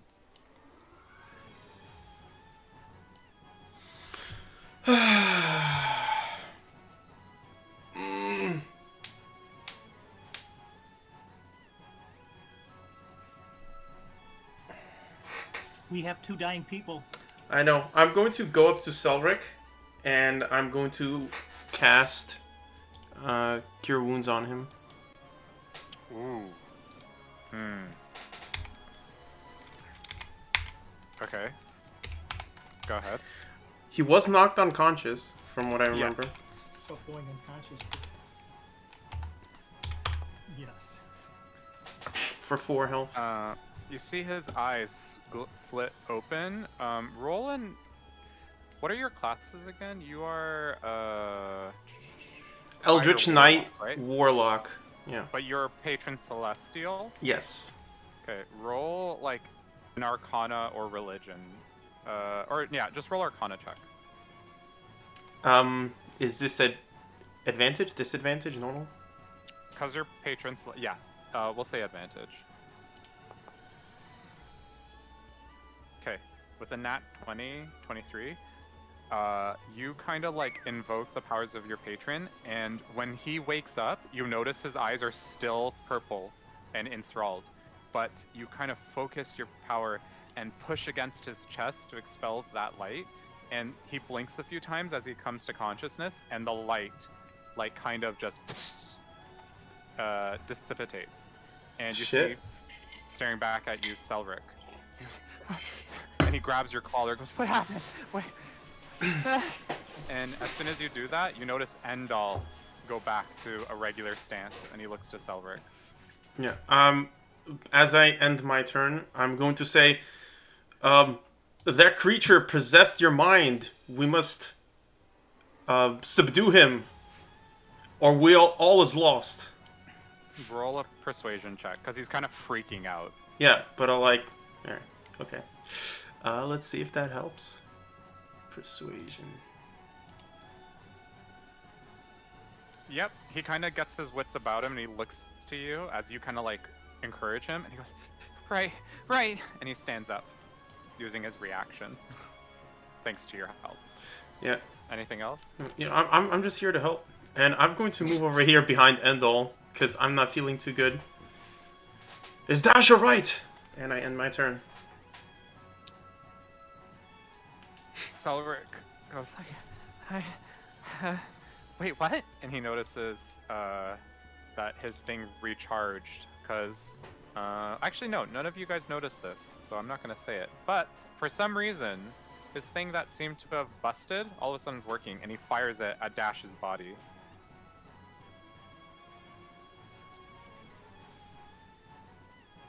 And Dash, Fizzle, Dalvinion, and Endol, you all healed 26 health. And you hear a roar coming from the creature, but it's like a little guttural and kind of like reverberates. And as it yells, you can see the mask pop out a bit and worms flying from the chin part down to the ground as it goes back to its like battle stance. And Celrick freaks out and he hides behind Endol, going like, "Ah!" And with that, it's Endol's turn. Endol looks to Celrick. If only he had the barrage. He doesn't have it yet, so he kind of just charges. He kind of looks to Celrick, and Celrick goes like, "Kill it now, Endol!" And Endol can 30 feet. Is that within 5 feet? No, it's not. He can't attack it. Damn, unfortunable. Just bull rush it. Yeah, but he is gonna set up his bastion defense. So everything within there. Actually, no, he's not gonna do that. He's smarter than that, because he knows that projectiles is a thing. Okay, that's it. Fizzle, it's your turn. I can't get in range of the dude either. Mm-hmm. So I am trying to decide what I can do. How far can I go? Oh man, lucky for that nat 20, or else Celrick wouldn't have been on our side. Yes, actually, the DC for it was 22. Wow. I'm gonna move my 30 feet. Still more than 15, isn't it?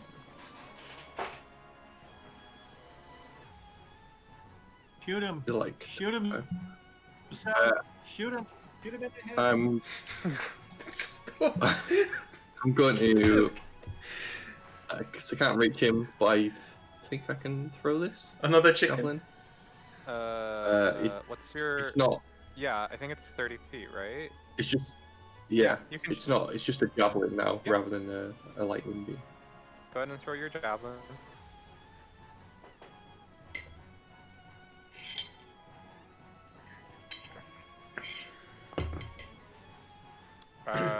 Unfortunately, it kind of just goes through him, and it lands on the other side of him, and you see like worms wriggling on it.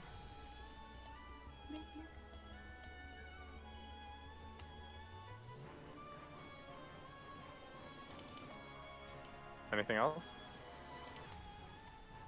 Yeah, I'm gonna drink my potion.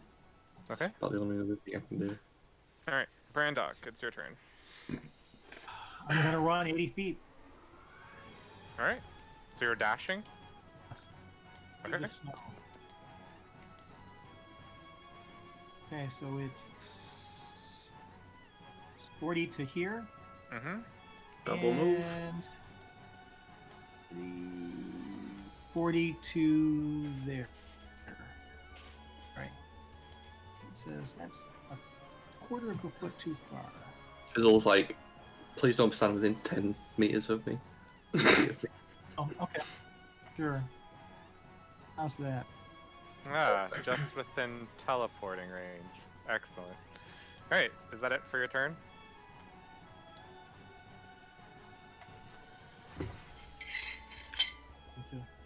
Brando? Supreme healing. Yes. Okay. All right. It's your turn. All right. Well, I'm gonna bonus action fighting spirit. That's my last one. Okay. And I'm gonna shoot him. All right. Roll damage.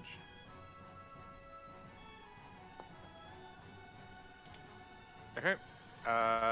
What you thought was the creature is actually Ophelia. All right. And 26 does hit her. As she takes 18 damage. Yep. And then I'm gonna You see her yell in agony. You don't have line of sight. You need to move a bit more to the left here if you want to see him, because Endol's now blocking him. All right. Well, I'm gonna move and shoot him. Okay. Roll damage. 30 hits. So 27 halved is 13. Ooh. Ooh. You notice once again your shot doesn't do that much, but it's writhing in agony. Oh my god, this is gonna kill us all. Oh my god. Yeah. There's nothing else I can do. Okay. The creature is going to... Well, actually, let's see if he recharges this thing. He has to roll a 6. His recharge is like crazy. Okay, yeah. He's gonna use his action to disengage from Endol. And he's going towards the... What is it? He looks to Ophelia and commands her something in a language I don't think any of you really speak. As he... Try me. Yeah. Pardon? He said, "Try me." Okay. He goes to the edge, and Ophelia also got ready to go to their edge, and they both jump. Oh, fuck. And they kind of float off away. But not all the way off the map with his movement. Dash, it's your turn. Alright, let's see if I can move a little closer. And I'll say with the way time's working, at the end of everyone's turn, he gets slightly 2 feet further.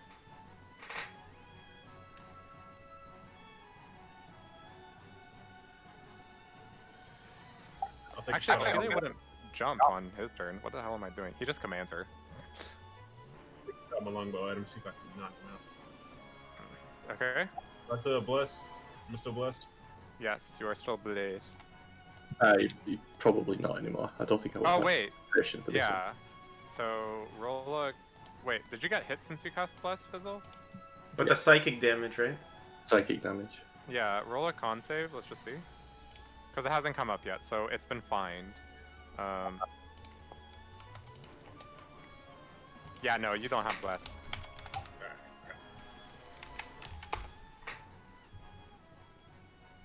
Yes.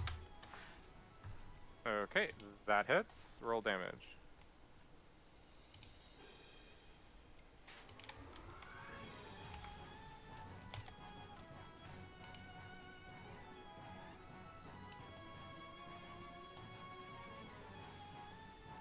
Oh, Dash, if you can do this. Oh! How do you want to do this? Oh my god. King Dash. How do you want to do this? Line up my arrow quickly, pause, take a breath, and let loose. And it soars right through his heart. Or else with the worm equivalent. As you shoot through, you notice that your shot, for whatever reason, specks of light are on it. And you can't explain why, but you're just going with it. And you shoot your arrow, and it almost looks like it's slow-mo for you as it lets loose. You almost see a hand covering your own hand. And then it just disappears, and then it's like time goes back to going as fast as it normally does. And the arrow fires, and it looks normal again to you. And the arrow shoots through this thing. And as soon as you shoot through it, the impact from where you shot through the heart was so much that it almost seemed like more than it should have been, as he kind of looks like a balloon swelling up, and then and these worms, you see them kind of turning to, like, you know, in like in a certain movie, number 2, where everyone, or no, in a certain movie where everything turns to dust, it kind of looks like that, as these worms kind of just fizzle.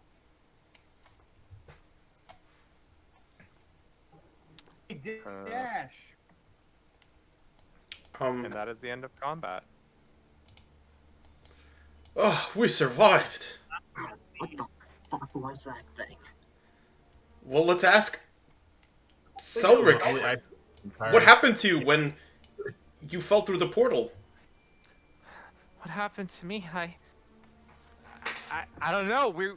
I followed, or no. What happened? And he holds his, and he looks like he's in pain from his wounds, as he kind of like leans against the wall of this mini little structure, and he kind of goes down. He clutches, and he's like, it hurts. Nick will yell at Dalvinion. Maybe you should heal him first before you question him. I'm gonna run over to Ophelia and ask. Oh, fuck off, Brandock. I already did. Ophelia's on the ground. Yeah. Is she unconscious? As you pick her up, you notice she's just unconscious. Okay. I'll put a cloak or something under, or my backpack under her head, and make sure she's. I'll stay with her till she regains consciousness. Sure. As for Endol, he kind of quickly goes to Celrick, and he just looks at him.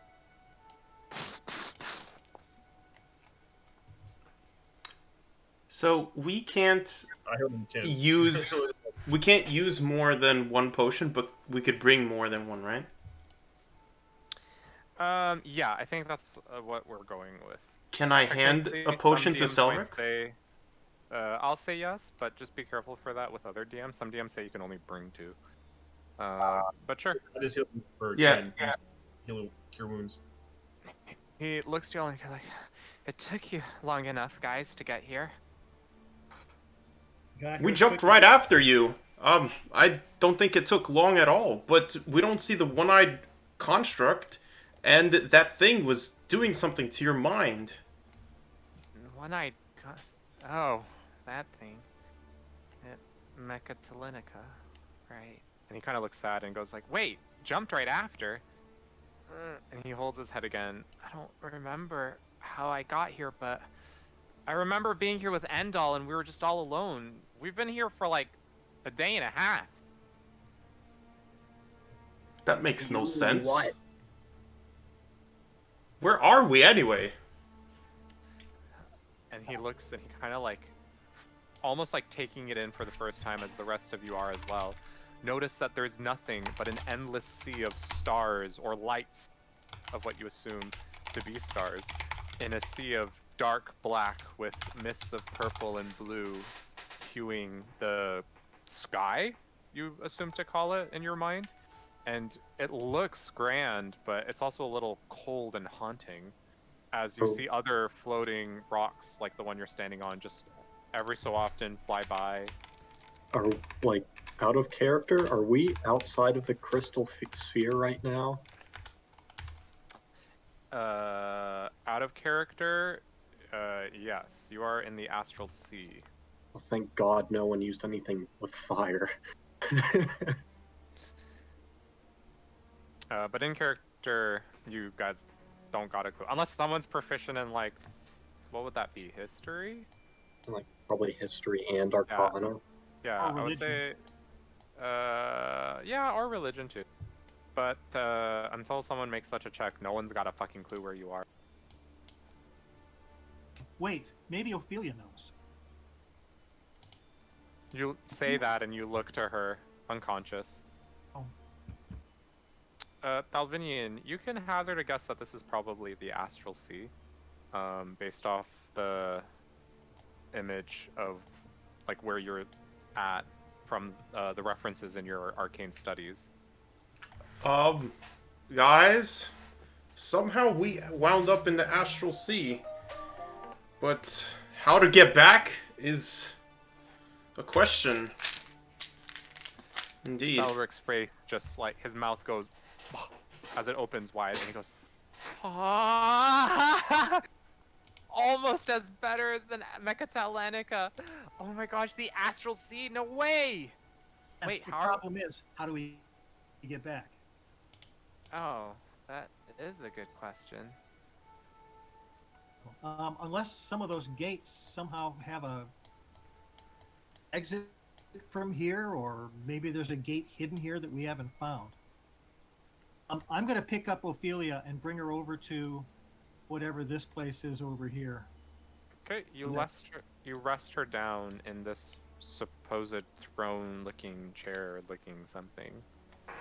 As you do that, you guys notice a swirl of purple light form itself here, as someone, a woman dressed in a very gorgeous but also midnight and purple like robe, smoking a pipe with a green sort of like luminescent flame coming, or smoke coming from it, sort of blondish white hair, as she kind of just appears out of this portal and goes like, smokes a puff and goes, "Well, seems like you were here after all. good thing, and she looks to Ophelia's body, good thing I left her with that charm."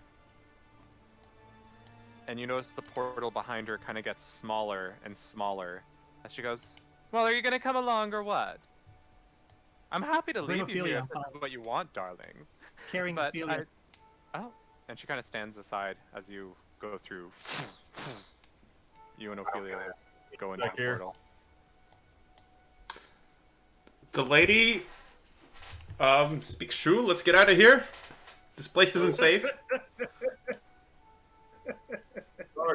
Endol. Yes. So you're all going through the portal? You're just trusting this lady? Is Endol not coming along? He is. He follows Celrick as you guys kind of just like, and as you all appear there, I believe it's this one. Yes.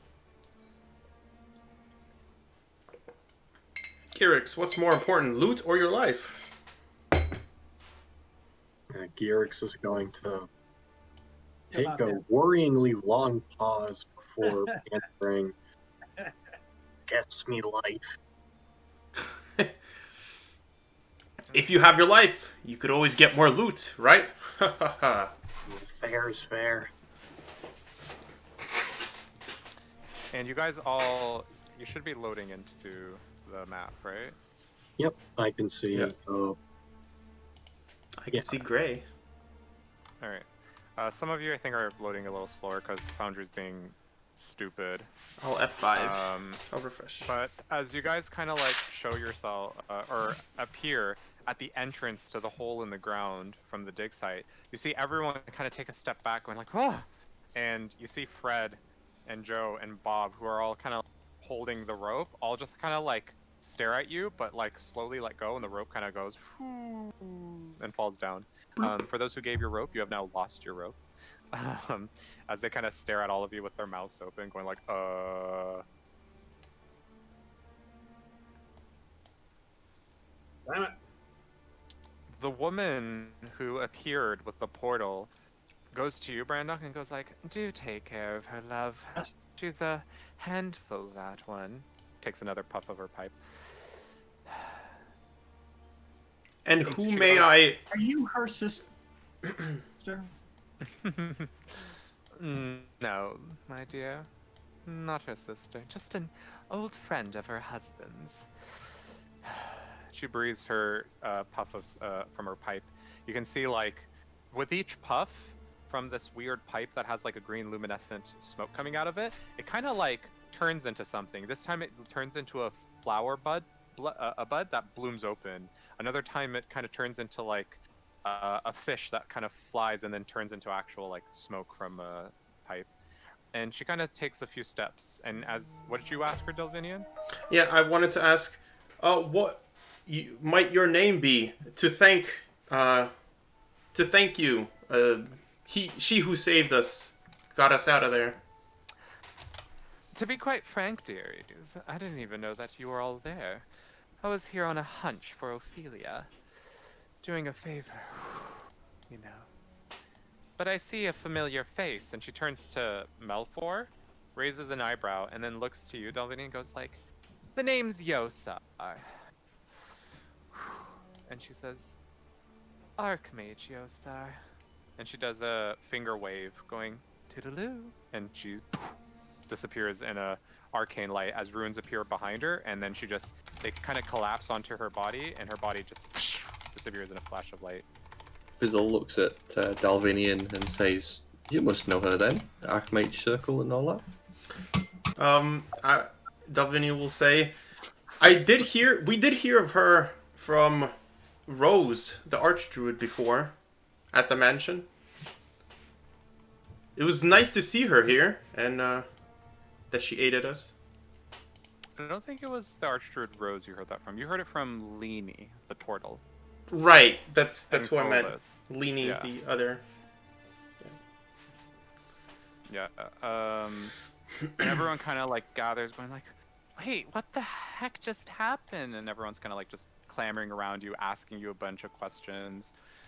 And they're all like, you know, patting you and hugging you, giving you nods, going like, "Oh my gosh, like, are you guys okay?"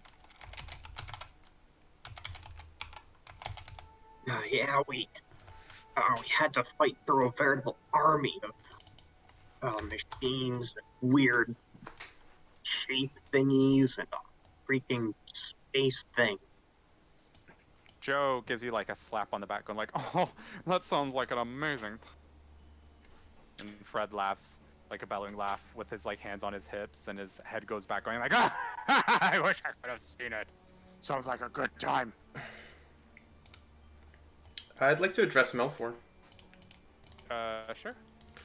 So He's kind Melfor. of still like looking at the space where the Yosar blinked out of this place, narrowing his eyes. Sir Melfor. Oh yes. And he kind of blinks back to you. It seems that we were rash to think that place did not hide any secrets. Whether it's Mechatalinica or not, I cannot say for certain, but it definitely had strange contraptions and devices. And we almost lost our lives to some foul creature of the astral plane. Astral sea? He kind of like is just like nodding with you, going like, "Yes, I'm sorry, what? The astral plane? Surely you jest." We just came from there. Barely escaped from with our lives. He looks to you, Fizzle. Is this true? It is. I wouldn't have believed it had I not seen it with my own eyes. Then this is most concerning indeed. Especially if, and he looks to, once again, where Yosar was standing, and that woman is here. Then this truly does involve all of us. Every living creature on the plane. She doesn't just appear for anybody, you know. Even if she did say it was a favor for whoever that woman is, husband. And he looks to Ophelia. Is she from the astral sea as well? That's where we found her. She was under the thrall of some strange being. Then it's best that, and he kind of snaps his fingers and goes, "Landy dear, perhaps you can," and she's like, "Oh, right." And she kind of goes in, "You say she was under a spell?" Yeah, she seemed to be under the thrall of a astral being. we see her kind of put her hands close to Ophelia's body, and she kind of is like focusing, and she like, and after a few moments, she puts her hands down, and like, I think she's fine now. She's Good. not from the astral sea or the astral plane. She's from right here, north of Freeport. Oh, poor thing. Celrick, you remember seeing her, right? Huh? Oh, yeah. And she's that lady, right? The one her husband died? But we don't know if he died or not. We've never seen his body. But yes, her husband disappeared. Right, yeah. Fooling around with the aquatic arts since then. And he, that guy with the worms, he's the guy that saved us in the basement of a second when some lord of this slime and oozes was about to attack us. Well, save is a strong The effect. word. Hold on. Maybe he said it. He did it for his own gain. He may have. He may have wanted Ophelia to do something. You're cutting in and out. Whatever it is. Sorry. But yes, he didn't want us to die just yet. That's the impression I got. And yet, he almost killed us. You see Celrick deep in thought as Dorkin goes like, I don't know much about astral seas and stuff. Is that like higher level studies in magic? Hi indeed, Dorkin. A whole other plane of existence. Oh, yeah, we didn't study that much in the village. I don't think many have.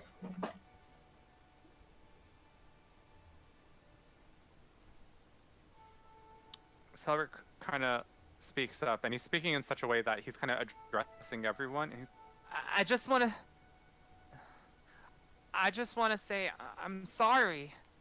I didn't think that this would have gone so wrong. There's always a risk venturing to the unknown, Celrick. Yeah. I'm just glad we all survived it this time. I think... But we barely did. I don't even know half of what happened to me in that place, but I know if it wasn't for you... Shockingly, if it wasn't for you. Although, for some reason, I feel like... And he kind of eyes you, like as if, like... Is it your fault that I'm hurting? But no. It's your fault that I'm healed, right? Yes. And he kind of, like, dismisses that look on his face. Yeah. I'm the only reason you're alive. Yeah. Anyway, and he blinks a few times. You're welcome. You're welcome, little one. I think Melfor is right. We need to seal this place up until we're better prepared. And only seal it until, you know, we get the right tools and the right team and the right gear and everything to try to explore further. I don't want whatever has been going on in there to come out into this world. Especially since you're right. That thing with the eye that took Endol on me, I didn't see it when we ended up there. As far as we know, it's under the control of whatever that thing was. Endol did say that it was some creature beholden to its master, did it not? Was he the master? He spoke of? And Endol goes, the master, and he kind of, his eyes beep a bit. Master, and he looks to Celrick and he goes, I think Endol could use a tune-up. Anyway. And he kind of climbs his shoulder.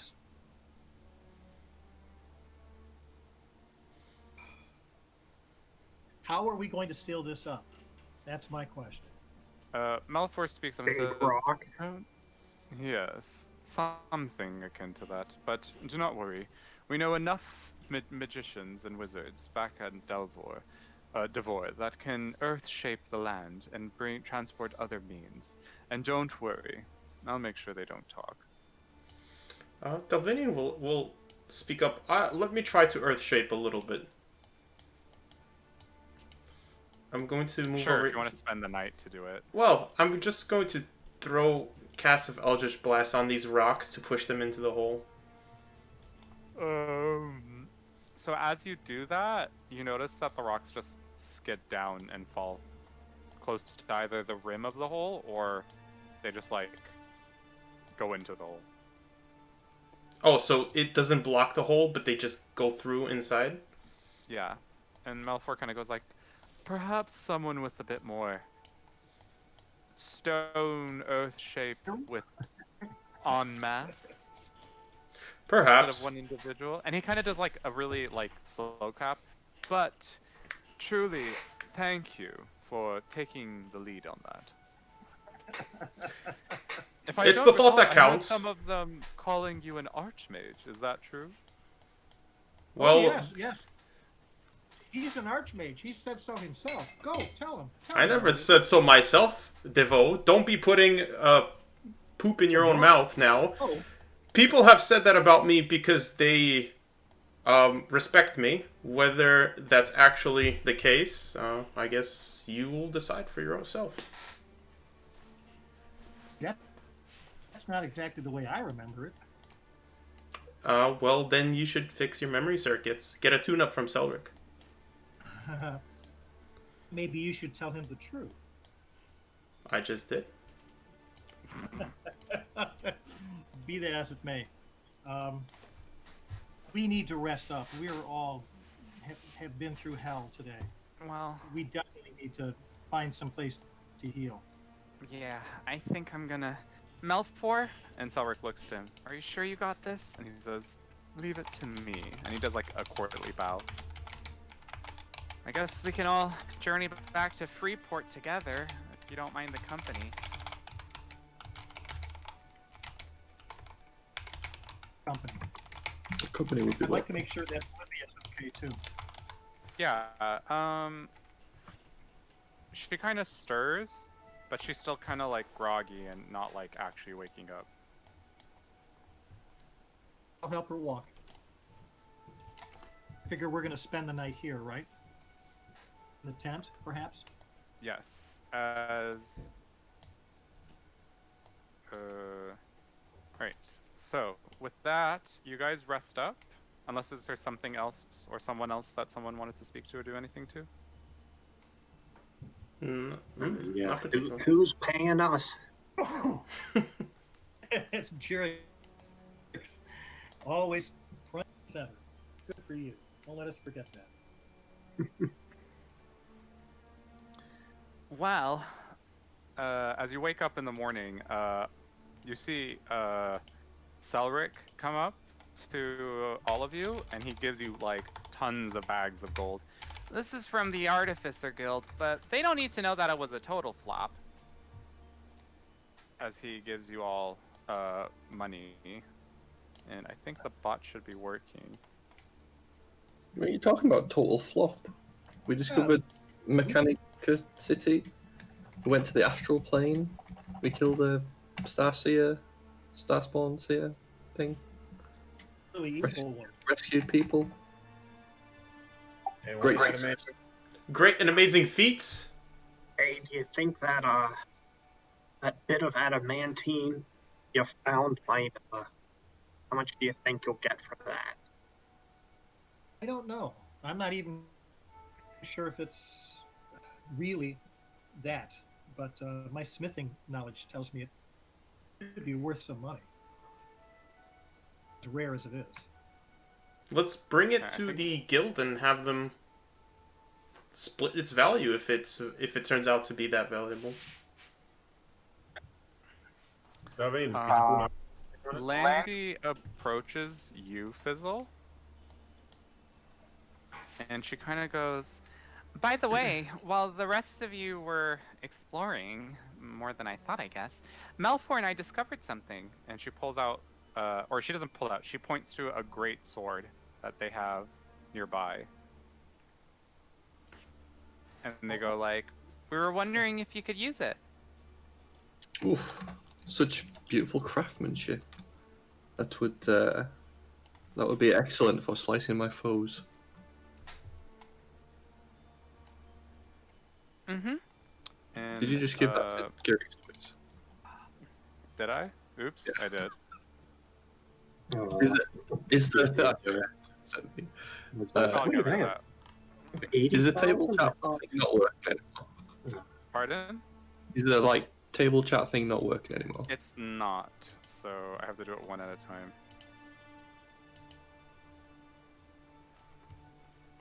Okay. And do you take the sword or? I would like the sword, yes. I graciously accept it from All right. Andy.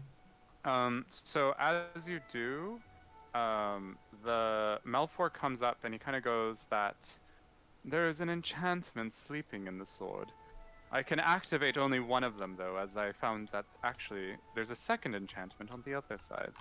But once I use one enchantment, the other is going to disappear, I believe. Do you know anything of these enchantments? What they may hold? I do. And he kind of goes, this one apparently is great at leeching life. It's a necrotic rune, as far as I can tell. And the other is apparently one that deals necrotic damage. And continues to do so.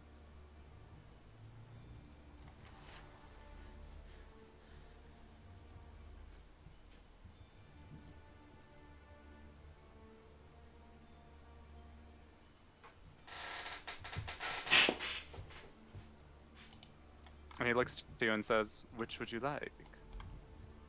Ooh.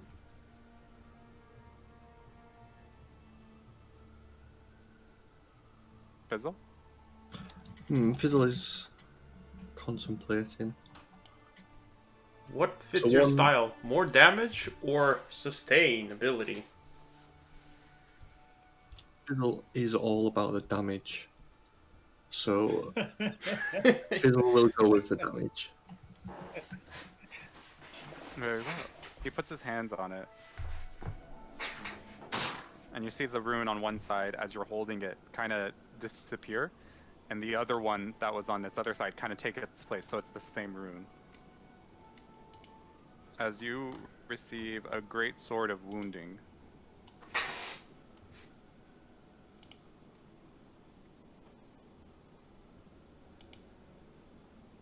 So you can add that to your inventory, Fizzle. Alright, and I did remove Gyrix's double pay.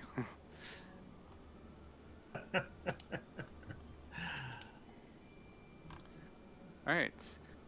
You journey back with the trio of half-orc brothers, as well as Devora. Dorkin parts halfway with you as well, with Devora, as they go off into a different direction and they agree. Ophelia woke up partway through, and she's a little groggy. And she, from you questioning her, doesn't remember anything after leaving that mansion with Colas from the other time. And with that, you guys slowly make your way to Freeport, where you are thankful that you are finally back home, but are still unsettled by what that creature was really trying to do. And why was it trying to take control of people? And also, for you, Dash, you think briefly, what was it, that hand I saw near the end of that battle? Celrick says goodbye with Endol as he breathes a heavy sigh and tells you all that this isn't the end. He's still going to find out what truly is the truth behind Mechatalinica, and remembers the Tabaxi detective that you met, the one who loves mystery, Wixall, saying that maybe he seems like a good person to talk to when it comes to solving mysteries. And quickly leaves Freeport once more.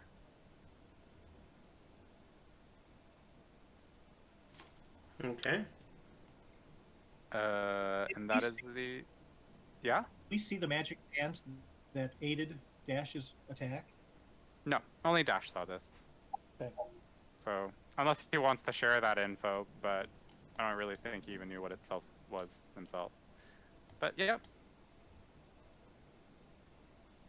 So, Still, pardon? still some questions left to be answered. Mm-hmm. Lots of questions. So many mysteries to solve, but So little time. as you guys slowly continue, for those who are playing my session can tell, things are kind of coming together in some way, but also like not. But who knows? Maybe next session you'll find out more. To which that is the end of the session today, guys. Sorry for all the technical difficulties. I really apologize. Now that Not your fault. Yeah.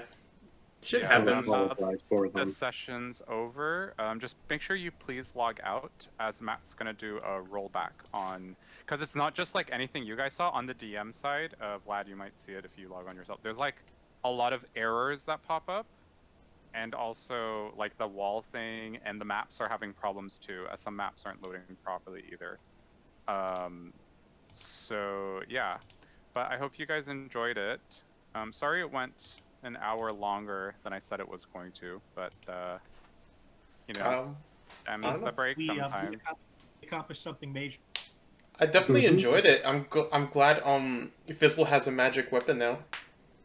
Yeah, I'm glad I can actually damage things, because we get into the point at like mid-level, like level tier 2 and stuff, where it's just like everything is resistant to non-magical weapons.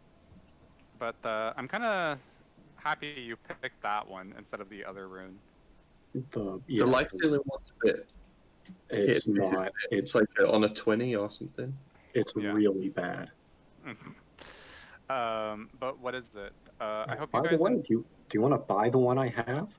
It's a rapier. I don't. It's no use for me. But yes, everyone, you got 30,000 gold, and I hope you're okay that Fizzle got the one magic item. Yeah, I think he's the one who could best use it. Anywho. Yeah. Hey, there is one more question. Mm-hmm.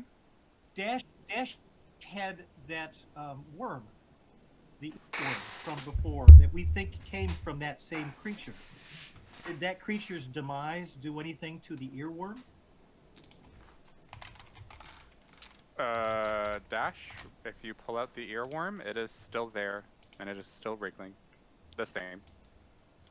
Oh, so you never attuned it? Because the worm would be in your head if you did. Oh, It's he all never reason. used it yet. It has some sinister backstory to it. You're just not going to willy-nilly put it in your brain? Huh. Quite yet. No, Dash discovered something else while studying in the library, which will be addressed at another time. Cool. Okay. But I hope you guys enjoyed it. Let me tell Matt that we're all out. Okay, everyone's out. And did anyone have any other question? Yeah. Nope. No, I just want to say that was really cool. I thought it was gonna be a little odd. Those monsters were like.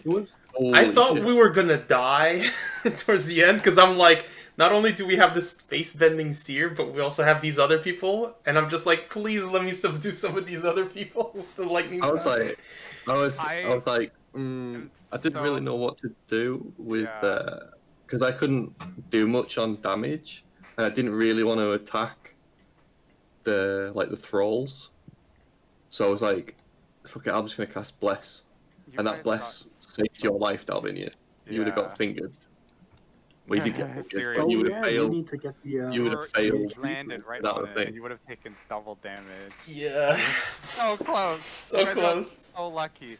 I would have probably died, because like if I didn't take Celrick out of the combat and brought him back, I'm just picturing like it would have been Endol who was still firing at us, Celrick would have been firing at us, and we would have kept being fingered of death. We would have been all like wiped there, I think.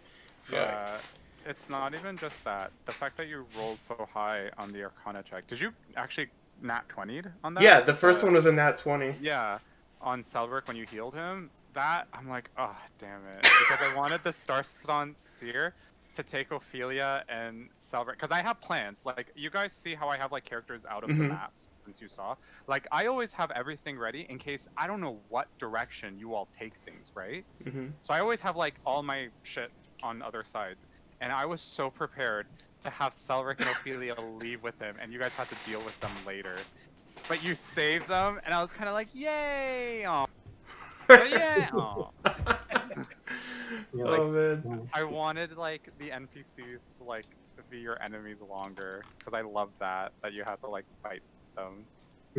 I'm really glad that you didn't just force it.